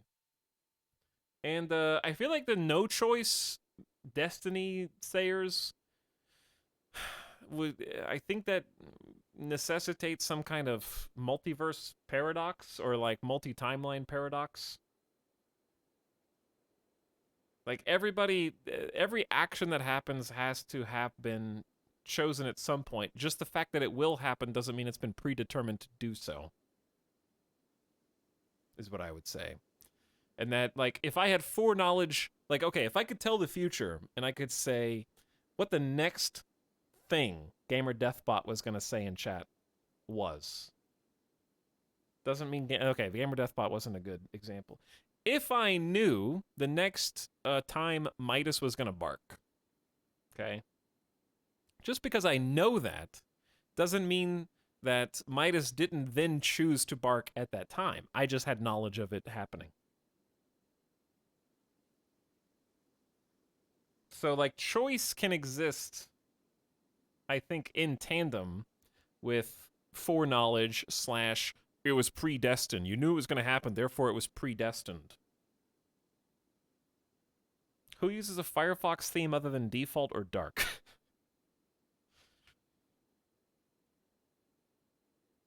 But anyway, would you want to know when you die? No, but if you could find out, that doesn't mean you didn't make a series of choices that led to that moment. You know what I'm saying? I don't know. Kill count 61. You solved philosophy. Chat, we did it. We solved philosophy. Good job, everyone.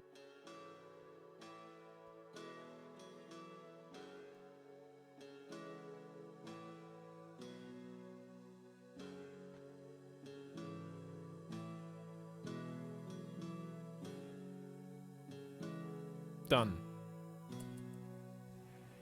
I love that RimWorld mod. I know less about you now. Do you know when my package will arrive, Etalyx? Not yet. Pretty good KD, bro. That was fun. I told you it'd be fun. You guys didn't want to do it earlier. Colrus, thank you for the 5 gift subs, by the way. Welcome back, Anatashi, Zakaluka, Rural Pastures, Diefire, and Jasna in that group. And Siwara for the 37 months, 3-month good luck sub. Hey, thanks for subbing.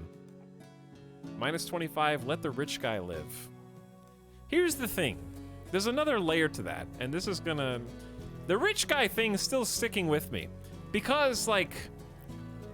I need more context. Because rich doesn't tell me enough information. I'll tell you why. Because rich is a comparative measurement. If you have $0, you're naked, and you don't have a roof over your head, rich has a different meaning than someone who lives in a 4-bedroom house with 3 pets and a nice new kitchen backsplash. They're middle class rich, right? He can give me $500,000, sure. I know that much about him, but he had a top hat. But like the guy offering me $500,000 could have just been offering me his like 1-bedroom house in downtown LA that's been run down for the last 30 years. And he just likes to wear a top hat. I don't know.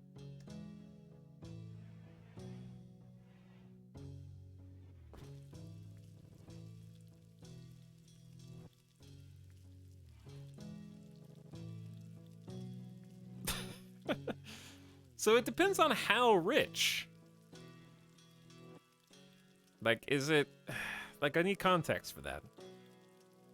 If it was like, this person has been on record as exploiting every single employee that ever worked for them, took continual pay raises while cutting 20% of the company year over year, and also owns or is responsible for a bunch of sweatshops in various other countries, then it's like, okay, this is a different question. Then, like, what if a guy that has $1 million in total net worth and has a $750,000 2-bedroom house in LA and enjoys walks in the park and visits the local homeless shelter? I don't know. Like, there's context. You saved Batman. What if it was Batman? Batman is incredibly rich, chat. But you always root for Batman. Or do you?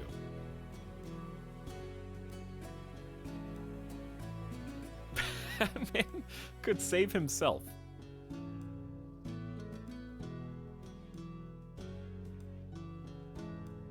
We don't have the luxury of context. That's true. Okay? That is true. Which is why I still say, if 2 people are gonna die, and I have to live with the fact that I am, whether you agree with this philosophy or not, directly responsible for one of them dying, because I have the choice of letting one die or actively throwing the lever to cause the other one to die, they're still gonna weigh on the I don't think it's not gonna weigh on the conscience less. It's like, well, that dude died, and they could have made them not die. I chose not to. But I didn't actively make them die, therefore I feel better about myself. Like, I don't believe that that's gonna feel better. So you may as well take the one in which you get $500,000. Because chat thinks that, oh, you get $500,000, and therefore you're gonna, like, buy yourself a ball pit and a McDonald's play place, and you're gonna go buy, an extremely expensive $250,000 car, and throw the money in the air and catch it. Like, think about how much more you could do with $500,000. Like, if you killed one person and the other person says, save me and I'll give you $500,000, you could literally save dozens of other people's lives that would otherwise not be saved. If not hundreds, depending on where you send that money. If you really cared about helping people, the money would buy a lot more lives than just saving one non-rich person so that you feel better about sticking it to people who have more money. I'm too lazy for that. What if I just keep the money? I mean, you could do that too. I'm not going to stop you.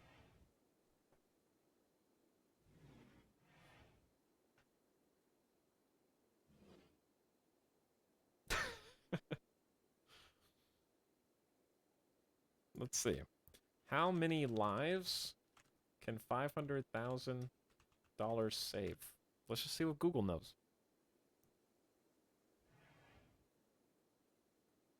Nobody knows.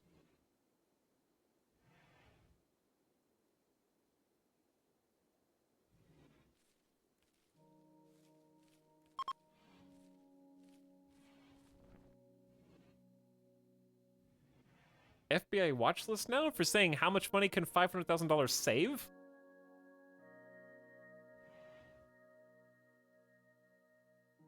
I'm just saying it's not, don't cut off your nose to spite your face. Is all I'm saying.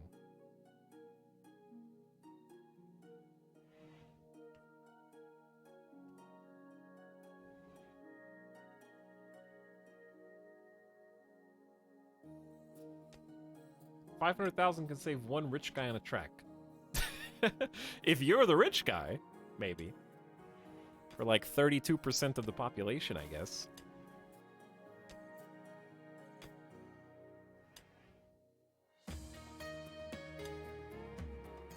But yeah, the other thing I guess it's predicated on is whether or not you're of the personal opinion that not pulling the lever is, like, if it was just one person and one person, there was no difference. Is not pulling the lever, that inaction, morally superior to throwing the lever and directly causing the death of another person, if everything else is equal? Because if it, like, what I'm saying is predicated on the idea that throwing the lever and not throwing the lever are both choices. They're both actions. And you might disagree. So if you disagree, I can see why it's easier to not pull the lever there.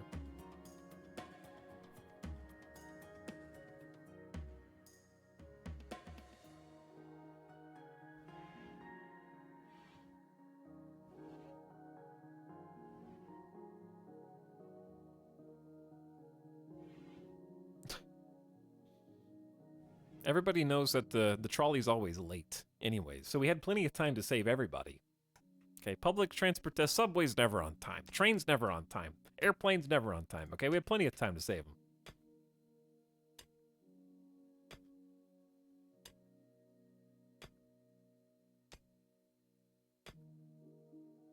Anywho.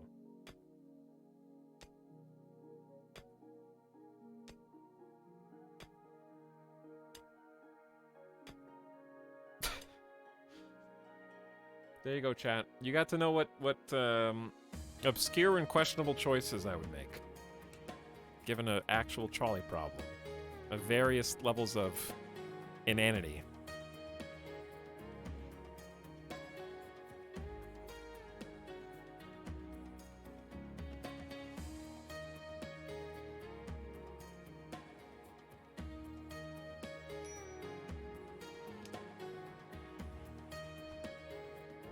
We learned through watching an actual Psycho. I tried to give at least some reasoning. It's okay if you don't agree with it.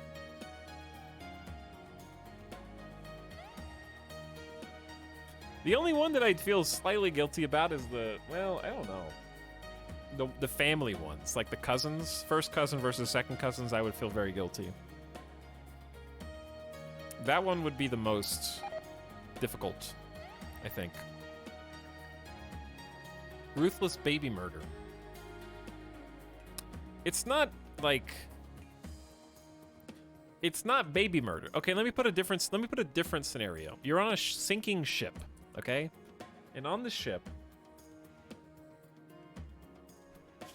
on the sinking ship are 5 elderly people and 1 baby. They're both on different sides of the ship. Do you run to the side and help the baby get into their lifeboat on one side of the ship, or do you run to the side with the elderly people on it and put the elderly people in a lifeboat? Who's going to take care of the baby after you save it?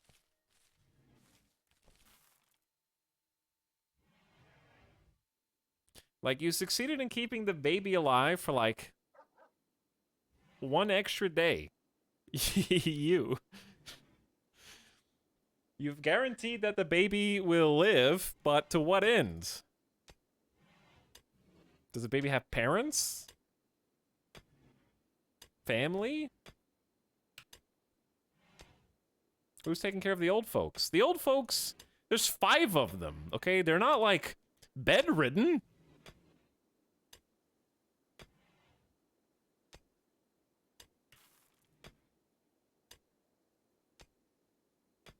That's not a trolley problem. But the what chat was saying wasn't predicated on the trolley problem. It was predicated on saving elderly versus an infant, basically. Because the biggest problem I have with active I don't think that active versus passive is even like an issue. So maybe I'm just dumb.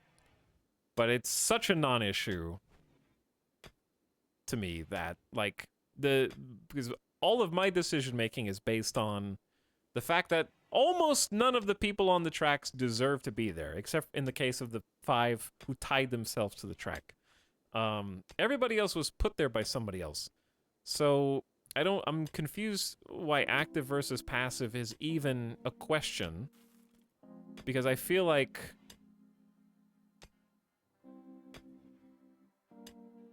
for passive to feel morally superior, like in the original, the original is like a 5v1, right? That's to make it weighted, because it doesn't have the same ring to it. Because if active versus passive was actually a big issue, then they wouldn't have to scale it. What about 100 people die if you don't throw the lever to kill one? Does it make it easier? What about 10,000 people don't die if you throw the lever to kill one? Is that easier? My point is that if it were true that active versus passive was the crux of the issue, then a 1v1 would be enough to get the point across. Where there's one person on one side of the track and one person on the other. Do you throw the lever or not?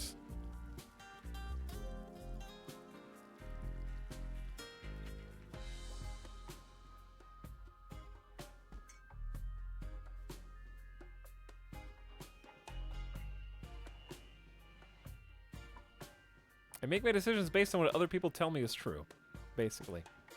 For $500,000? Basically. The other thing is, everybody has a price. Like, if we did the money one again, and if you change that to the rich man promises and cannot lie that he will give you $5 million and give all of your immediate family members $1 million, significantly more people would say yes. Like, the amount of money matters. 20 bucks is 20 bucks. And the people who would kill the rich man to save the not rich man shrink significantly depending on how much money there is on the table.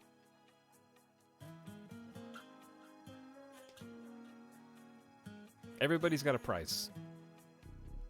You ever see the wall light mod? I have, yeah, but I'm not using it right now.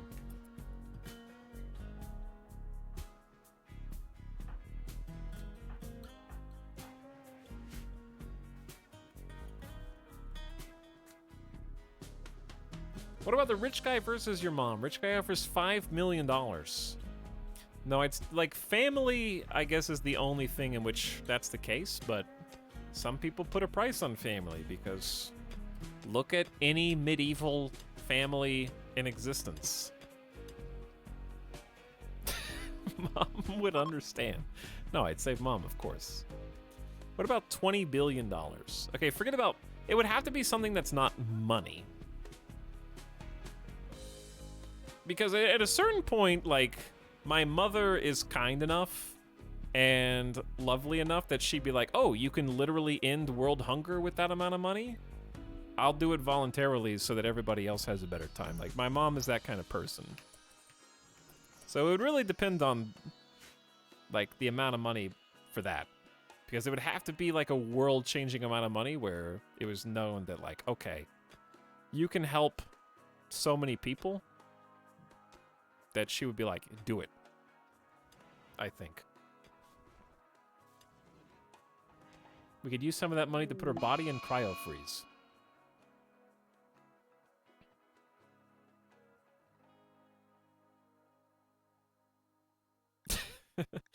Hey, throw enough, like, you have $20 billion? Can I get that in cash? Now put it right in front of you, and the trolley's gonna ram into that, and it's gonna gunk up all the wheels and make the trolley come to a stop. No problem. Turn the volume back up.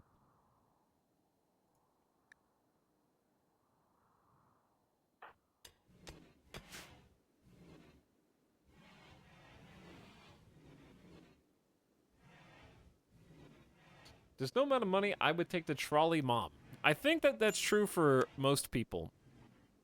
But I think that the scenario changes if you replace money with something of equal value.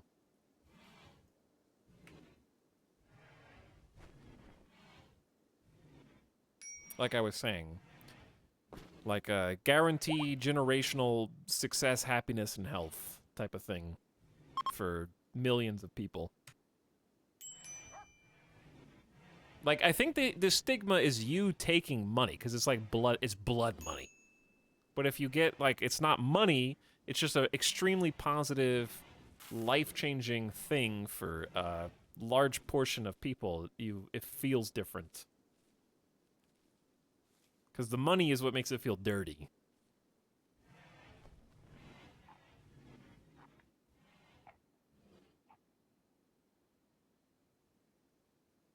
Because, yeah, nobody's going to take money for a family member and be like, all right, yeah, I'm done. Just give me the cash, baby.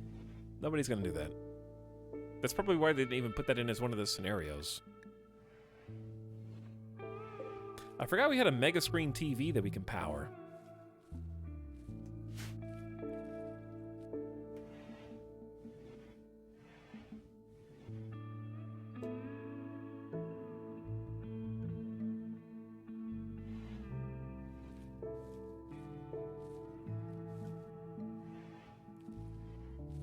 Nobody? Okay, somebody that has a terrible relationship with their family, maybe.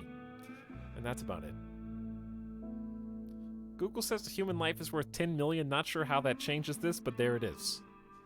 We're responsible for 610 million dollars in damages then, I guess, in the trolley problem. Woggles, thanks for 17 months, by the way. Welcome to stream.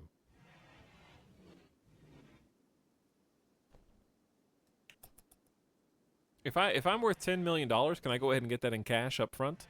I'll even take a like $4 million like tax.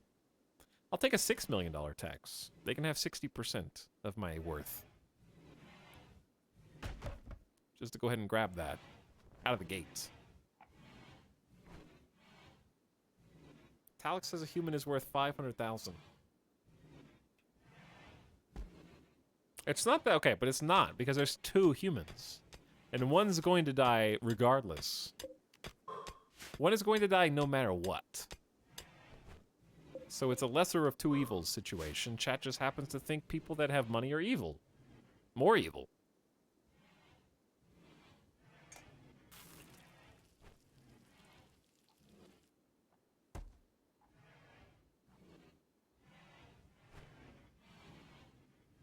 Yes, true. Chat thinks that people with more money are evil. Power is evil.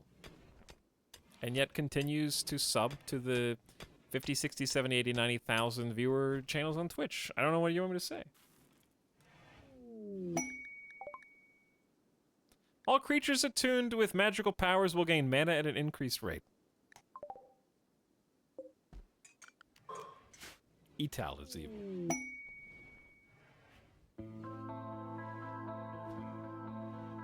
I do not sub to those people.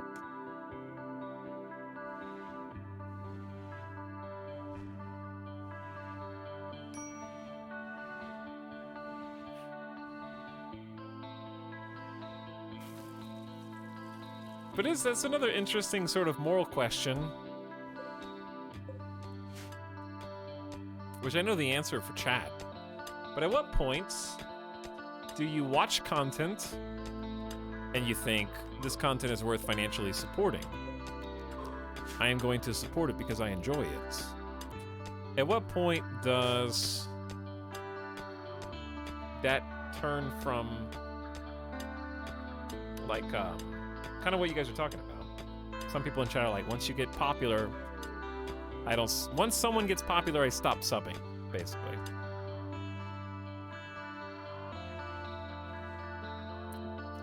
There's a different line for everybody. Depends on how many eel stories they got.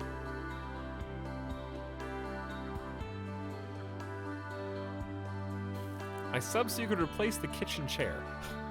I have a whole new dining table, so you don't have to worry about that anymore. If they hold games hostage, I think about subbing.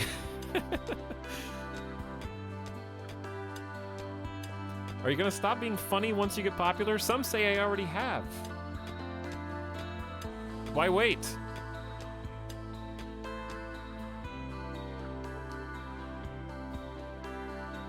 How's it going, Nomek? Etalyx used to be funny? Am I reading anything? Not right now, but I'd like to.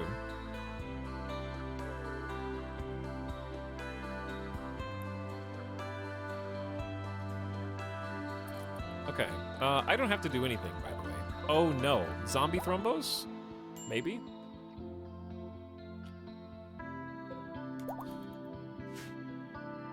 Are zombie thrombos scarier than the mythical creatures that turn into zombies?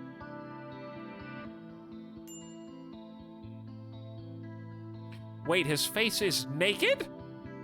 Naked?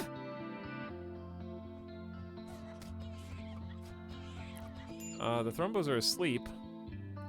I want to see if they actually fight all the zombies, because they're going to get zombified, but they might just take out the entire mini-horde. Naked?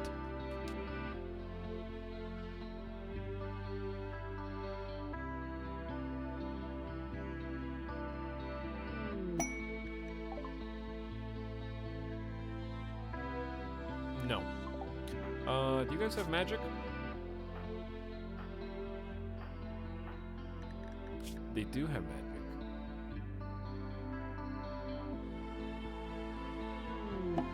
Sandstone meteorites, who cares? I'm gonna keep leveling up Frost Ray. We're just gonna spam it.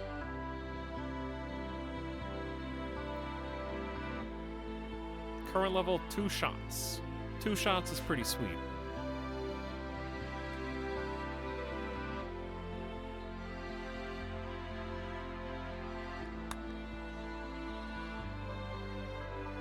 Anyway, chat, any more moral quandaries that we can address on stream? I like the trolley problem website.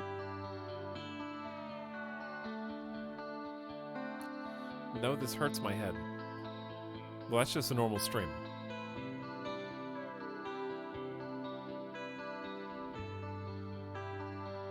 Would you give a mouse a cookie? No, I'd eat the cookie.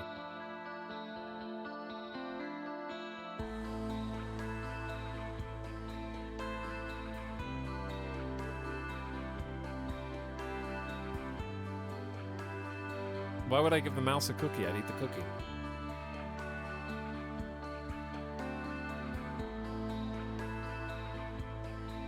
So, okay. My question is actually the lobsters versus the cats. Would a vegan... What would a vegan do? When there's 5 lobsters on the track, do nothing. Pull the lever, kill a cat. Because I feel like that's who that's aimed at.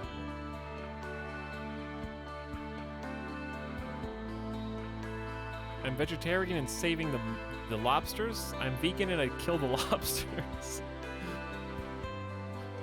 Cats are an invasive species responsible for the death of many birds.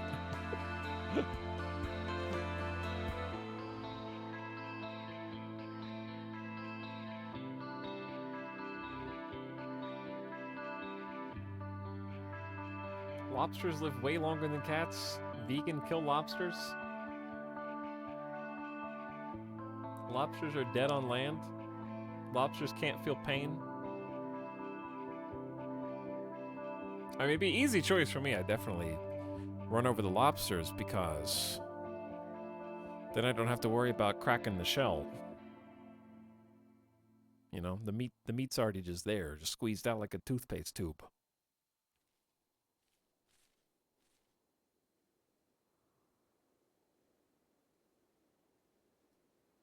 Dinner is served. It's flat out wrong. Hang on, which part of it? Zombies? There's actually some really good vegan places in Vegas. There's a lot of good choices.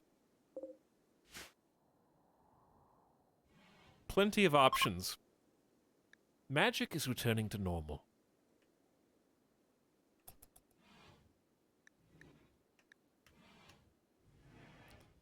Lobsters are effectively immortal?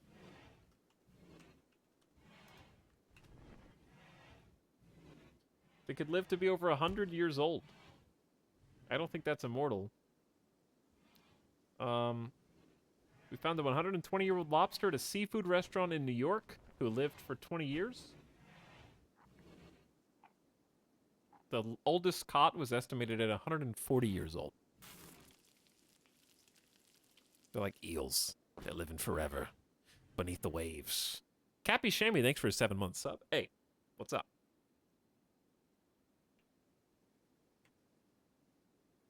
Thank you for Prime Slubbin.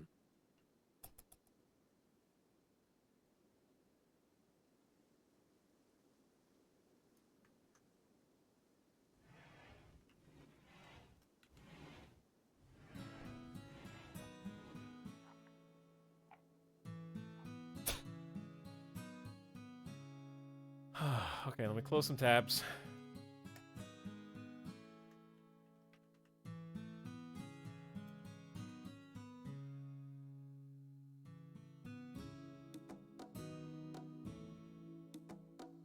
Okay, chat, let's do some more moral dilemmas. This is per...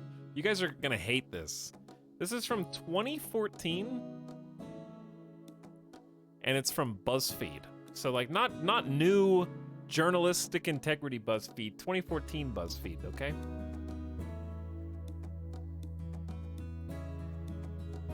The first one is your best friend's wedding. You're at your best friend's wedding an hour before the ceremony starts. Earlier that day, you came across definitive proof that your best friend's spouse-to-be is having an affair with the best man/maid of honor, and you catch them sneaking out of a room together looking disheveled. If you tell your friend about the affair, their day will be ruined, but you don't want them to marry a cheater. What do? Tell them and show them the proof. It says that you have definitive proof. That's easy. I don't want to ruin their good day.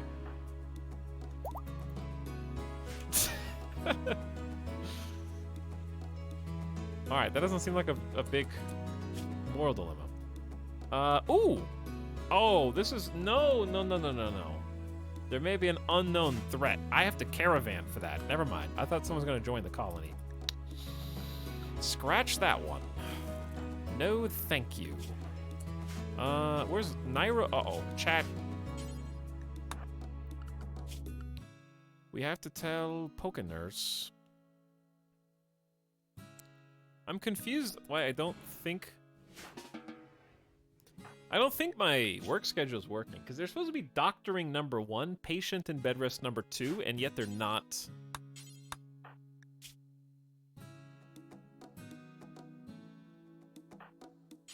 Why can't I actually tell them to tend?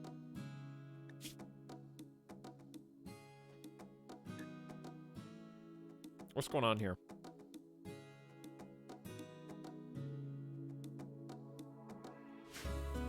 You don't need medicine to tend, and I have medicine.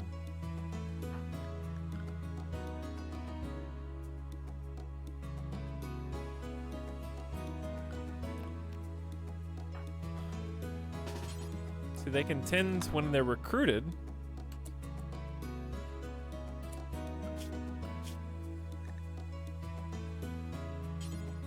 Oh, yeah, no. Okay, it's not no medicine, it's doctor care, but no medicine. I thought the X was... Okay, I get it now. We didn't kill the medicine. There's a separate thing for killing medicine.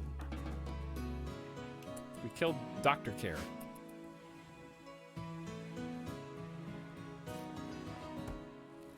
All right, there we go. All right, fixed.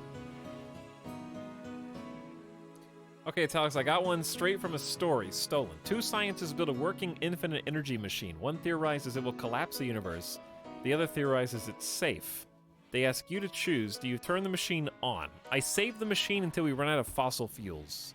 Because by that point, we've still rejected all renewable energy up to the point in which we have fracked until we can't frack. And we've started to use every single piece of land that currently is being preserved by either national parks or sovereign states or nations, and we don't have any more fuel, and then I turn it on. But I keep it secret until then. Because I would say that if you collapse the universe, then you have a second moral quandary. What if we expect that there's alien life out there? That's a different quandary entirely. Because if you're literally in a hypothetical where humans are out of energy and they haven't come up with an alternative source, and we go to like a dark age, are you willing to let that happen? Or take the one scientist over the other that it's safe? And have infinite energy? Or just delete everything?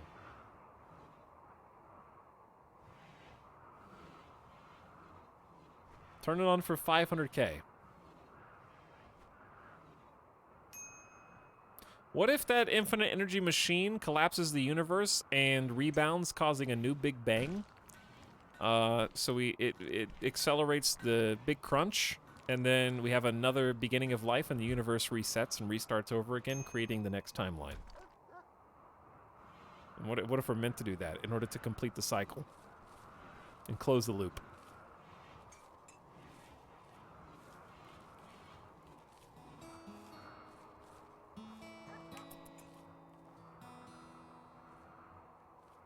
Yeah, I'd do it. Yeah, I'd probably do it. Is this a new song? Maybe. Do we have enough? Ooh, kind of. We actually do have enough energy in here. Switch these on. We got full power wind turbines, dude. Nobody's idle. We're still kind of just chilling because they don't have any limestone, because nobody's there. They've all got too many jobs still. I don't know how. All right, the next one was Robin Hood. I think this one's gonna be easy for chat. You're an eyewitness to a crime. A man has robbed a bank, but he doesn't keep the money for himself. He instead donates it to a poor orphanage that can now afford to feed, clothe, and care for its children. Hold on, music. Just chill. You know who committed the crime. If you go to authorities with the information, there's a good chance the money will be returned to the bank, leaving a lot of kids in need. What do you do? I mean, that's easy. We have eyewitness that he didn't keep any money for himself and gave it all to a poor orphanage. I would just keep that to myself. Now, is he offering me $500,000 to keep... The bank is insured anyways, right?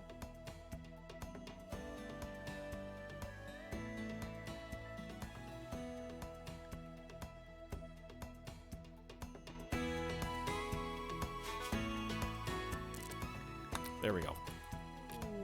What? Zombies. Yeah, the zombies are getting a little out of control. Ooh, a Garanlan pod.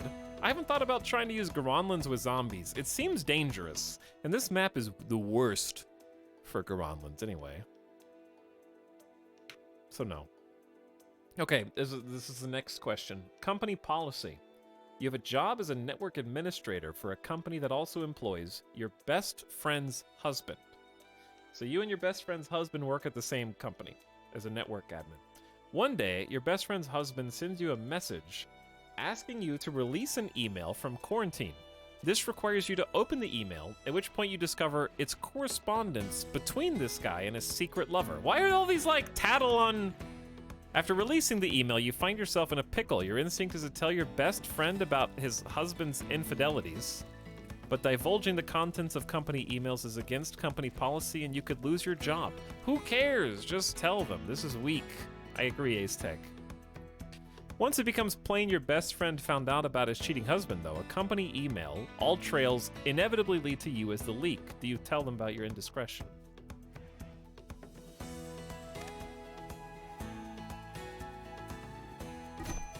Excuse me. Nairo is down after getting bit in the leg. Their left toe has been cut off from a... That was earlier. Nairo and Sharkspark get into big social fights.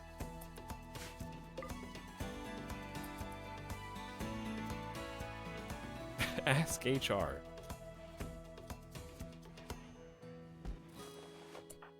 We actually probably want to use Heal Root on this one.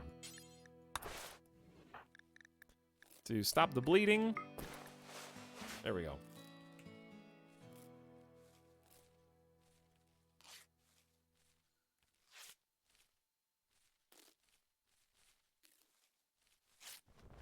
All right. Off you go. Let's see if we can find an actual good one.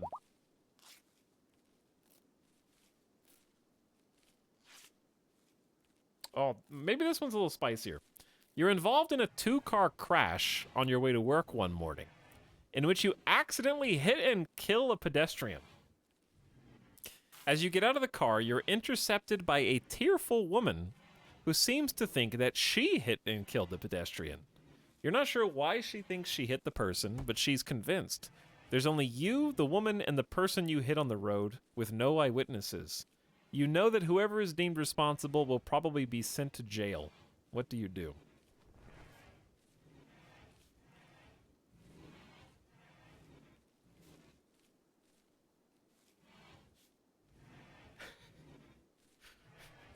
Eat the pedestrian.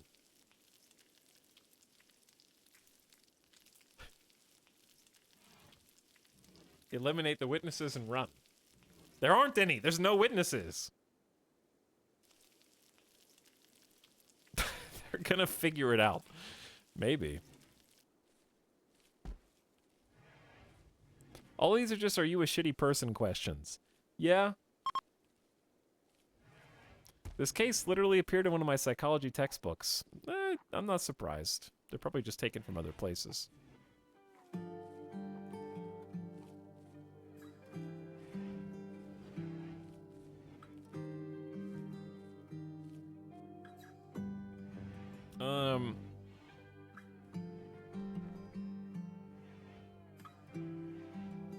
This is basically just the trolley. This is the trolley problem in a different coat of paint. You're a doctor at a top hospital.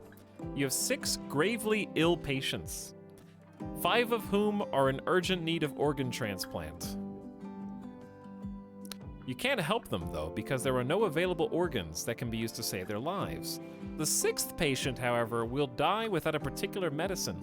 If they die, you'll be able to save the other 5 patients using the organs of patient 6, who is an organ donor. What do you do? That's just the trolley problem.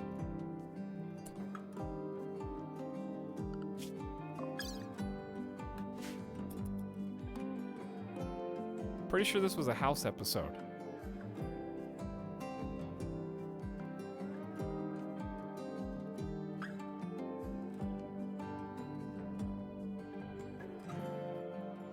This is a little different due to the Hippocratic Oath? Probably.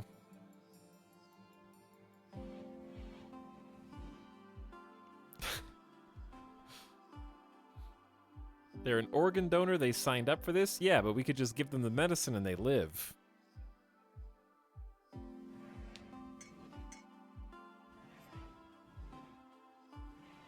So if you do what you're supposed to do and give everyone their best care, you would give them medicine and the organ donor would live. Or you can basically throw the lever. That's why it's similar to the trolley problem. If you throw the lever, you're basically choosing to not give that person their medicine so that they die, because you know that their death means the safety of the other 5. Or you can let all 5 of them die, because that's what was going to happen anyways, because there's no organ donor. That's why it's parallel.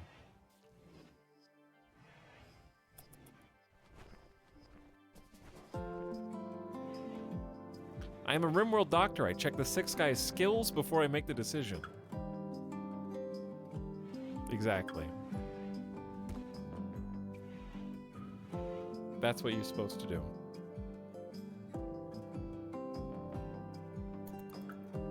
Okay, we've just been able to fast forward because I can't, like, Pokenurse is still doing stuff, right? What is Pokenurse doing? Hey, Ty, would you pull the lever to kill a non-sub if it would save me? No. If there were 2 viewers in chat who were, one of them was going to get hit by a trolley, I would just let Destiny decided whichever one's already on the tracks is the one that's going to die.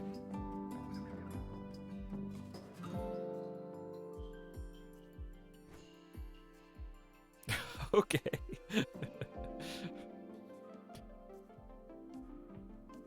A non-sub is only a non-sub for as long as they don't become a new sub.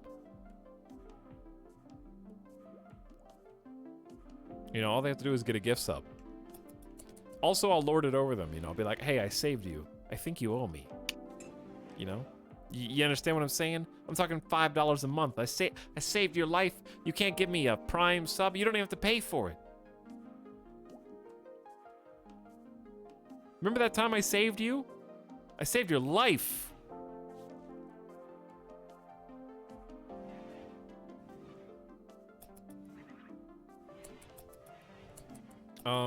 Maybe we should play, like... Chat, if you want to go into the suggestions channel in the Discord and suggest a bunch of things similar to what we just did, like the press the button game. Oh no. Oh no, a bulk goods trader's approaching. Can they navigate through the zombies?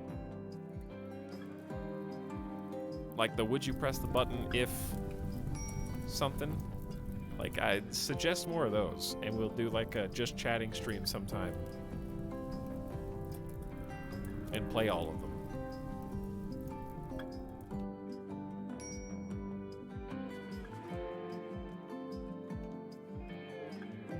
If they play their cards right, they won't die to zombies. If they hug the wall. Nairo's got the flu, okay? Nairo is about to get some actual good quality meds.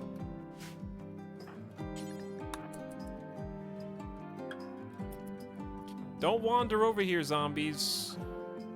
Let us at least trade with them before they leave, and then they can die if they want. I can't believe they actually made it. Which way are they going? Are they just passing by? Okay, they're coming in, right?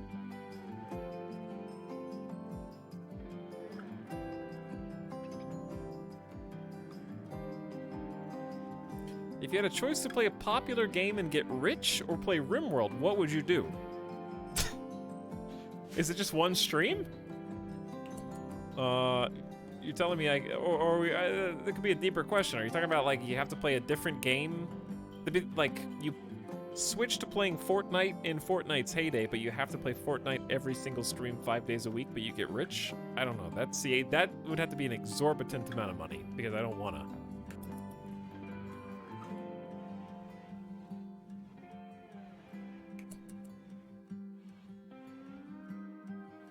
Play for a couple years. How rich are we talking? 500,000 is not enough. I agree. Like, if it was like you gotta play Fortnite every day, every stream for 3 years, and you'll get 500 grand, that's not enough money. Ninja money? I don't know how much that is.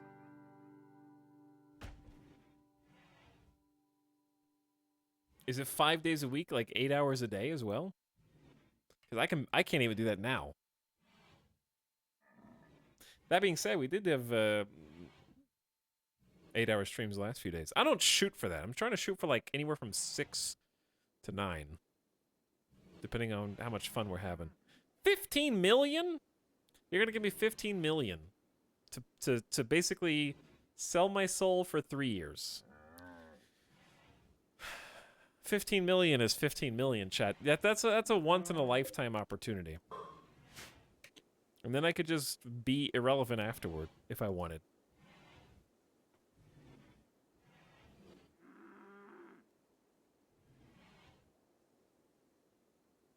All right, who's coming out here? I think it should be, I guess, Mary Skipper? You want to go talk to these nerds?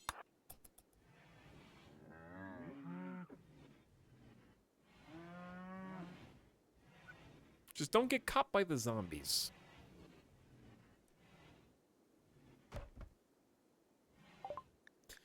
Okay. They, are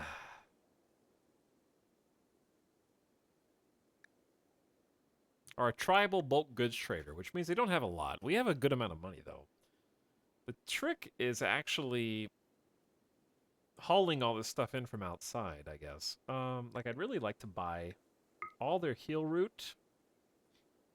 We kind of need to buy leather, but it's already spring. We survived with no cloth or parkas.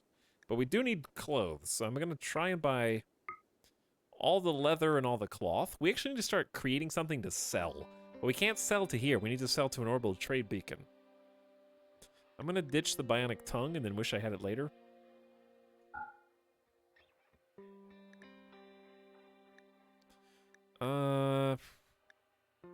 Prosthetic heart could come in handy at some point, honestly. Super soldier serum is worth so much, but I gotta keep it because that could be badass.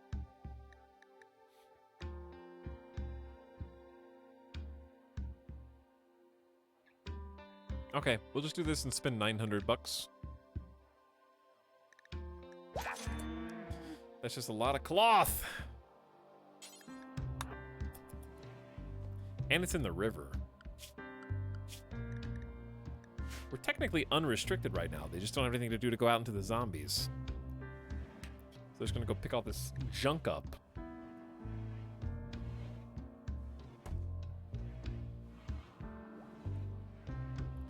Okay, Mary Skipper is still researching solar panels. It's taking ages. Pokenurse is actually mining. I don't know why we were mining that. And is now going to haul some things, which we desperately need. Shark Spark is healing. Nairo's got the flu, but it seems like it's going pretty good. We're building immunity to it. They're in a medium amount of... Excuse me? A squirrel self-tamed. Oh, dear God.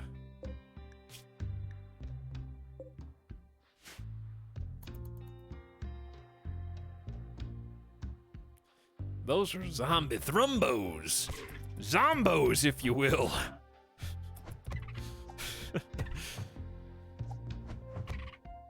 Goodbye, pet squirrel. We barely knew ye. Chat, we have low... Where's the food?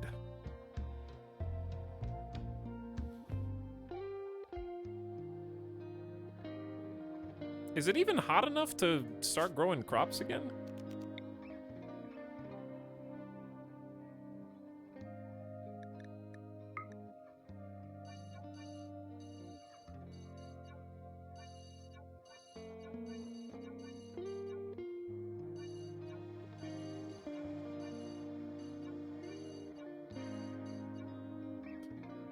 Okay,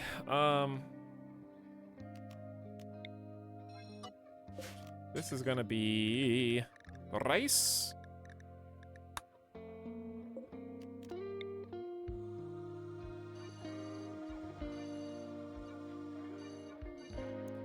This is gonna be potato.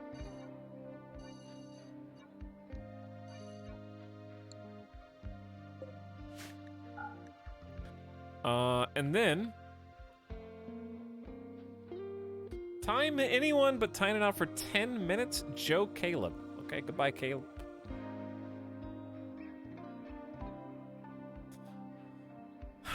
I don't know what you did, but chat thought you deserved it.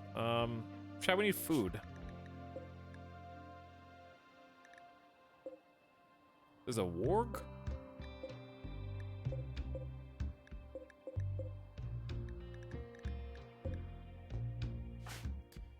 How am I... Can I just buy food from the traders? Mary Skipper's starving right now. When will all these senseless timeouts end?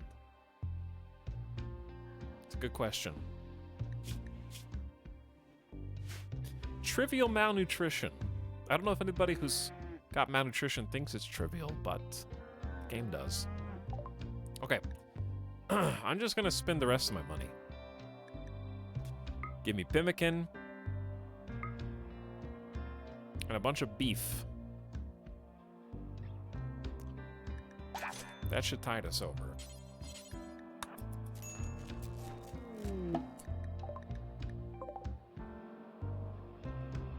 Is there a combat scenario playing out? Why did the,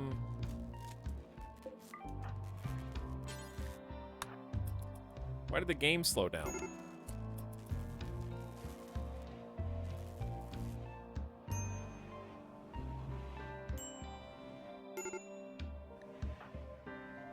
I'm not sure. I haven't figured that out yet. Okay, chat, let me take a quick BRB. I think it was just a zombie spawning, I guess. I am not going to let them stand outside for too long, but they do need to go haul this stuff. Probably going to put them on the zombie zone and then simply change where they're allowed to go so they can pick up everything. Etalyx, I found a good dilemma problem. I'm putting it in suggestions. Okay, I'll take a look at it after I get back. Let's follow Pokenurse around. We'll go 3 times speed so that it gets to morning, and then I'm gonna let you guys follow Pokenurse around for a little bit. I'm gonna go get a water and take Doggo out, give him a snack. We should have enough food now to actually do some cooking. So we're not gonna die while I'm gone. And then they got plenty of jobs to do. We could actually start. We have tons of steel. I'm gonna say let's go ahead and start on this nonsense.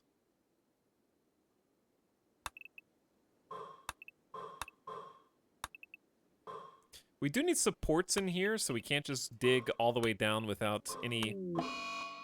Uh-oh. Without any walls, but we'll just start kind of there. And then... No, we don't need that. Not right now. We'll just start there and see what we find. We do, however, probably want to start on the other side, or at least go all the way through.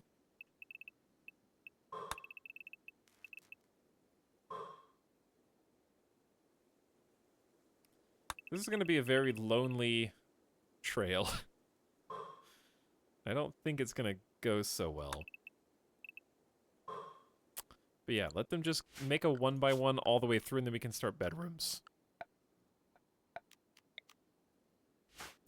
Alright, Pokenurse.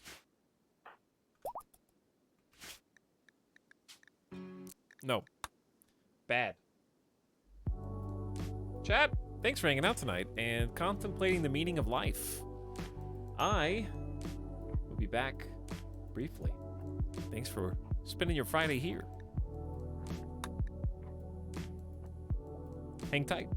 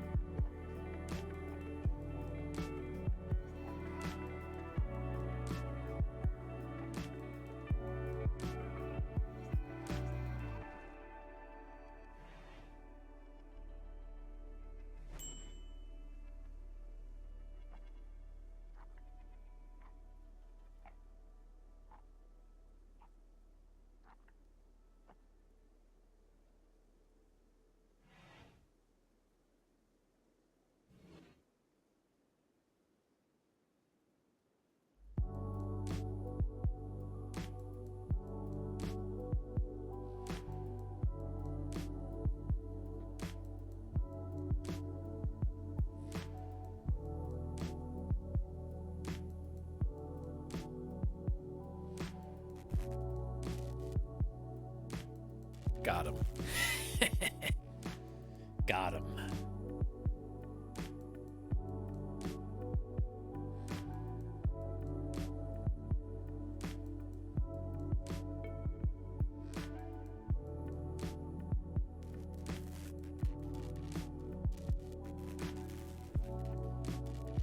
Hey, turn the lights back on in the base. Where's the electricity going?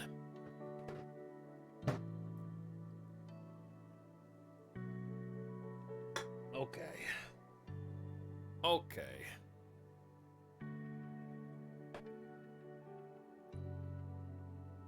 Shh.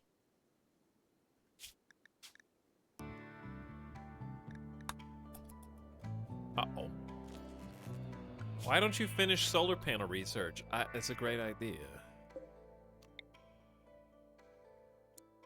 Imagine building a solar panel here and then it dies the first time we get an actual raid that comes through.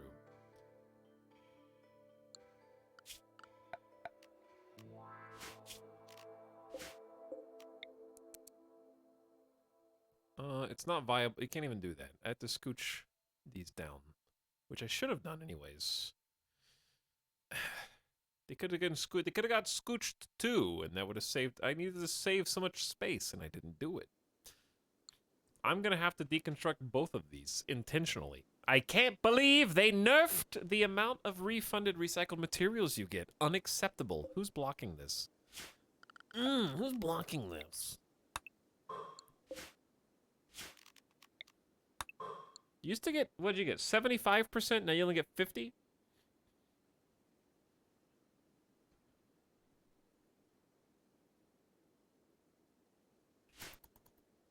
Okay, so, are these guys sleeping in the river? Yes. Are we going to haul this stuff? I will make it so.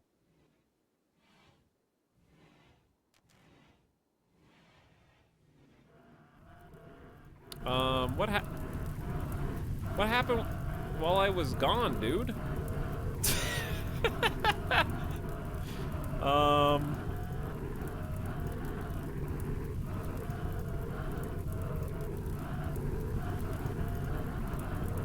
Like every single one of them's on fire. Okay, save for you. Oh, now they're all on fire. Was this from the lightning storm?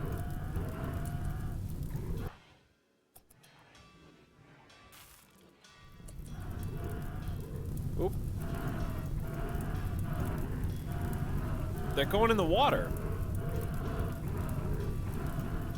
They're stop, dropping, and rolling in the water. And then they sometimes catch fire again.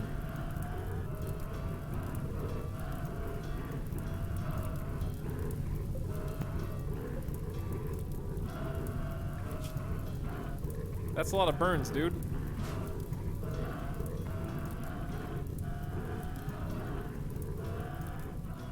Well, that's the majority in the southeast, so I'm happy with that.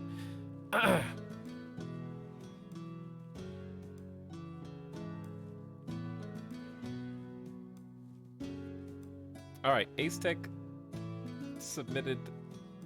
There was one gamble trolley problem in the trolley problem generator. A group of 10 miners are trapped in one of 2 mine shafts, and floodwaters are rising. You only have time to plug one of the shafts. It's impossible to tell which shaft the group of miners are in. You can plug one of the shafts, taking a 50-50 chance at either saving all 10 miners or having them all drown. Or you can choose to not plug either shaft. Both shafts will fill halfway. There's room for 9 miners at the top of the shaft, but one will surely drown. Do you block one of the shafts or do nothing?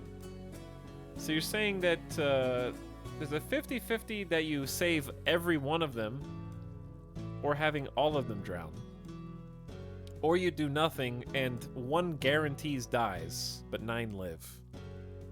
So do you take a 50-50? I would absolutely just let them fill and sacrifice the one for a 50-50.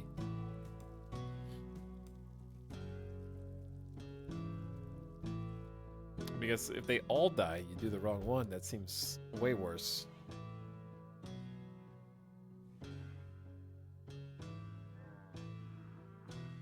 That's what I would say. Betting 10 lives on a coin flip. Yeah, basically.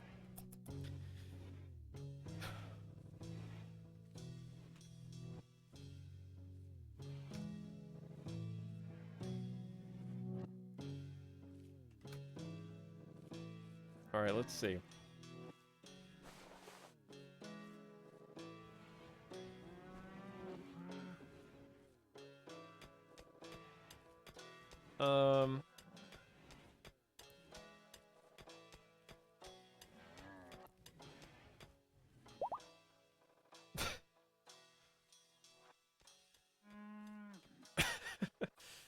Okay, I found a website. Dude, we're gonna have to do a just chatting stream because I found another website.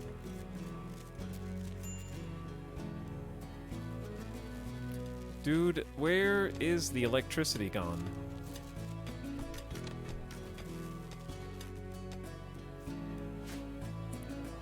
What happened here? Shortbow cuts? Leopard shot huntsman. Huntsman compared Newt to a baboon. And then they fought, and Huntsman is now bleeding out in the river, dying of malnutrition. And their loot just dropped? They just dropped something called cerium?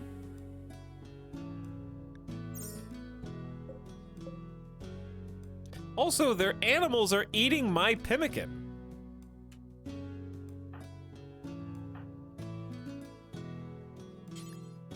Reserved by Turkey, my ass. This is my stuff. What do you mean?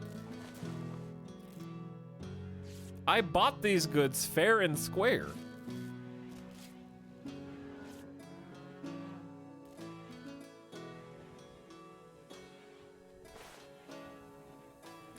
Okay, but seriously, 3 wind turbines is not cutting it right now. How many components do we have? When did we get 25 components? We had like 6. All right, I unironically have to do this, and it's very, very annoying. I have to deconstruct both wind turbines because I'm a bad player. Unfortunately.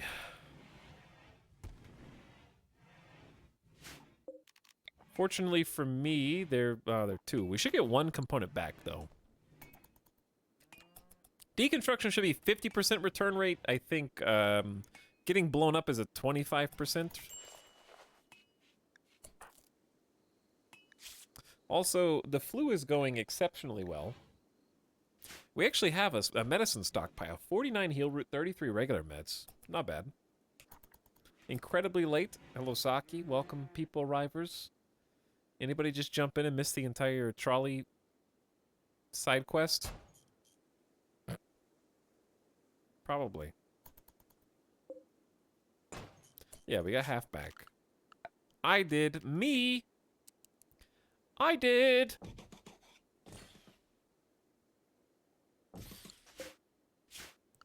Well, you missed out.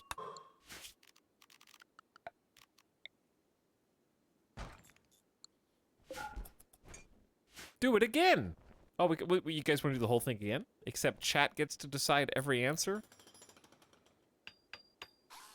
Just that's what I should have done to milk it for more content. Let chat choose all the answers first, and then I go back and choose my answers. Then I could have done it twice.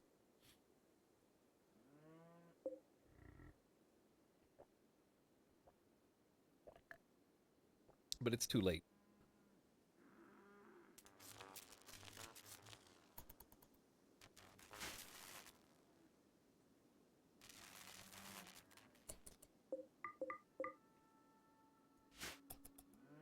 No, please no. Shut up. No one asked you.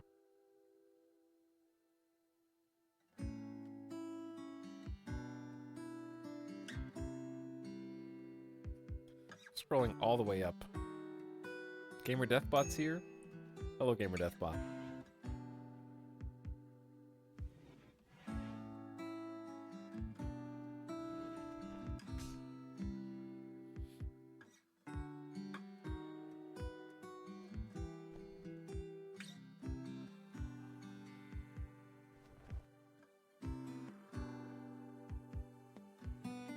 Click maps I think is off right now because people just get confused.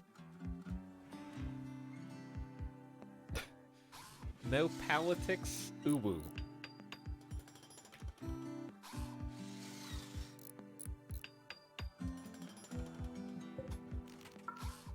How many subs for a Hot Wheels stream? Have we ever done a Hot Wheels stream? We've done a Lego Racer stream. Is that what you mean? I don't remember a Hot Wheels stream before.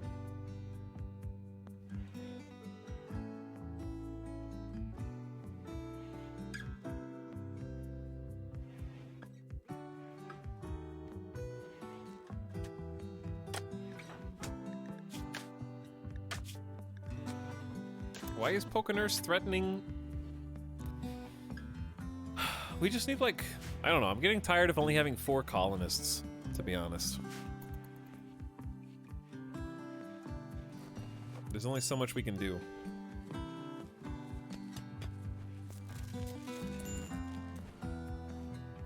There is a Hot Wheels racing game that came out last year, but there was also a Hot Wheels DLC for Forza. Wouldn't I rather play that than a dedicated Hot Wheels game?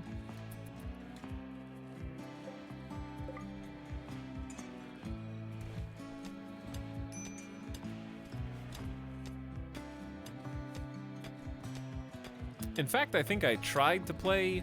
We did play Forza on the Minecraft Christmas special because it had like a Minecraft area or something stupid. I remember that. 2 points available for Mary Skipper.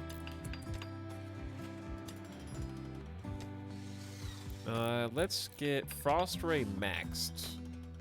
You're supposed to get 3 shots. We'll see if that ends up working as intended.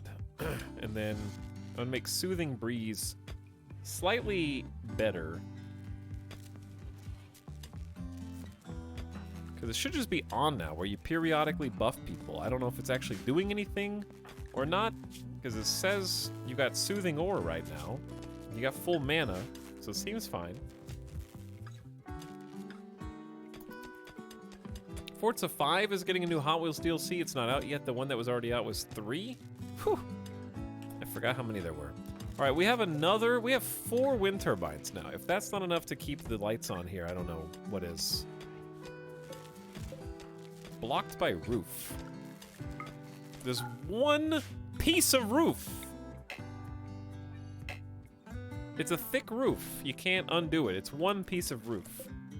It's still pumping power. It's just not as much. It's like a mountain tile. Oh well.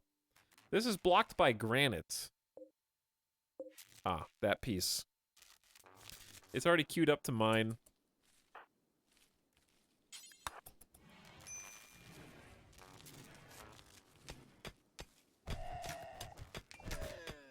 So how many, Streamer Man? What? Why are they not leaving, by the way?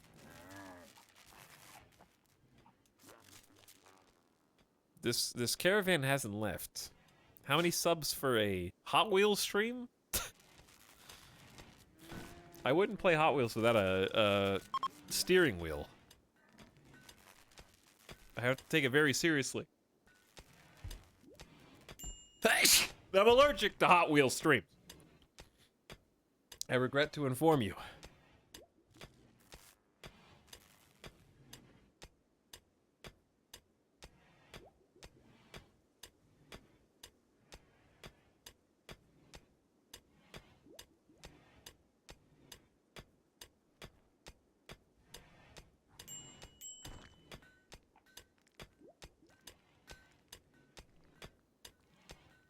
Use flight stick to drive. No, I meant actual Hot Wheels. You want me to buy Hot Wheels and then just put a camera towards a table and just like, what, go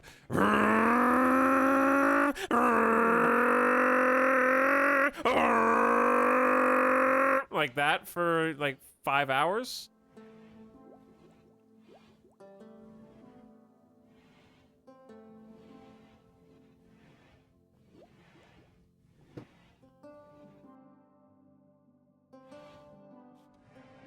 And then you do the nitrous and it's like that.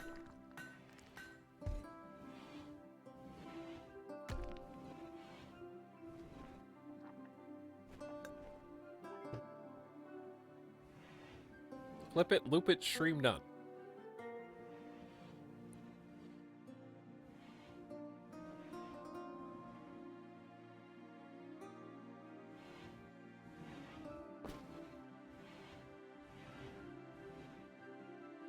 And then you get into like the custom scrap metal helicopter that you put together yourself, and it's like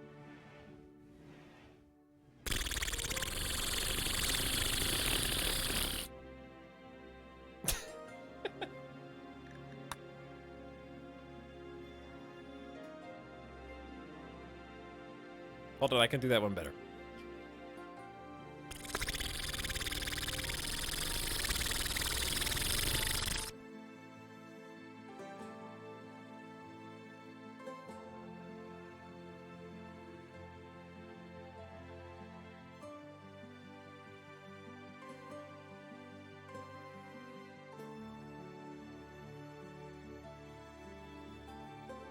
And then you get on your horse and it's like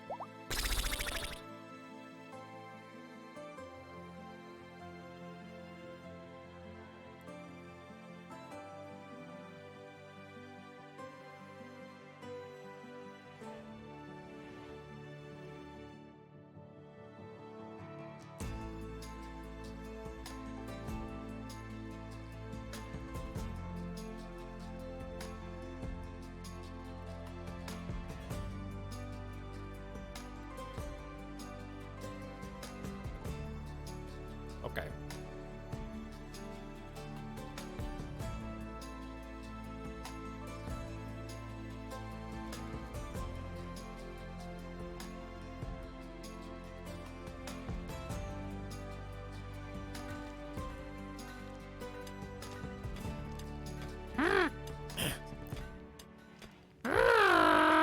March car. Driving a car that looks like March.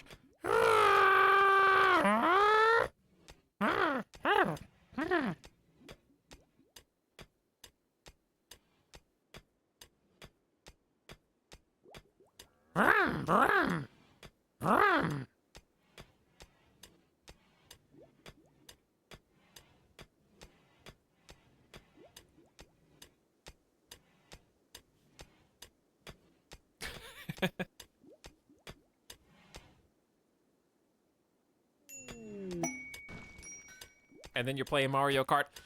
It's a blue shell, Mario!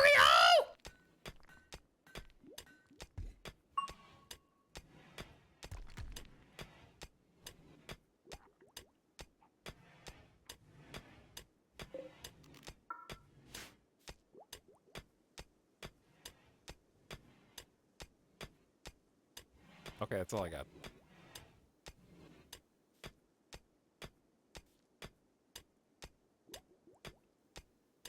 Wahoo! Wahoo!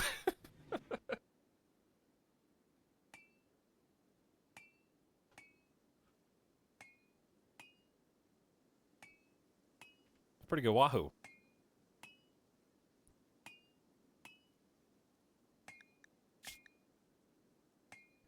Emergency approach. I have 6 hours.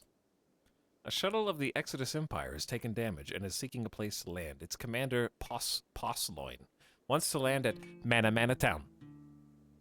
Pirates from the Dark Coyotes will attack the crash shuttle site to kill the occupants. You must defend them. Chat, this is, gonna be zombified unless they land right next to me.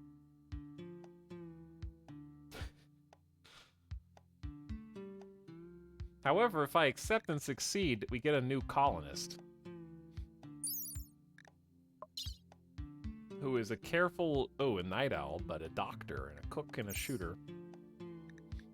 We have to try, right? If we don't take it, they're gonna be a... Now, did the explosion attract zombies?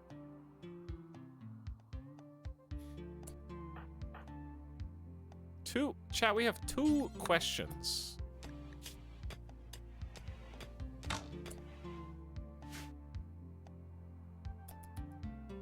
Number 1, will Nairo mental snap on the way down to help?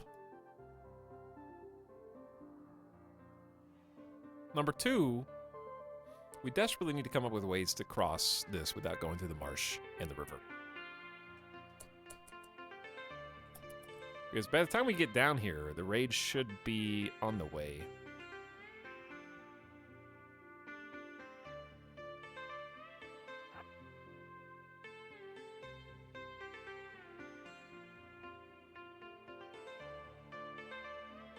All right, we're here a little early. Nairo, are there any drugs on the ground that you can take?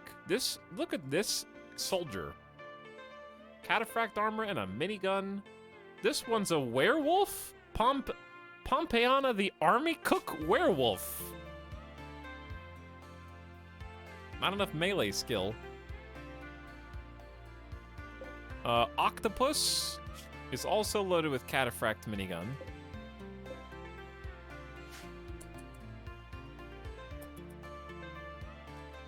Okay, they're switching, they're showing off their form. Mental break. Do I just let Nairo go?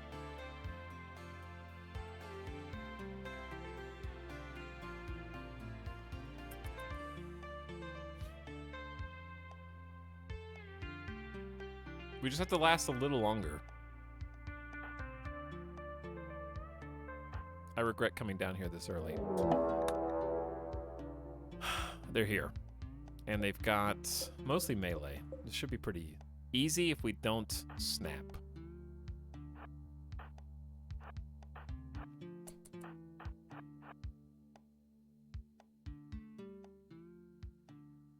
And don't friendly fire. Okay, we also have magic.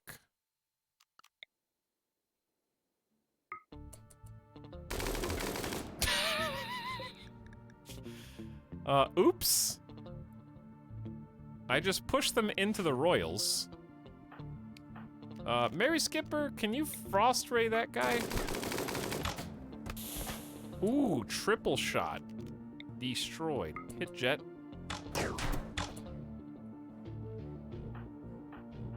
Go intercept for the royals, please. Pirates are fleeing. They just friendly fired their own royal with a minigun in the leg. We may have captives. We don't have anywhere to put captives, do we? This is now the prison cell. We don't have any food to feed them. Our rice is only 9% grown. We have actually some rice here. I don't know, something bugged. It might be a mod interaction that bugged, but these guys aren't leaving.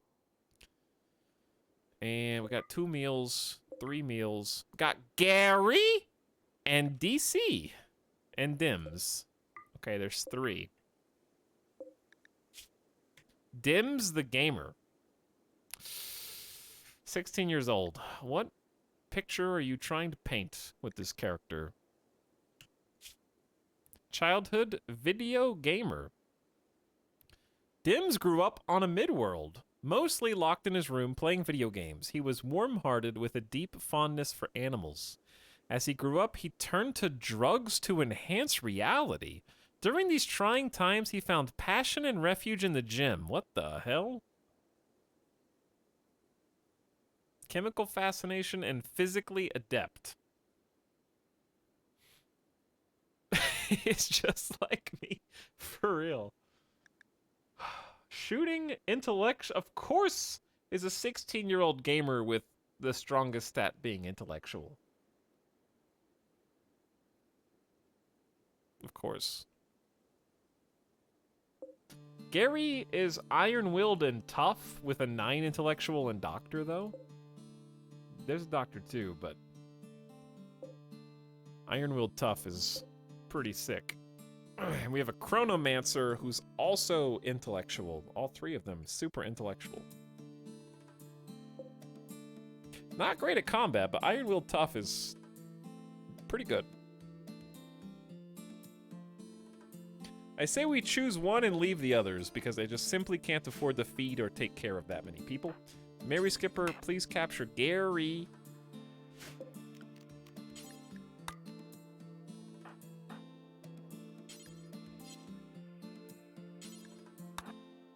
These are the best pawns I've ever seen downed. I know, I wish I could take more of them, but like...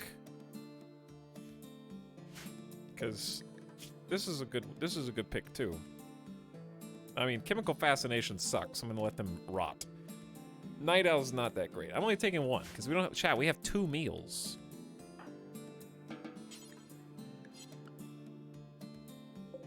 Plus whatever they dropped.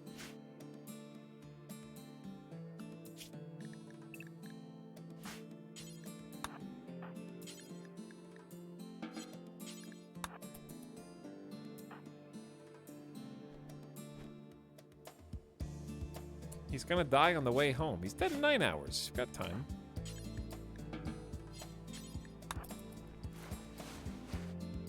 The zombies are coming! They came towards the gunshots! Everybody run!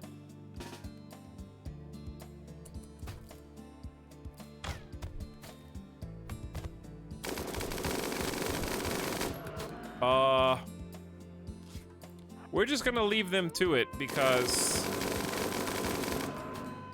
Oh shit. There's not that many of them? How did this one fall? Look what happens to you, Pateria? Why did they keep you in the Kingsguard? You're 57 years old with... Look how many scars and gunshots and bad back. He had a heart attack.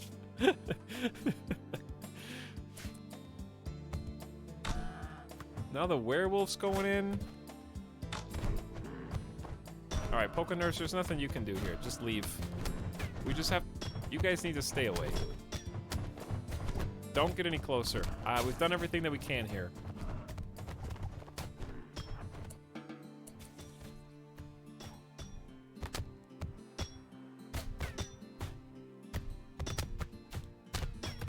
Just stay back, guys. Just stay back. When does your ship come? 2 hours? You guys are super dead.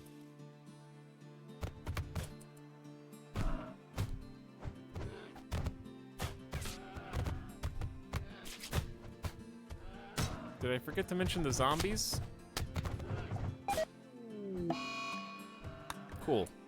Relations changed to -10 because the shuttle commander missed... Oh, -15, excuse me. Very cool, zombies. Very cool.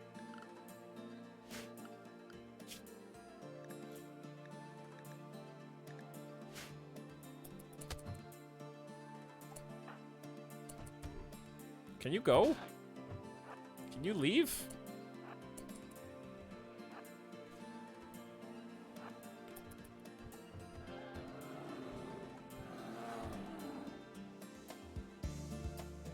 Well, that didn't go well.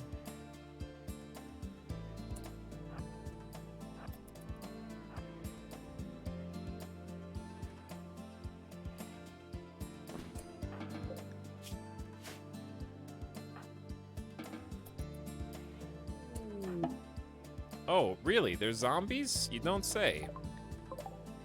Is that a zombie Yorkshire Terrier in the same group as a zombie Slicodal and a berry maker dryad? What an eclectic group.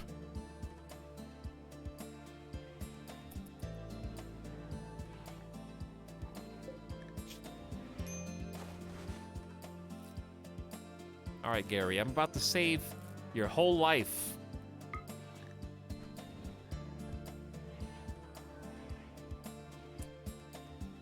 Where'd you guys put the meals that we just brought in? Is Gary hungry? Not really.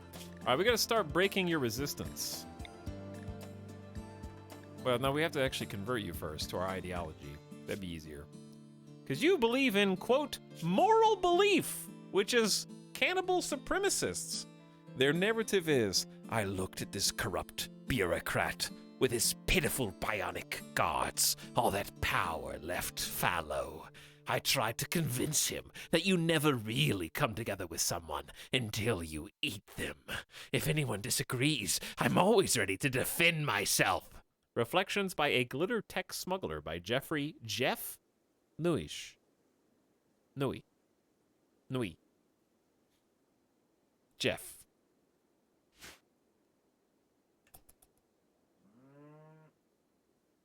We could actually turn this into a jail cell temporarily. Or this. It's kind of small in here, but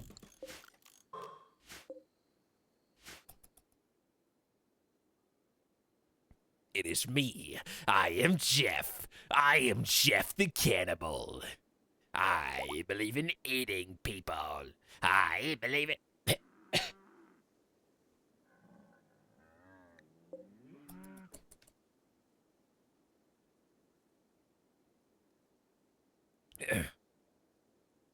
excuse me. Perfect cell.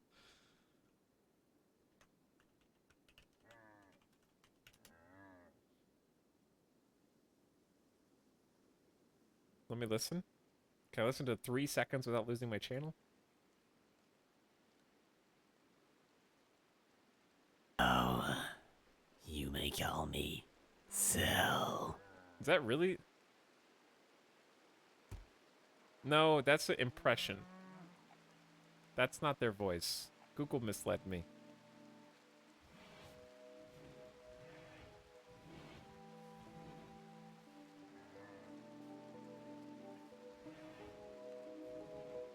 Alright. Which one? There's Travis Willingham and Damian Clark. See the powers of Vegeta, Goku, Frieza, and so many others have Goku, Frieza, and It's really hard to do. already been incorporated into my being. it'll already be incorporated into my being. That's hard. It's very high and also very throat at the same time.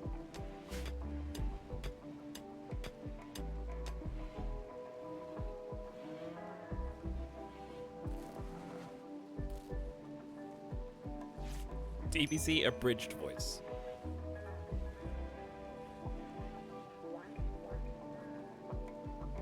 But even these powers pale in comparison to the strength of the android. I can't.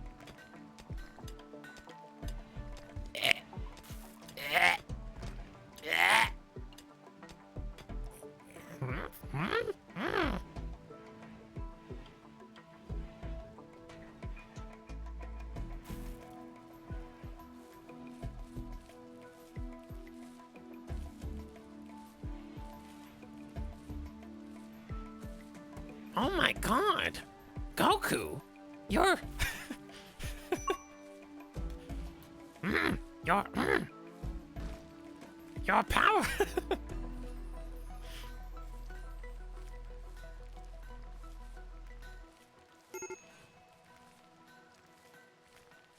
Why is your hair yellow? Oh my god. Goku. Okay, I'm losing it.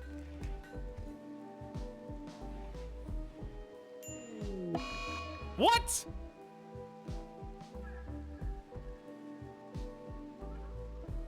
Oh my god! Shark Spark!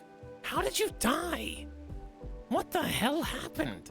Did the streamer forget to restrict You're allowed area and you went outside? I didn't even see anything happening.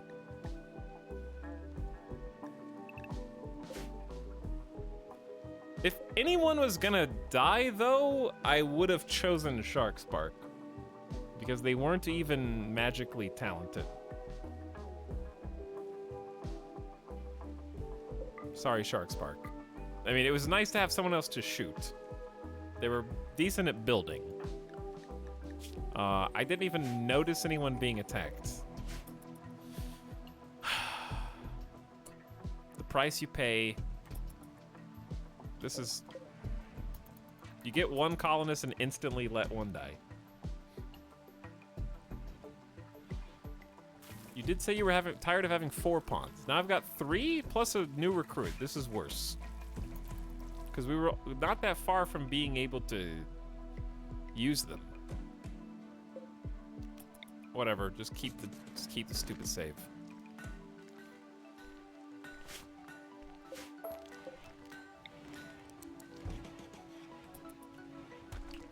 Tragic.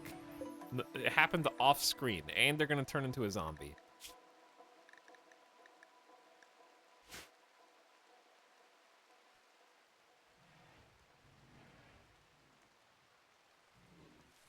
Marge memeing was worth it. Sorry, shark.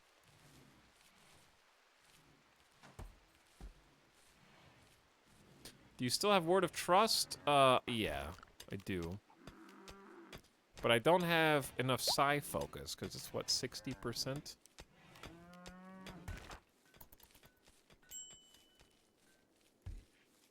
One less mouth to feed, but man, that's so stupid. I just forgot to restrict them, and they just walked outside.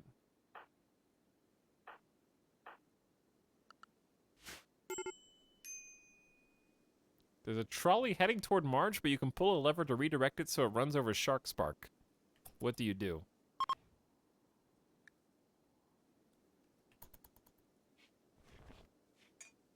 Why not both?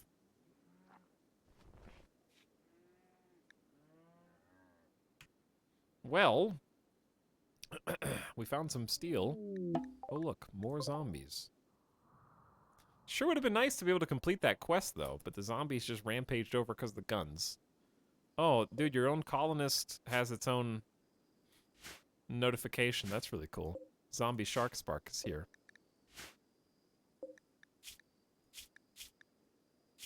We can see them at all times. Cool feature.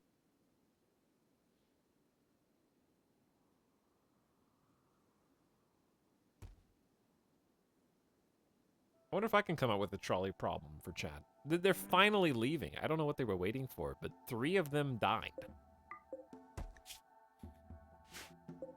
Like, if I wanted to, I could save this one. His name is Cockroach. But I have to feed them so much food that I don't have. We did just get a small rice hull, which is going to keep us afloat for a little bit, but I got more food incoming I just need. I need a couple of key locations. Like, I need to start digging more. Working on it. We're working on it. It's getting there. We are going to need some, probably granite wall supports, but I need to start digging more of this out first. This is going to be a fridge. Sooner or later.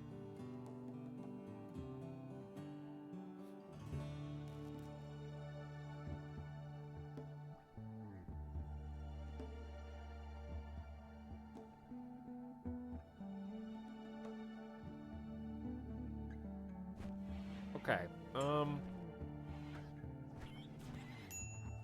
wait, who's... Oh, it's just a rat. It's just a rat.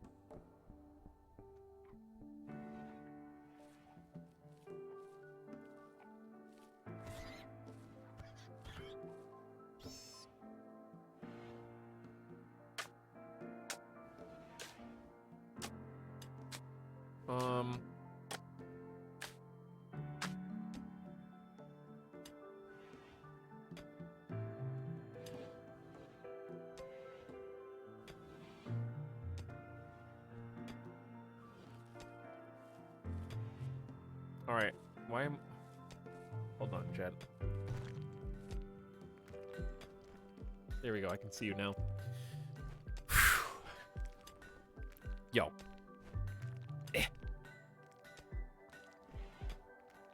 So, ethical dilemma for chat. You finally can see the credits of RimWorld if you don't pull the lever, but if you do pull the lever, you get 2,000 hours with which to play other games in your Steam library. Which do you choose?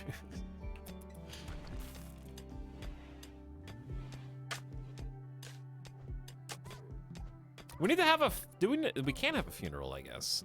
We have a zombie colonist. I guess we can't have a funeral. I don't... Dangerous monument. Construction must be completed within 16 days. Foward. The pirate. Trigger happy with double fireball 11 shooting skill. Will join the colony if you simply build this monument. It's only a 7x6 in size. Protect it for 27 days. If any piece is destroyed, a weather control machine will spawn nearby, forcing hailstorms in the area with 3 manhunting hares wandering nearby. So just don't let it destroy.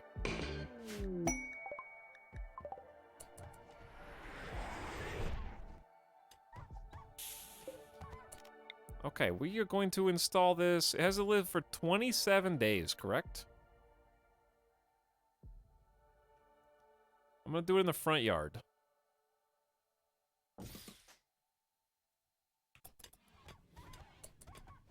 We can build this. We can definitely build this. And then we get another colonist. And then things start looking up because we don't have one zombie colonist down, and we can actually recruit Gary and not feel bad. But then the colonist has to dodge the zombie horde, but they're all clustered up except for the ones over here, so it should be fine. Wasp tried to get away, but collapsed due to malnutrition and is dying, but the zombies haven't noticed yet, apparently.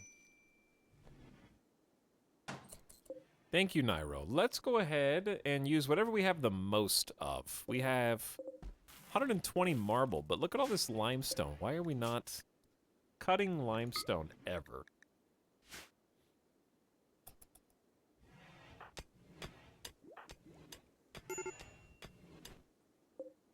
We are. It's just taking a while. What makes the monument dangerous? What makes the monument dangerous is that if any piece of it's destroyed, we have to protect it for 27 days. If not, hailstorms will fall over the colony indefinitely until we go take out the site. Caravanning is very dangerous. So it's mostly caravanning. Pokenurse is hiding in room due to poor mood because my friend Sharkspark died. Such a wonderful person. Gone forever. The universe gets darker every day. So it does. So it does. We can actually just do this. I should have done this a long time ago. We could just do a ritual spot here for now. And then once Pokenurse comes back, we can actually give them, give someone a roll. Solar panel research is done, and we're going to hold off on research for a bit until Mary Skipper has time to help with other tasks, because now that we're reduced to 3 people, we need a little bit more help around getting stuff done. Expectedly. So I would really like to make this out of limestone if possible.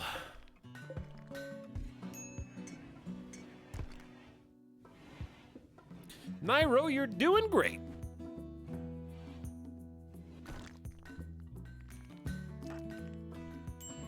Okay, so now that we actually have the pieces, place blueprints, make it all limestone.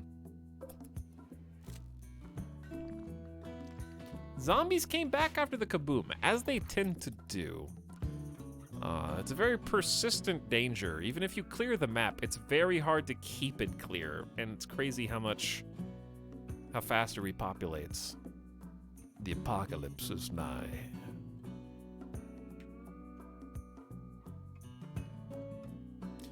Need meditation. I want the Void Seer roll. That's what I'm trying to do. We'll probably make... Is Void Seer the moral guide? Okay, Pokenurse is back.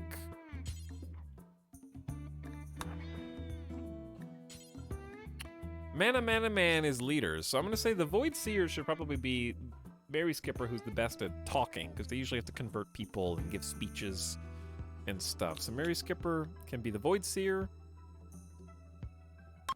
We're gonna give a little ceremony. Gather round. Finally ascribe a role. It's a nice room too. Gary! Hi, Gary! Look what we're doing! We're having so much fun, Gary! Do you want to join our cult? I mean, our ideology? Our religion? We can teach you magic. We can teach you spells. Look what you have to look forward to, Gary. Successful role change. Okay, so they should be happier now because we have the role. And we'll move Mary Skipper over to the front. The mod, of course, will be... Ooh, we could just word of trust Gary. When they're awake. Okay, when they're awake. But we can preach health to people now. We can counsel people to help them deal with traumas and bad moods. We can reassure them to strengthen their beliefs or convert them, which also requires them to be awake. Doorway missing a tile? Oh my god. It's fine.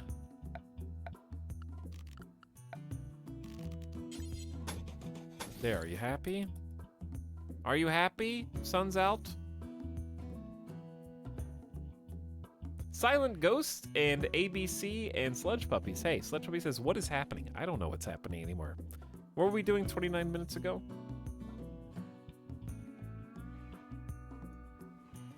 Sludge Puppy's happy 1 year. AB123C says, hey for 5 months. Hey yourself and Silent Ghost, happy 10 months. Thanks for sharing. Appreciate you guys supporting the stream.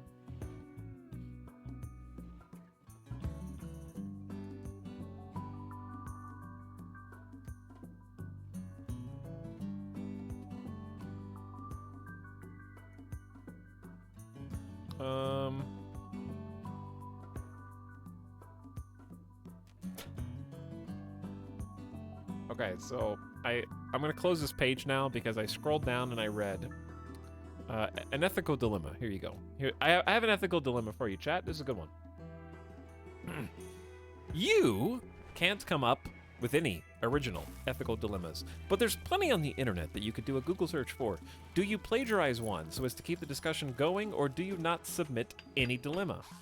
I have chosen not to submit any dilemmas, but I also stole that one, so where am I?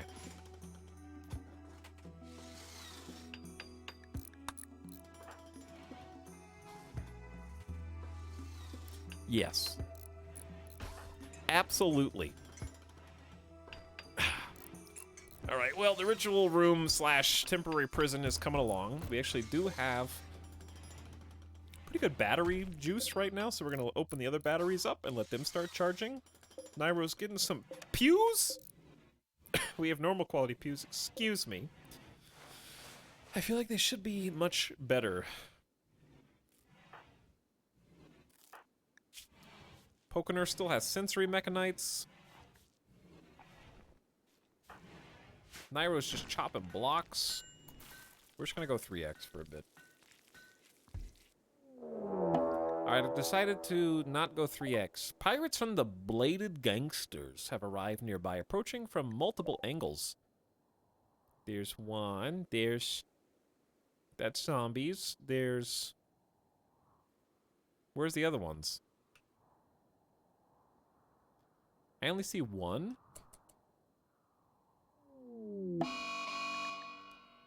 Kelsey is a werewolf. Oh. 2 days until the next full moon, though. They're also a super soldier.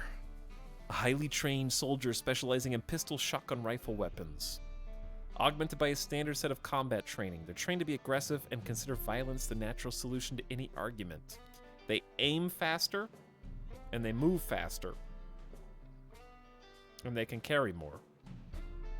And they have a actually really high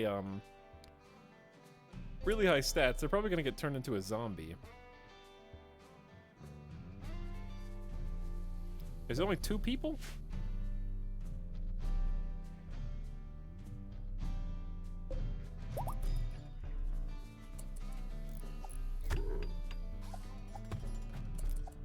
The zombie taketh and the zombie giveth. Food for the horde. Yeah. Do we have a mod list? Yeah, it's exclamation mods. Exclamation mods. Oh, look. Zombies. Kelsey was going to wait to attack until everyone was ready, but then was like, actually, nah. I'm just gonna become a werewolf. Kelsey is a werewolf super soldier. And look at what I am so glad I don't have to deal with this. Because they're just tanking like 9 zombies. Their leg and right arm just got bitten off. Then they lost both legs and both arms. And now they're just a torso with a head. Not a good way to go as a werewolf. Dropped a good amount of meds though. I don't know if anyone else in the raid still lives.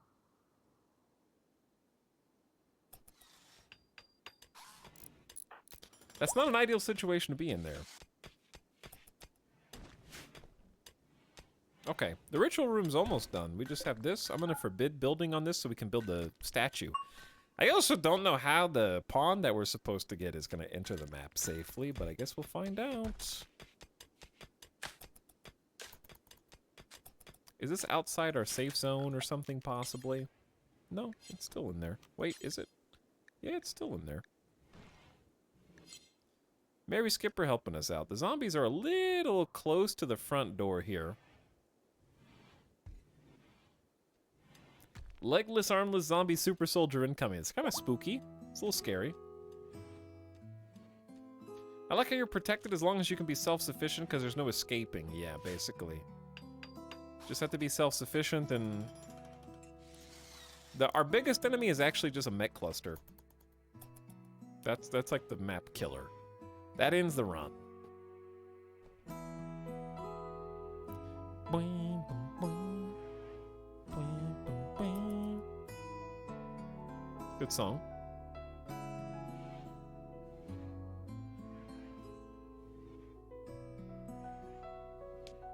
So chat, I don't know why I'm thinking about Hades right now, because we were talking about it earlier. Has anybody in chat beaten Hades to the point where you have completed every heat level with every weapon? I think that would require you to beat the game like 20 or 21 times with each weapon.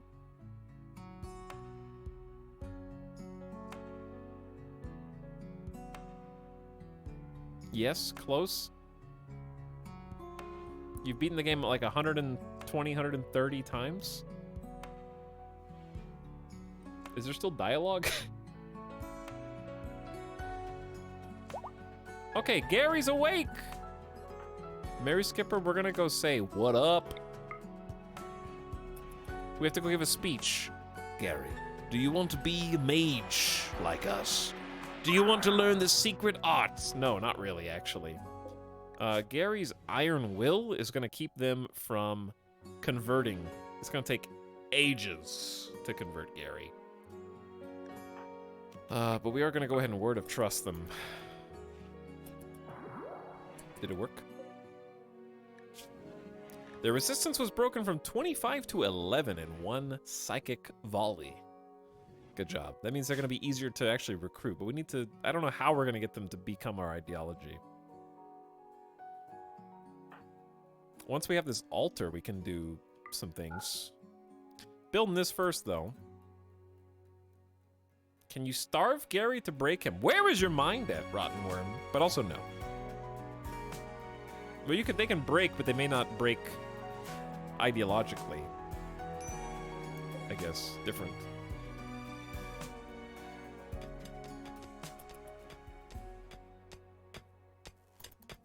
Pokenurse, you go. You use that 14 mining skill in the dark.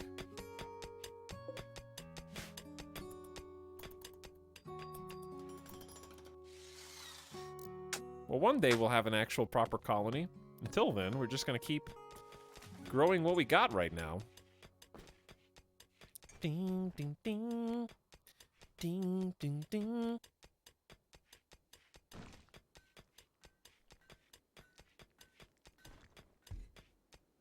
Okay, there we go.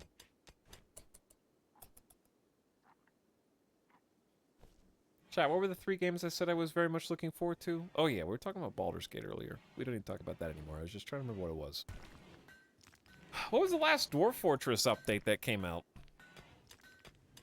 For Steam. What was the last Dwarf Fortress blog?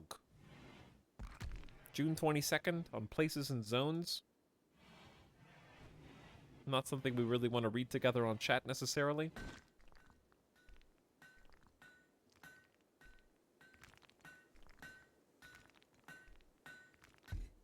Low mood can cause an ideological crisis, but also other issues. Yeah, that's the problem. You can't really bank on it, so it's not something that you can really intentionally do, per se.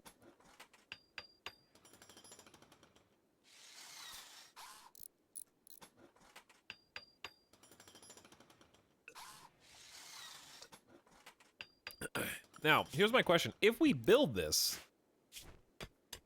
Yeah, you receive rewards when you finish construction. So someone's joining the colony once this is built. Getting it built is the hard part presently. Nairo's going very far to get limestone. We're eventually going to need 2 of these. So I could just build one now. It's also easier if we set these bills to just drop on floor instead of taking to best stockpile and let somebody else haul these.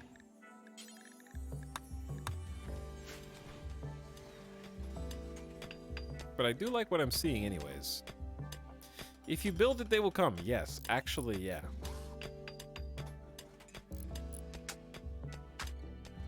So chat, besides Kenshi, RimWorld, and Microsoft Flight Sim, what is the #1 thing you want to either come back or to see on stream right now? What's the top choice?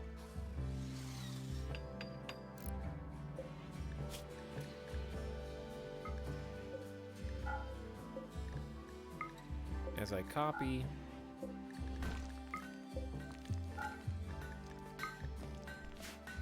Sifu.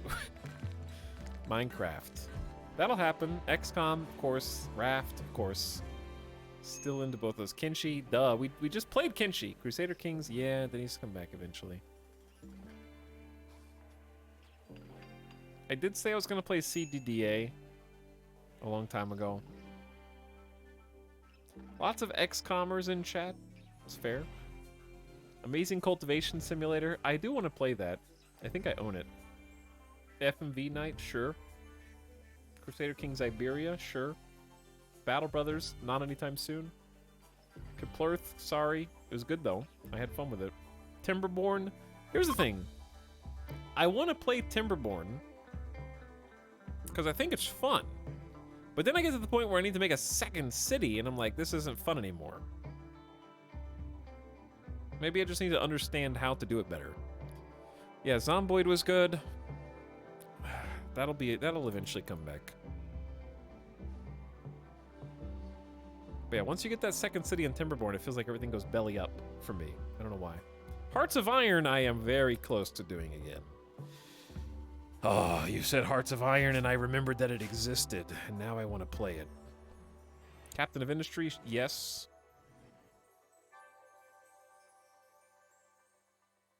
You ever heard of RimWorld? Familiar with it vaguely. Total Warhammer 3, when it goes in August, maybe, if my computer can run it. Songs of Six we did for a little while, it was good.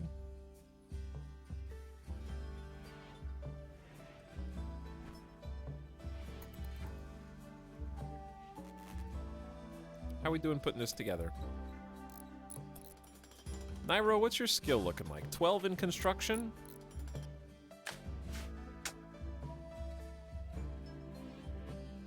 When it works. When I say when it works, I mean when I have a badass computer. Because I do need to get a new computer, and I'd love for a new sweet graphics card to come out this year that doesn't get bought up by crypto miners so I can actually get a computer. You've learned that a relic of the atoning occult is nearby. The Cell Crux is an ancient object, venerated. I'm not gonna get that anytime soon, so forget about it. Ooh, components. So digging like this to make our interior base is both good for finding more resources, because we're very limited by the land that we're on right now, and I'm trying to avoid building out of wood whenever possible, because we don't have easy access to trees, as you can see. So everything out of steel and finding more components is critical. Even though we've already got 21 components, just keep that flowing. Mary Skipper, would you like to just craft in your free time? Because you're pretty good at it.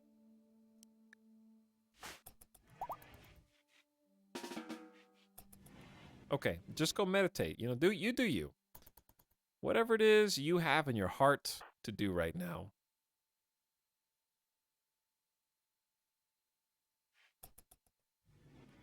They have literally all 30 series cards in stocks. Yeah, but there's new ones coming out this year. So I don't want to buy the old one for like an exorbitant price when I could spend an exorbitant amount of money on the latest and greatest.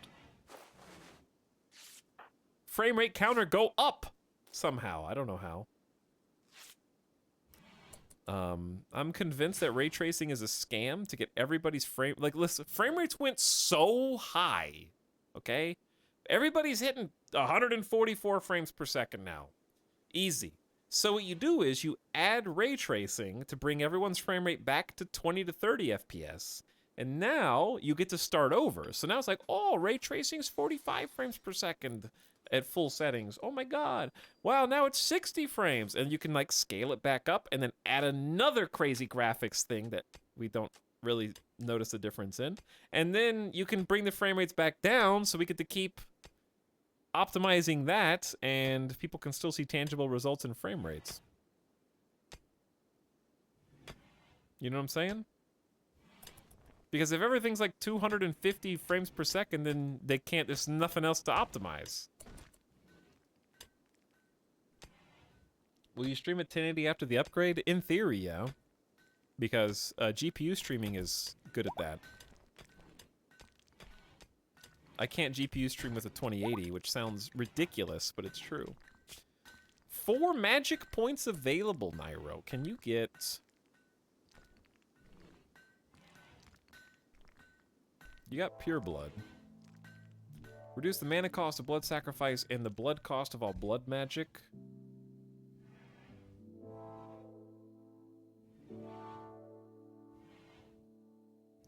And I want blood rush, decrease blood magic cost to use blood shield. Yeah. Just, I like blood shield a lot. I want to make it cheaper and easier. Aren't good monitors also required for frame rate? Yeah. But I feel like it's pretty standard practice to have monitors that can do at least 144 FPS.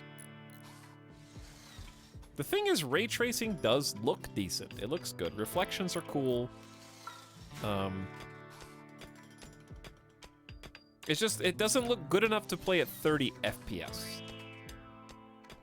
Like Crysis used to be. Crysis used to be like, this is so incredible I am willing to tank my frame rate in order to enjoy the beauty of this game. Like Microsoft Flight Sim. Microsoft Flight Sim is genuinely a gorgeous game, and it was okay to play at 25, 30 FPS because it looked so good and I was having so much fun. But ray tracing isn't that for me by itself. It's not that glorious that I'm willing to make that sacrifice.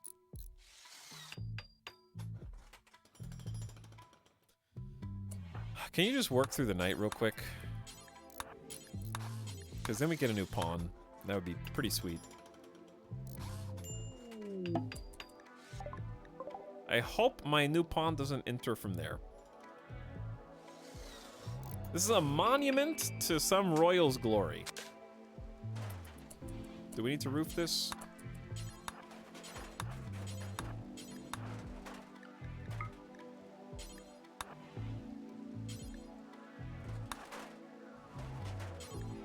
Outside of a loud area emergency. Interesting.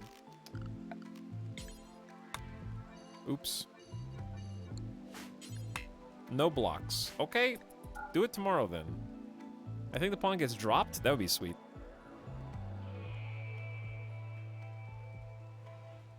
The other thing about graphics, though, is there's not a lot of games that really push extreme graphical fidelity. You know what I mean? There's games with amazing art styles, like Elden Ring, but realism has taken sort of a back seat. What is the most realistic looking video game? They're all artistic, like Death Stranding isn't super realistic. God of War is definitely not. Final Fantasy is definitely not. Microsoft Flight Sim's probably the most realistic looking game right now, I would say. But besides like Forza or like any game with vehicles instead of people. And those are the games that probably benefit from things like ray tracing the most, because like reflections in car exteriors and stuff benefit. But we're not really trying to make like, whoa, This face is the most realistic face I have ever seen. This face is the most realistic face I have ever seen. Okay, you know what that voice is? That's,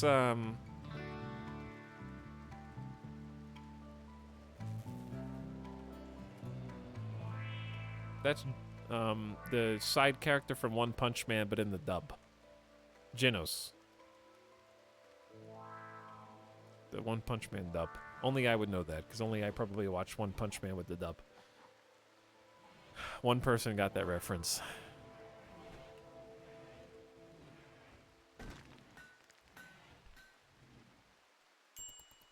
Can you guys just finish this and give me my new colonist?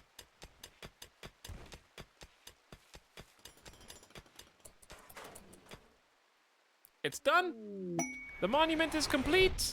A space pirate named Fard has arrived and is joining the colony. What did it, hang on, it says something about their relationship status? Open up.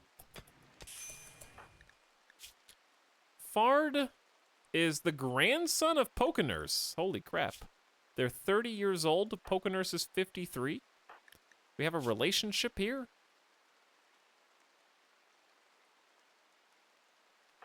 Fard. Fard. Good shooter, melee, cook, and is going to take care of hauling and cleaning, I guess. Bet you wish we had that sweet great bow that we don't have anymore. Let's make another one. Firefighter, yes. Patient, yes. Bed rest sometimes. No magic. Magic bad. Wrong ideology. No one handles animals here. They gotta learn how to cook. That's gonna be the number 1. Hunting 2. And then cleaning and then hauling and then never research. Alright, well. They just ran into the zombies! Dude! Go!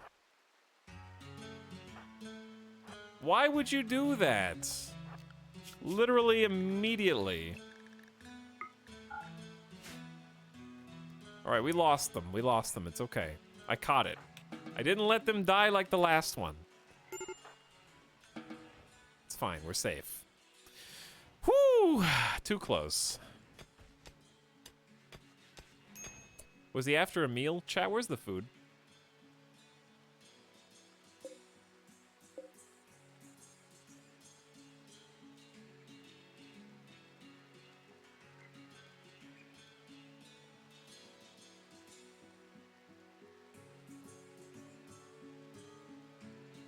What food?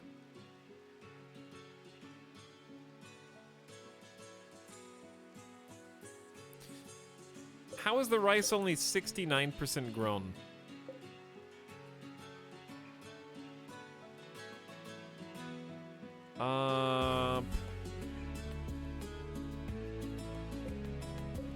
This rice is like 86% grown. Its growth rate is only 69%. Why? What's wrong with the soil up there?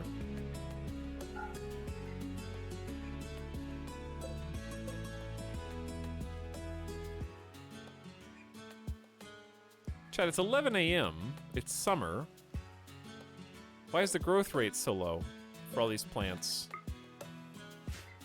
This is soil, regular soil with 100% fertilization. And it's midday. What am I missing? Also, I shouldn't have grown more heel root. I should have grown rice. But yeah, we're out of food. So, I need to figure out how the heck... I know what to do.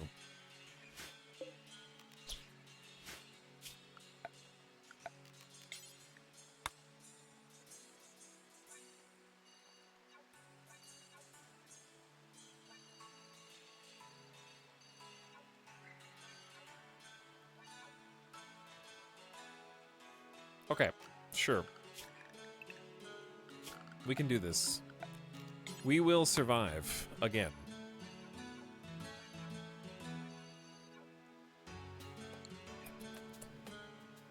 You need a great bow. Any great bow at this point will do, even the poor one.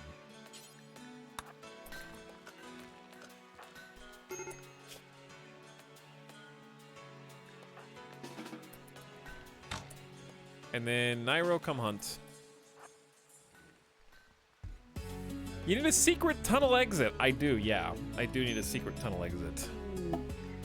A new area has been revealed. Ooh, that's bad. No, the swamp!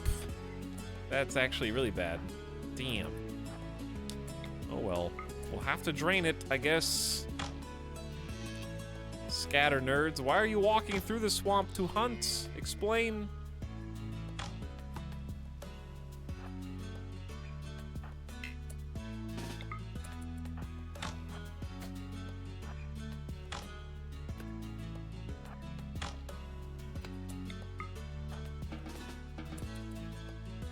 Come on, Nairo. You got this. You gotta bring home food.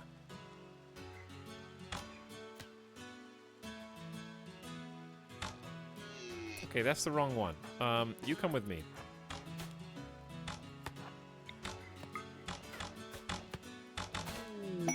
A buck has self-tamed? He's like, listen here, fellas. I see what's going on here. You just walked in, you rolled in, you started shooting up all the does. I am willing to submit myself as your human pet, provided that you do not kill and eat me. I see what's going down.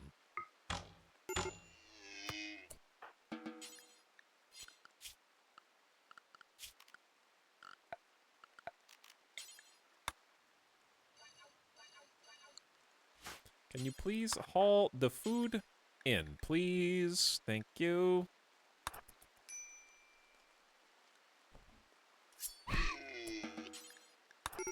All right, food incoming. Another area revealed. Oh, it's so swampy in the mountain. Why? This is ruining all of my plans. We're gonna have to build bridges. It's in the rec room. It's in the bedrooms. Mountain swamps. I hate this map. No food.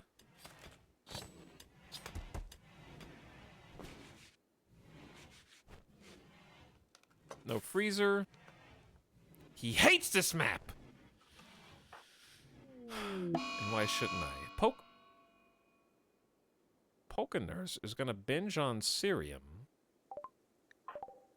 What drug was that again? This is some lore. Cerium is distilled from Pomona through a process boiling the mashed fruit, which separates the cerium from the Pomona. Cerium induces a much more intense effect than raw Pomona when consumed. The chemical effects qualify the liquid as a drug and can cause mild chemical dependency. However, its more addictive lure is when some begin to feel less capable without the drug and consume Cerium to maintain confidence. The claims that Pomona Cerium grant insight and clarity is disregarded by most. However, research into its chemistry reveals these effects are indeed real, at least for mages. Oh, it's magic. The benefits of Cerium are considered the primary reason to cultivate Pomona Cerium. When properly refined, the effects have been found to expand mages' access to mana, accelerating ebb and flow, and decreasing the effort required exerting arcane power.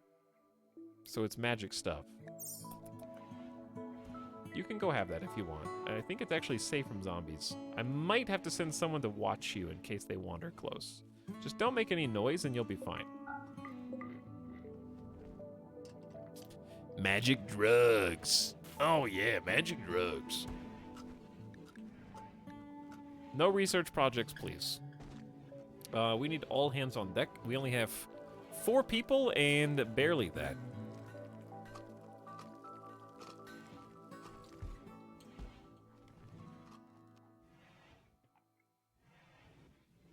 The mega base is scuffed. The mega base is pretty scuffed.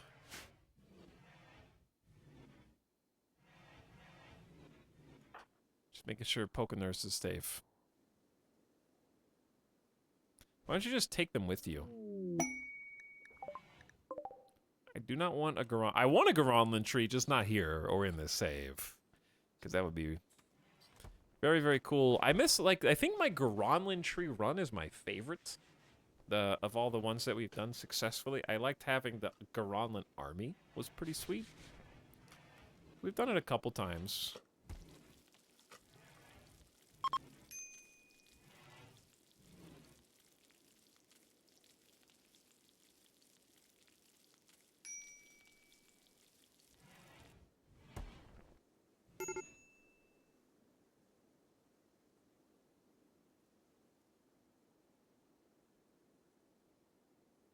Okay. They're back. They're fine. We got 4 colonists. I need to name them after somebody. Chat, that's you.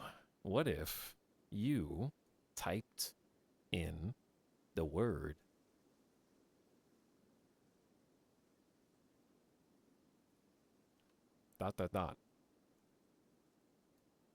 in chat, and I picked someone who typed ...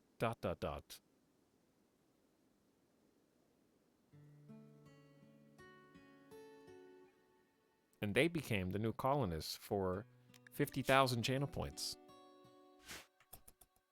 And if they don't have 50,000 channel points, then they can beg in chat. They beg for more.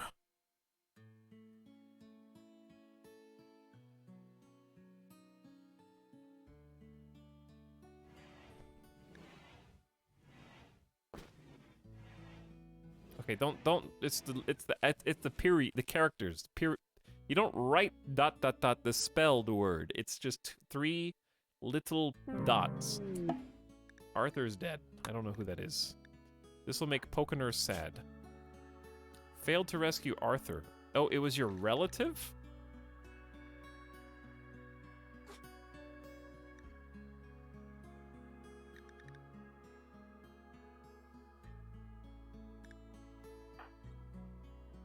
Wait, Pokenurse is your grandson. Fard is not Pokenurse's grandson. And there's 2 people. There's Arthur Fard and Rin Fard.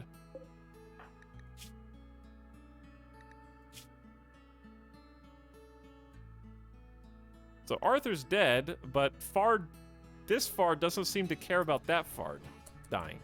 I'm confused. But okay.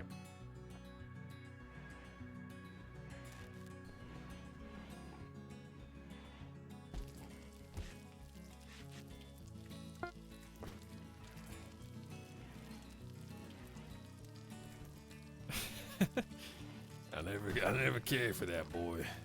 I never cared for that boy.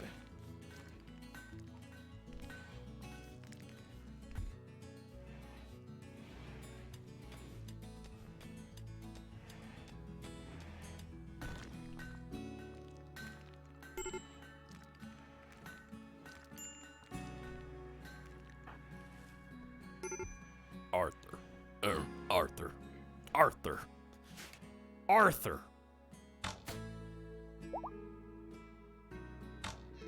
Okay, but what if Dutch sounded like... Excuse me. Arthur? I have a job for you, Arthur. This is the last one, and I'm gonna get... And then we're gonna get out of here. I swear to God, this is the last job.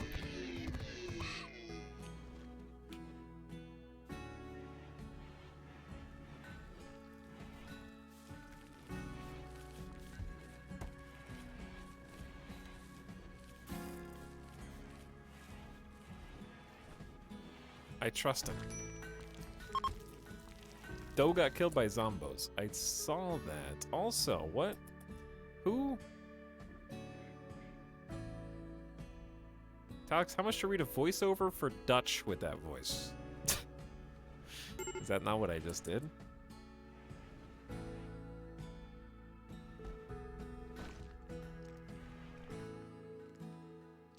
Pen needed? Oh, for you. No, we're gonna kill you. Sorry, I forgot that you joined the colony, but we're hungry. We only have 12 meals. Somehow we keep eating all the food. But nobody is an animal handler. Fard, you just joined and you're already... Okay, I'm gonna find out who this is first. The winner is Prismist, which does also start with a P, but is not the same.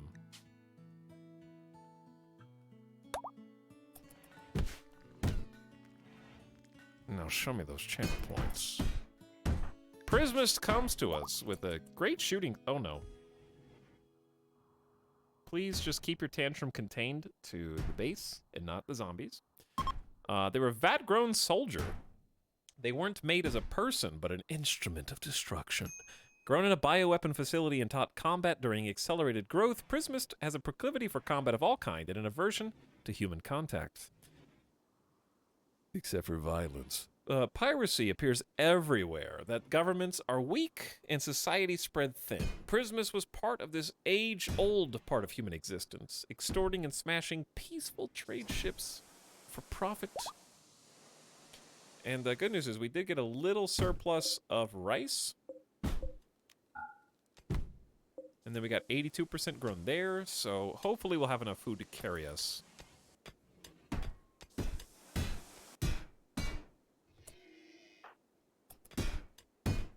Please leave the power lines out of this.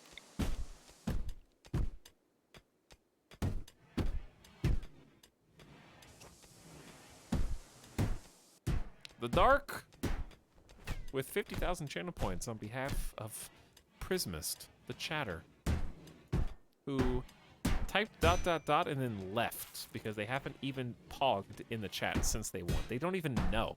They just assumed that they would lose. They entered and then left.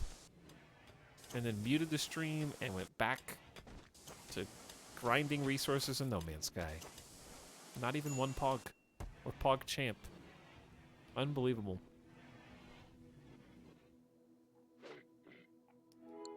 By the way, Prismist, thank you for taking care of this for me. Led them back in. They trusted you.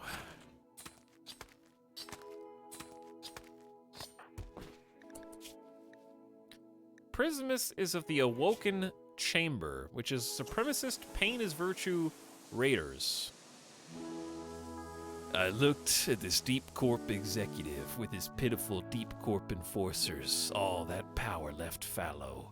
I tried to convince him that you never really know yourself until you screamed in the pits of hell. If anybody disagrees, I'm always ready to defend myself. Suffering by Freddie Cook.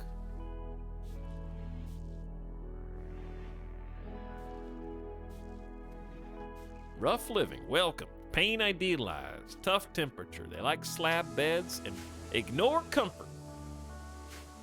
Living on the land.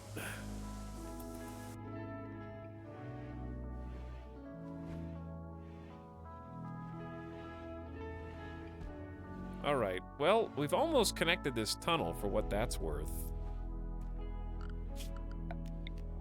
It looks like this when the plans, we can actually change the plan opacity to like 20%. That makes it a little easier to see.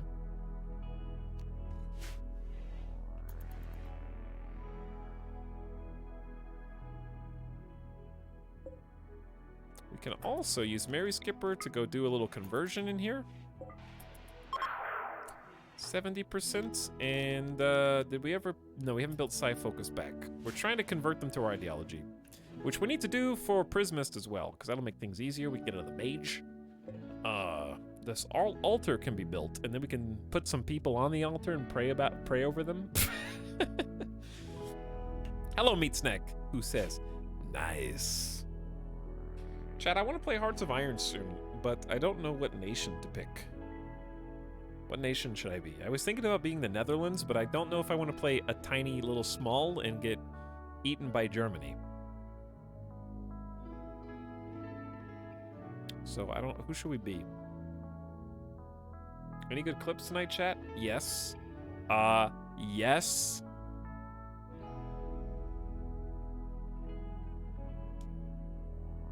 You weren't here.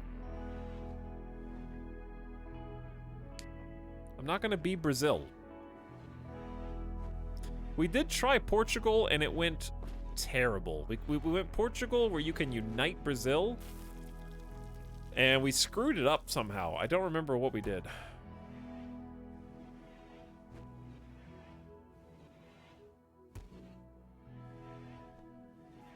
Netherlands is hard. Well, then we could just make it it can be a very quick game. Anarchist Spain, we already did. We did a full campaign of that. It was really good, though. That's my favorite campaign.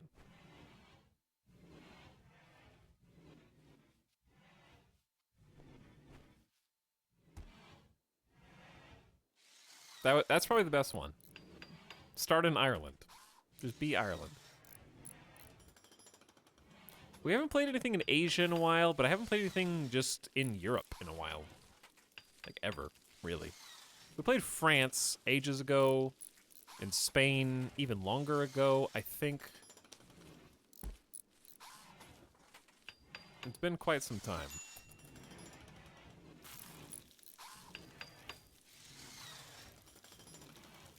How about Germany? No, I can't play Germany because then chat's gonna be like, why aren't you playing with mods? But also, Germany's just not fun to me because it's arguably the easiest to win with.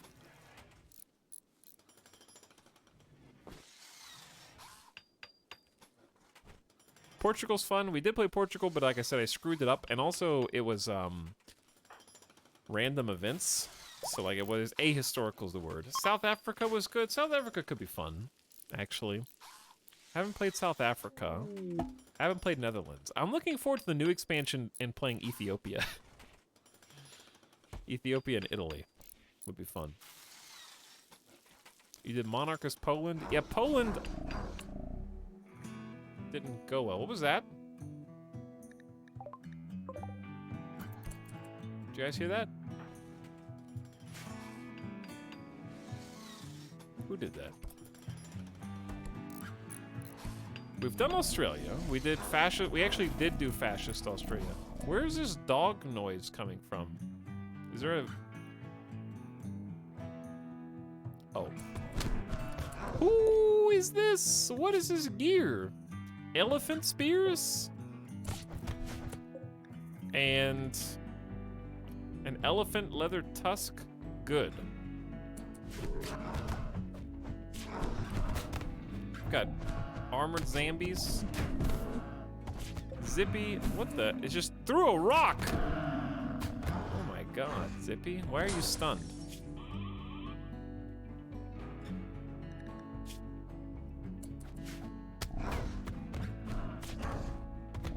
We got AI magic, chat.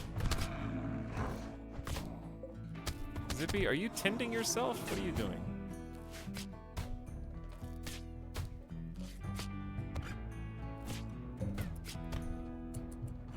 Using elephant bow. Wait, what? I don't know why I could click. That was weird. Some zombies entered the map. Oh god, Zippy, you're getting flanked. The zombies spawned in more. Very sad. Big roars.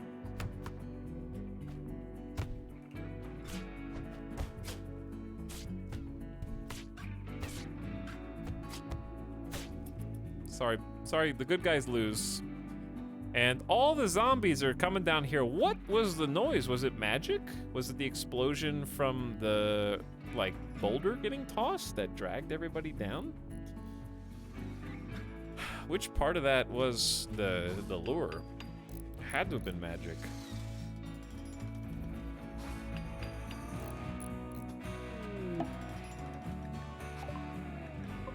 More zombies! Oh my god, they're to the east. Okay, the fun's over here.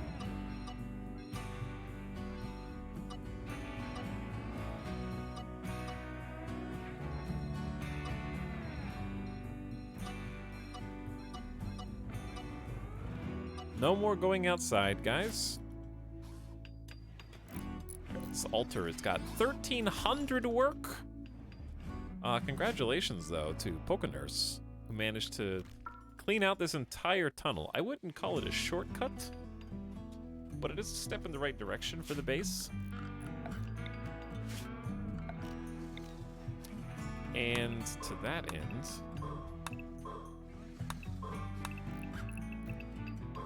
We are going to start mining it out and building it up.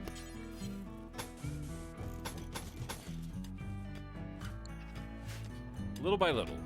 Oh, wait. Now they're done. Okay. More like a long cut for now. Yeah, but it's an important step. Has to happen for the future of the base. Gary, I want to get you your very own room so that you're more comfortable and more likely to join us.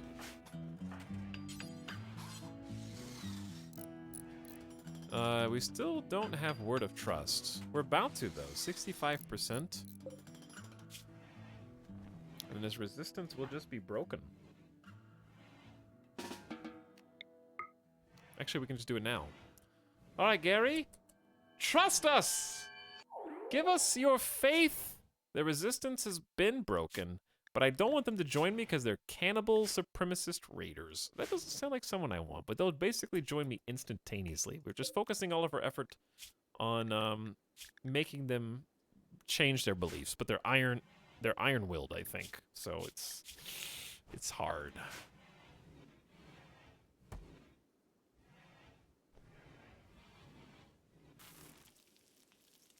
Okay, we still have some food.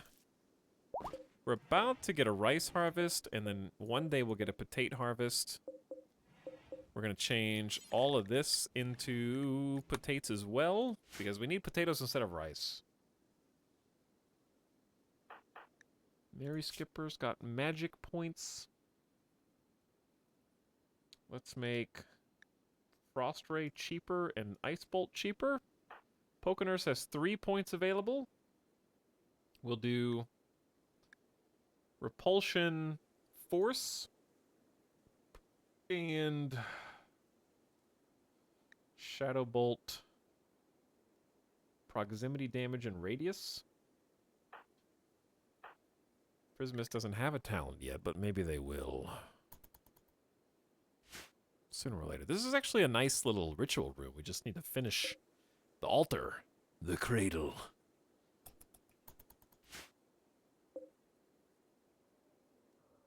There are some trees fairly close by that we... A mechanoid combat cluster is landing nearby. The cluster will be initially dormant, so take some time to decide how to attack it. It may remain dormant until disturbed, or it may have a timer or proximity... Oh, it's landing on top of the zombies, because... That's a psychic suppressor that initiates in 4.6 days. We don't have any women in our colony, so it's only affecting females. So, we don't have to actually do anything yet. Who? Not Gary either.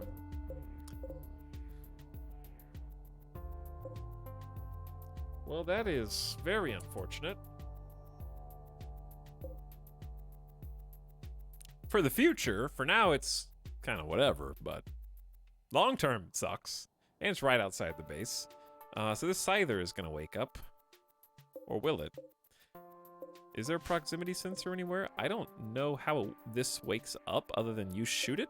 There's a mech node. There's a high shield. And then the zombies are on Team Mech, so they actually like each other, which is unfortunate for us.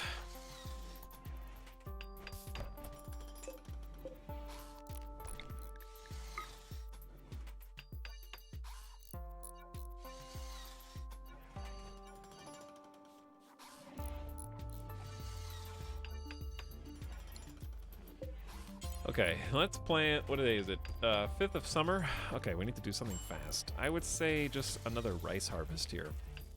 We need cotton, but it's not going to grow fast enough. We need hydroponics is what we need, but we haven't been able to build anything because we're slowly mining out bedrooms.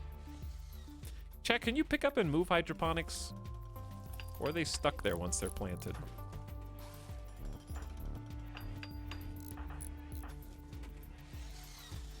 Because I think they're stuck there, and I don't want to build them until we have an actual room for them, and that's not going to happen today.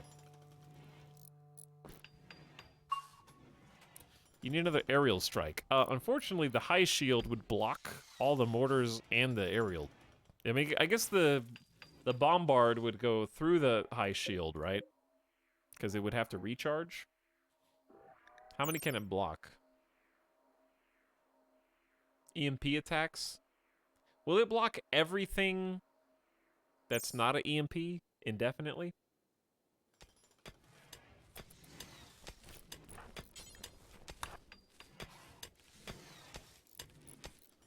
I feel like it probably will. We'll try and dig through this. That way we don't get trapped in here if somebody comes and builds these walls. Thank you, Prismas, for cleaning everything. Certainty just lowered for some reason.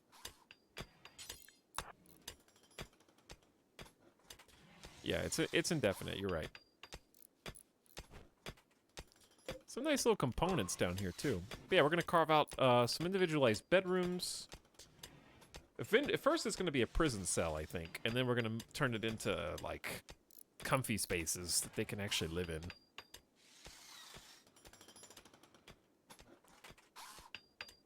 But yeah, we're just dealing with what we got. The barracks is fine. Like, they're not complaining about it. Moods are good. It's just we need to not have accidentally let one of our precious colonists die to zombies earlier. It still stings a little bit. It isn't fun. But if Nairo doesn't screw this up, we have a cradle, the altar.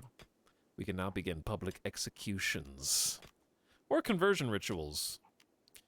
The convocation is also a celebration that we can use as a mood boost. We can also roll change here. So the room's basically done.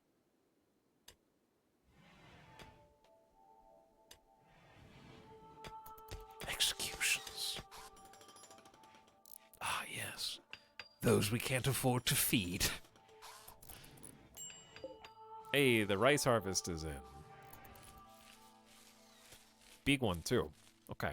That's lovely, and hopefully we'll hold this over long enough for the potatoes and/or the other rice / indoor potatoes. We need to make this whole thing probably indoor potatoes. A lot of meat just rotted away in storage because we don't have a freezer, so I like that. Very nice. Only 7 hours late. What did I miss? Trolleys running over people. That's true. Also big explosions. And also the majority of the stream. Major chunk of it. If not all.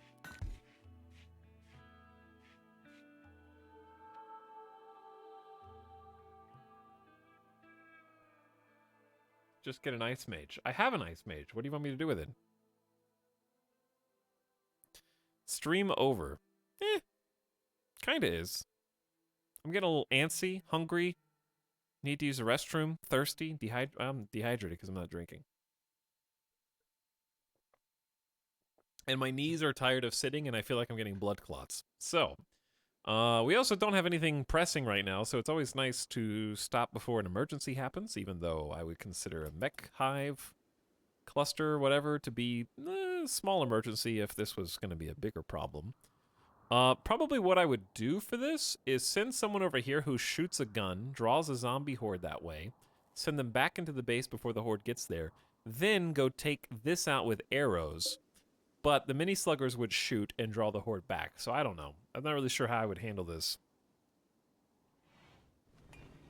It's a tricky situation. Psychic suppressors are pretty colony killing, but it just happens to not affect anyone in our little colony, but it would if any ladies join the colony in the future, because it basically makes them unable to do anything. It's psychic suppressor lowers consciousness, manipulation, anything that's important as a statistical value in RimWorld. But I mean, other than the one off-screen death today, things went pretty well. I guess. Kill the shield. Well, as soon as you shoot it with an arrow, it'll wake everything up in the area, and then they'll start shooting you. You can't just kill it and airstrike it. I will pull the airstrike out of my ass. can't research mortars because they have a high shield that blocks all incoming mortar fire in a giant circle. So it's not an easy way to deal with it, chat, even if you guys are joking. Is Kenshi this weekend? Kenshi was yesterday, Stanko. So no. I'm actually going to be taking the next 2 days off. And I'll be back on Monday. And we should stream 4 or 5 days next week.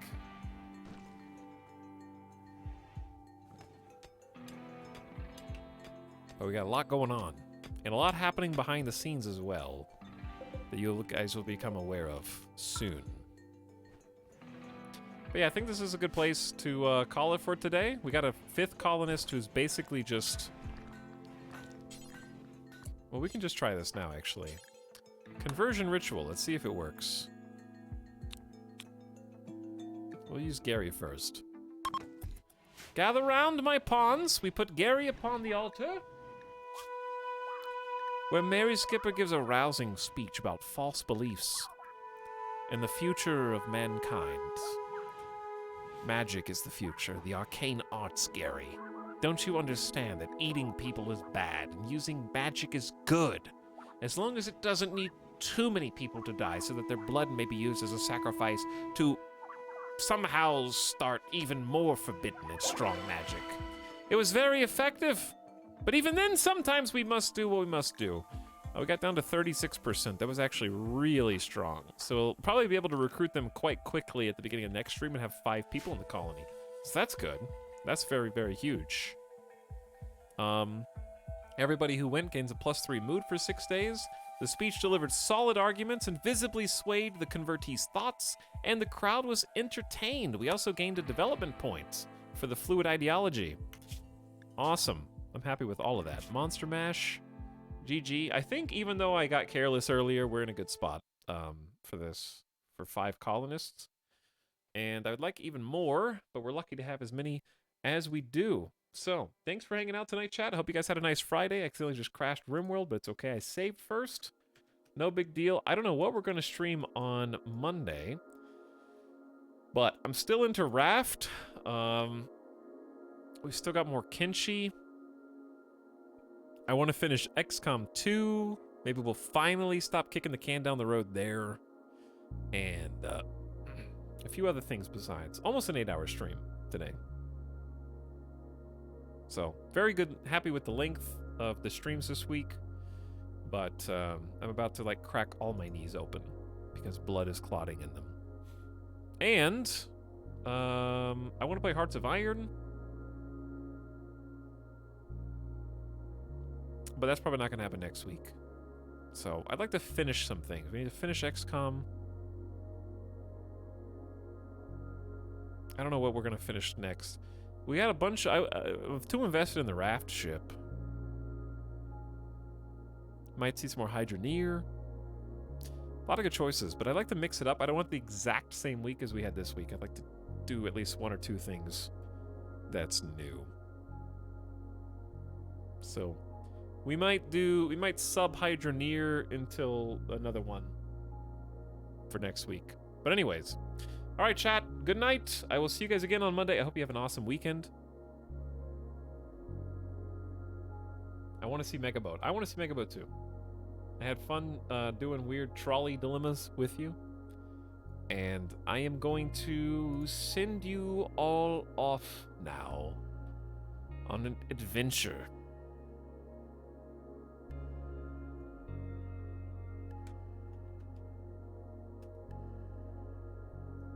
Let's go say what's up to Mr. Sark. Those of you who are still left hanging out, Sark is streaming tonight. I don't know how long he's streaming for. He's already been streaming for 8 hours. But we don't get to raid too often, so let's go say hi. He's playing some games, I think. He's doing the Steam library A to Z. So he's still on the letter A of his entire Steam library.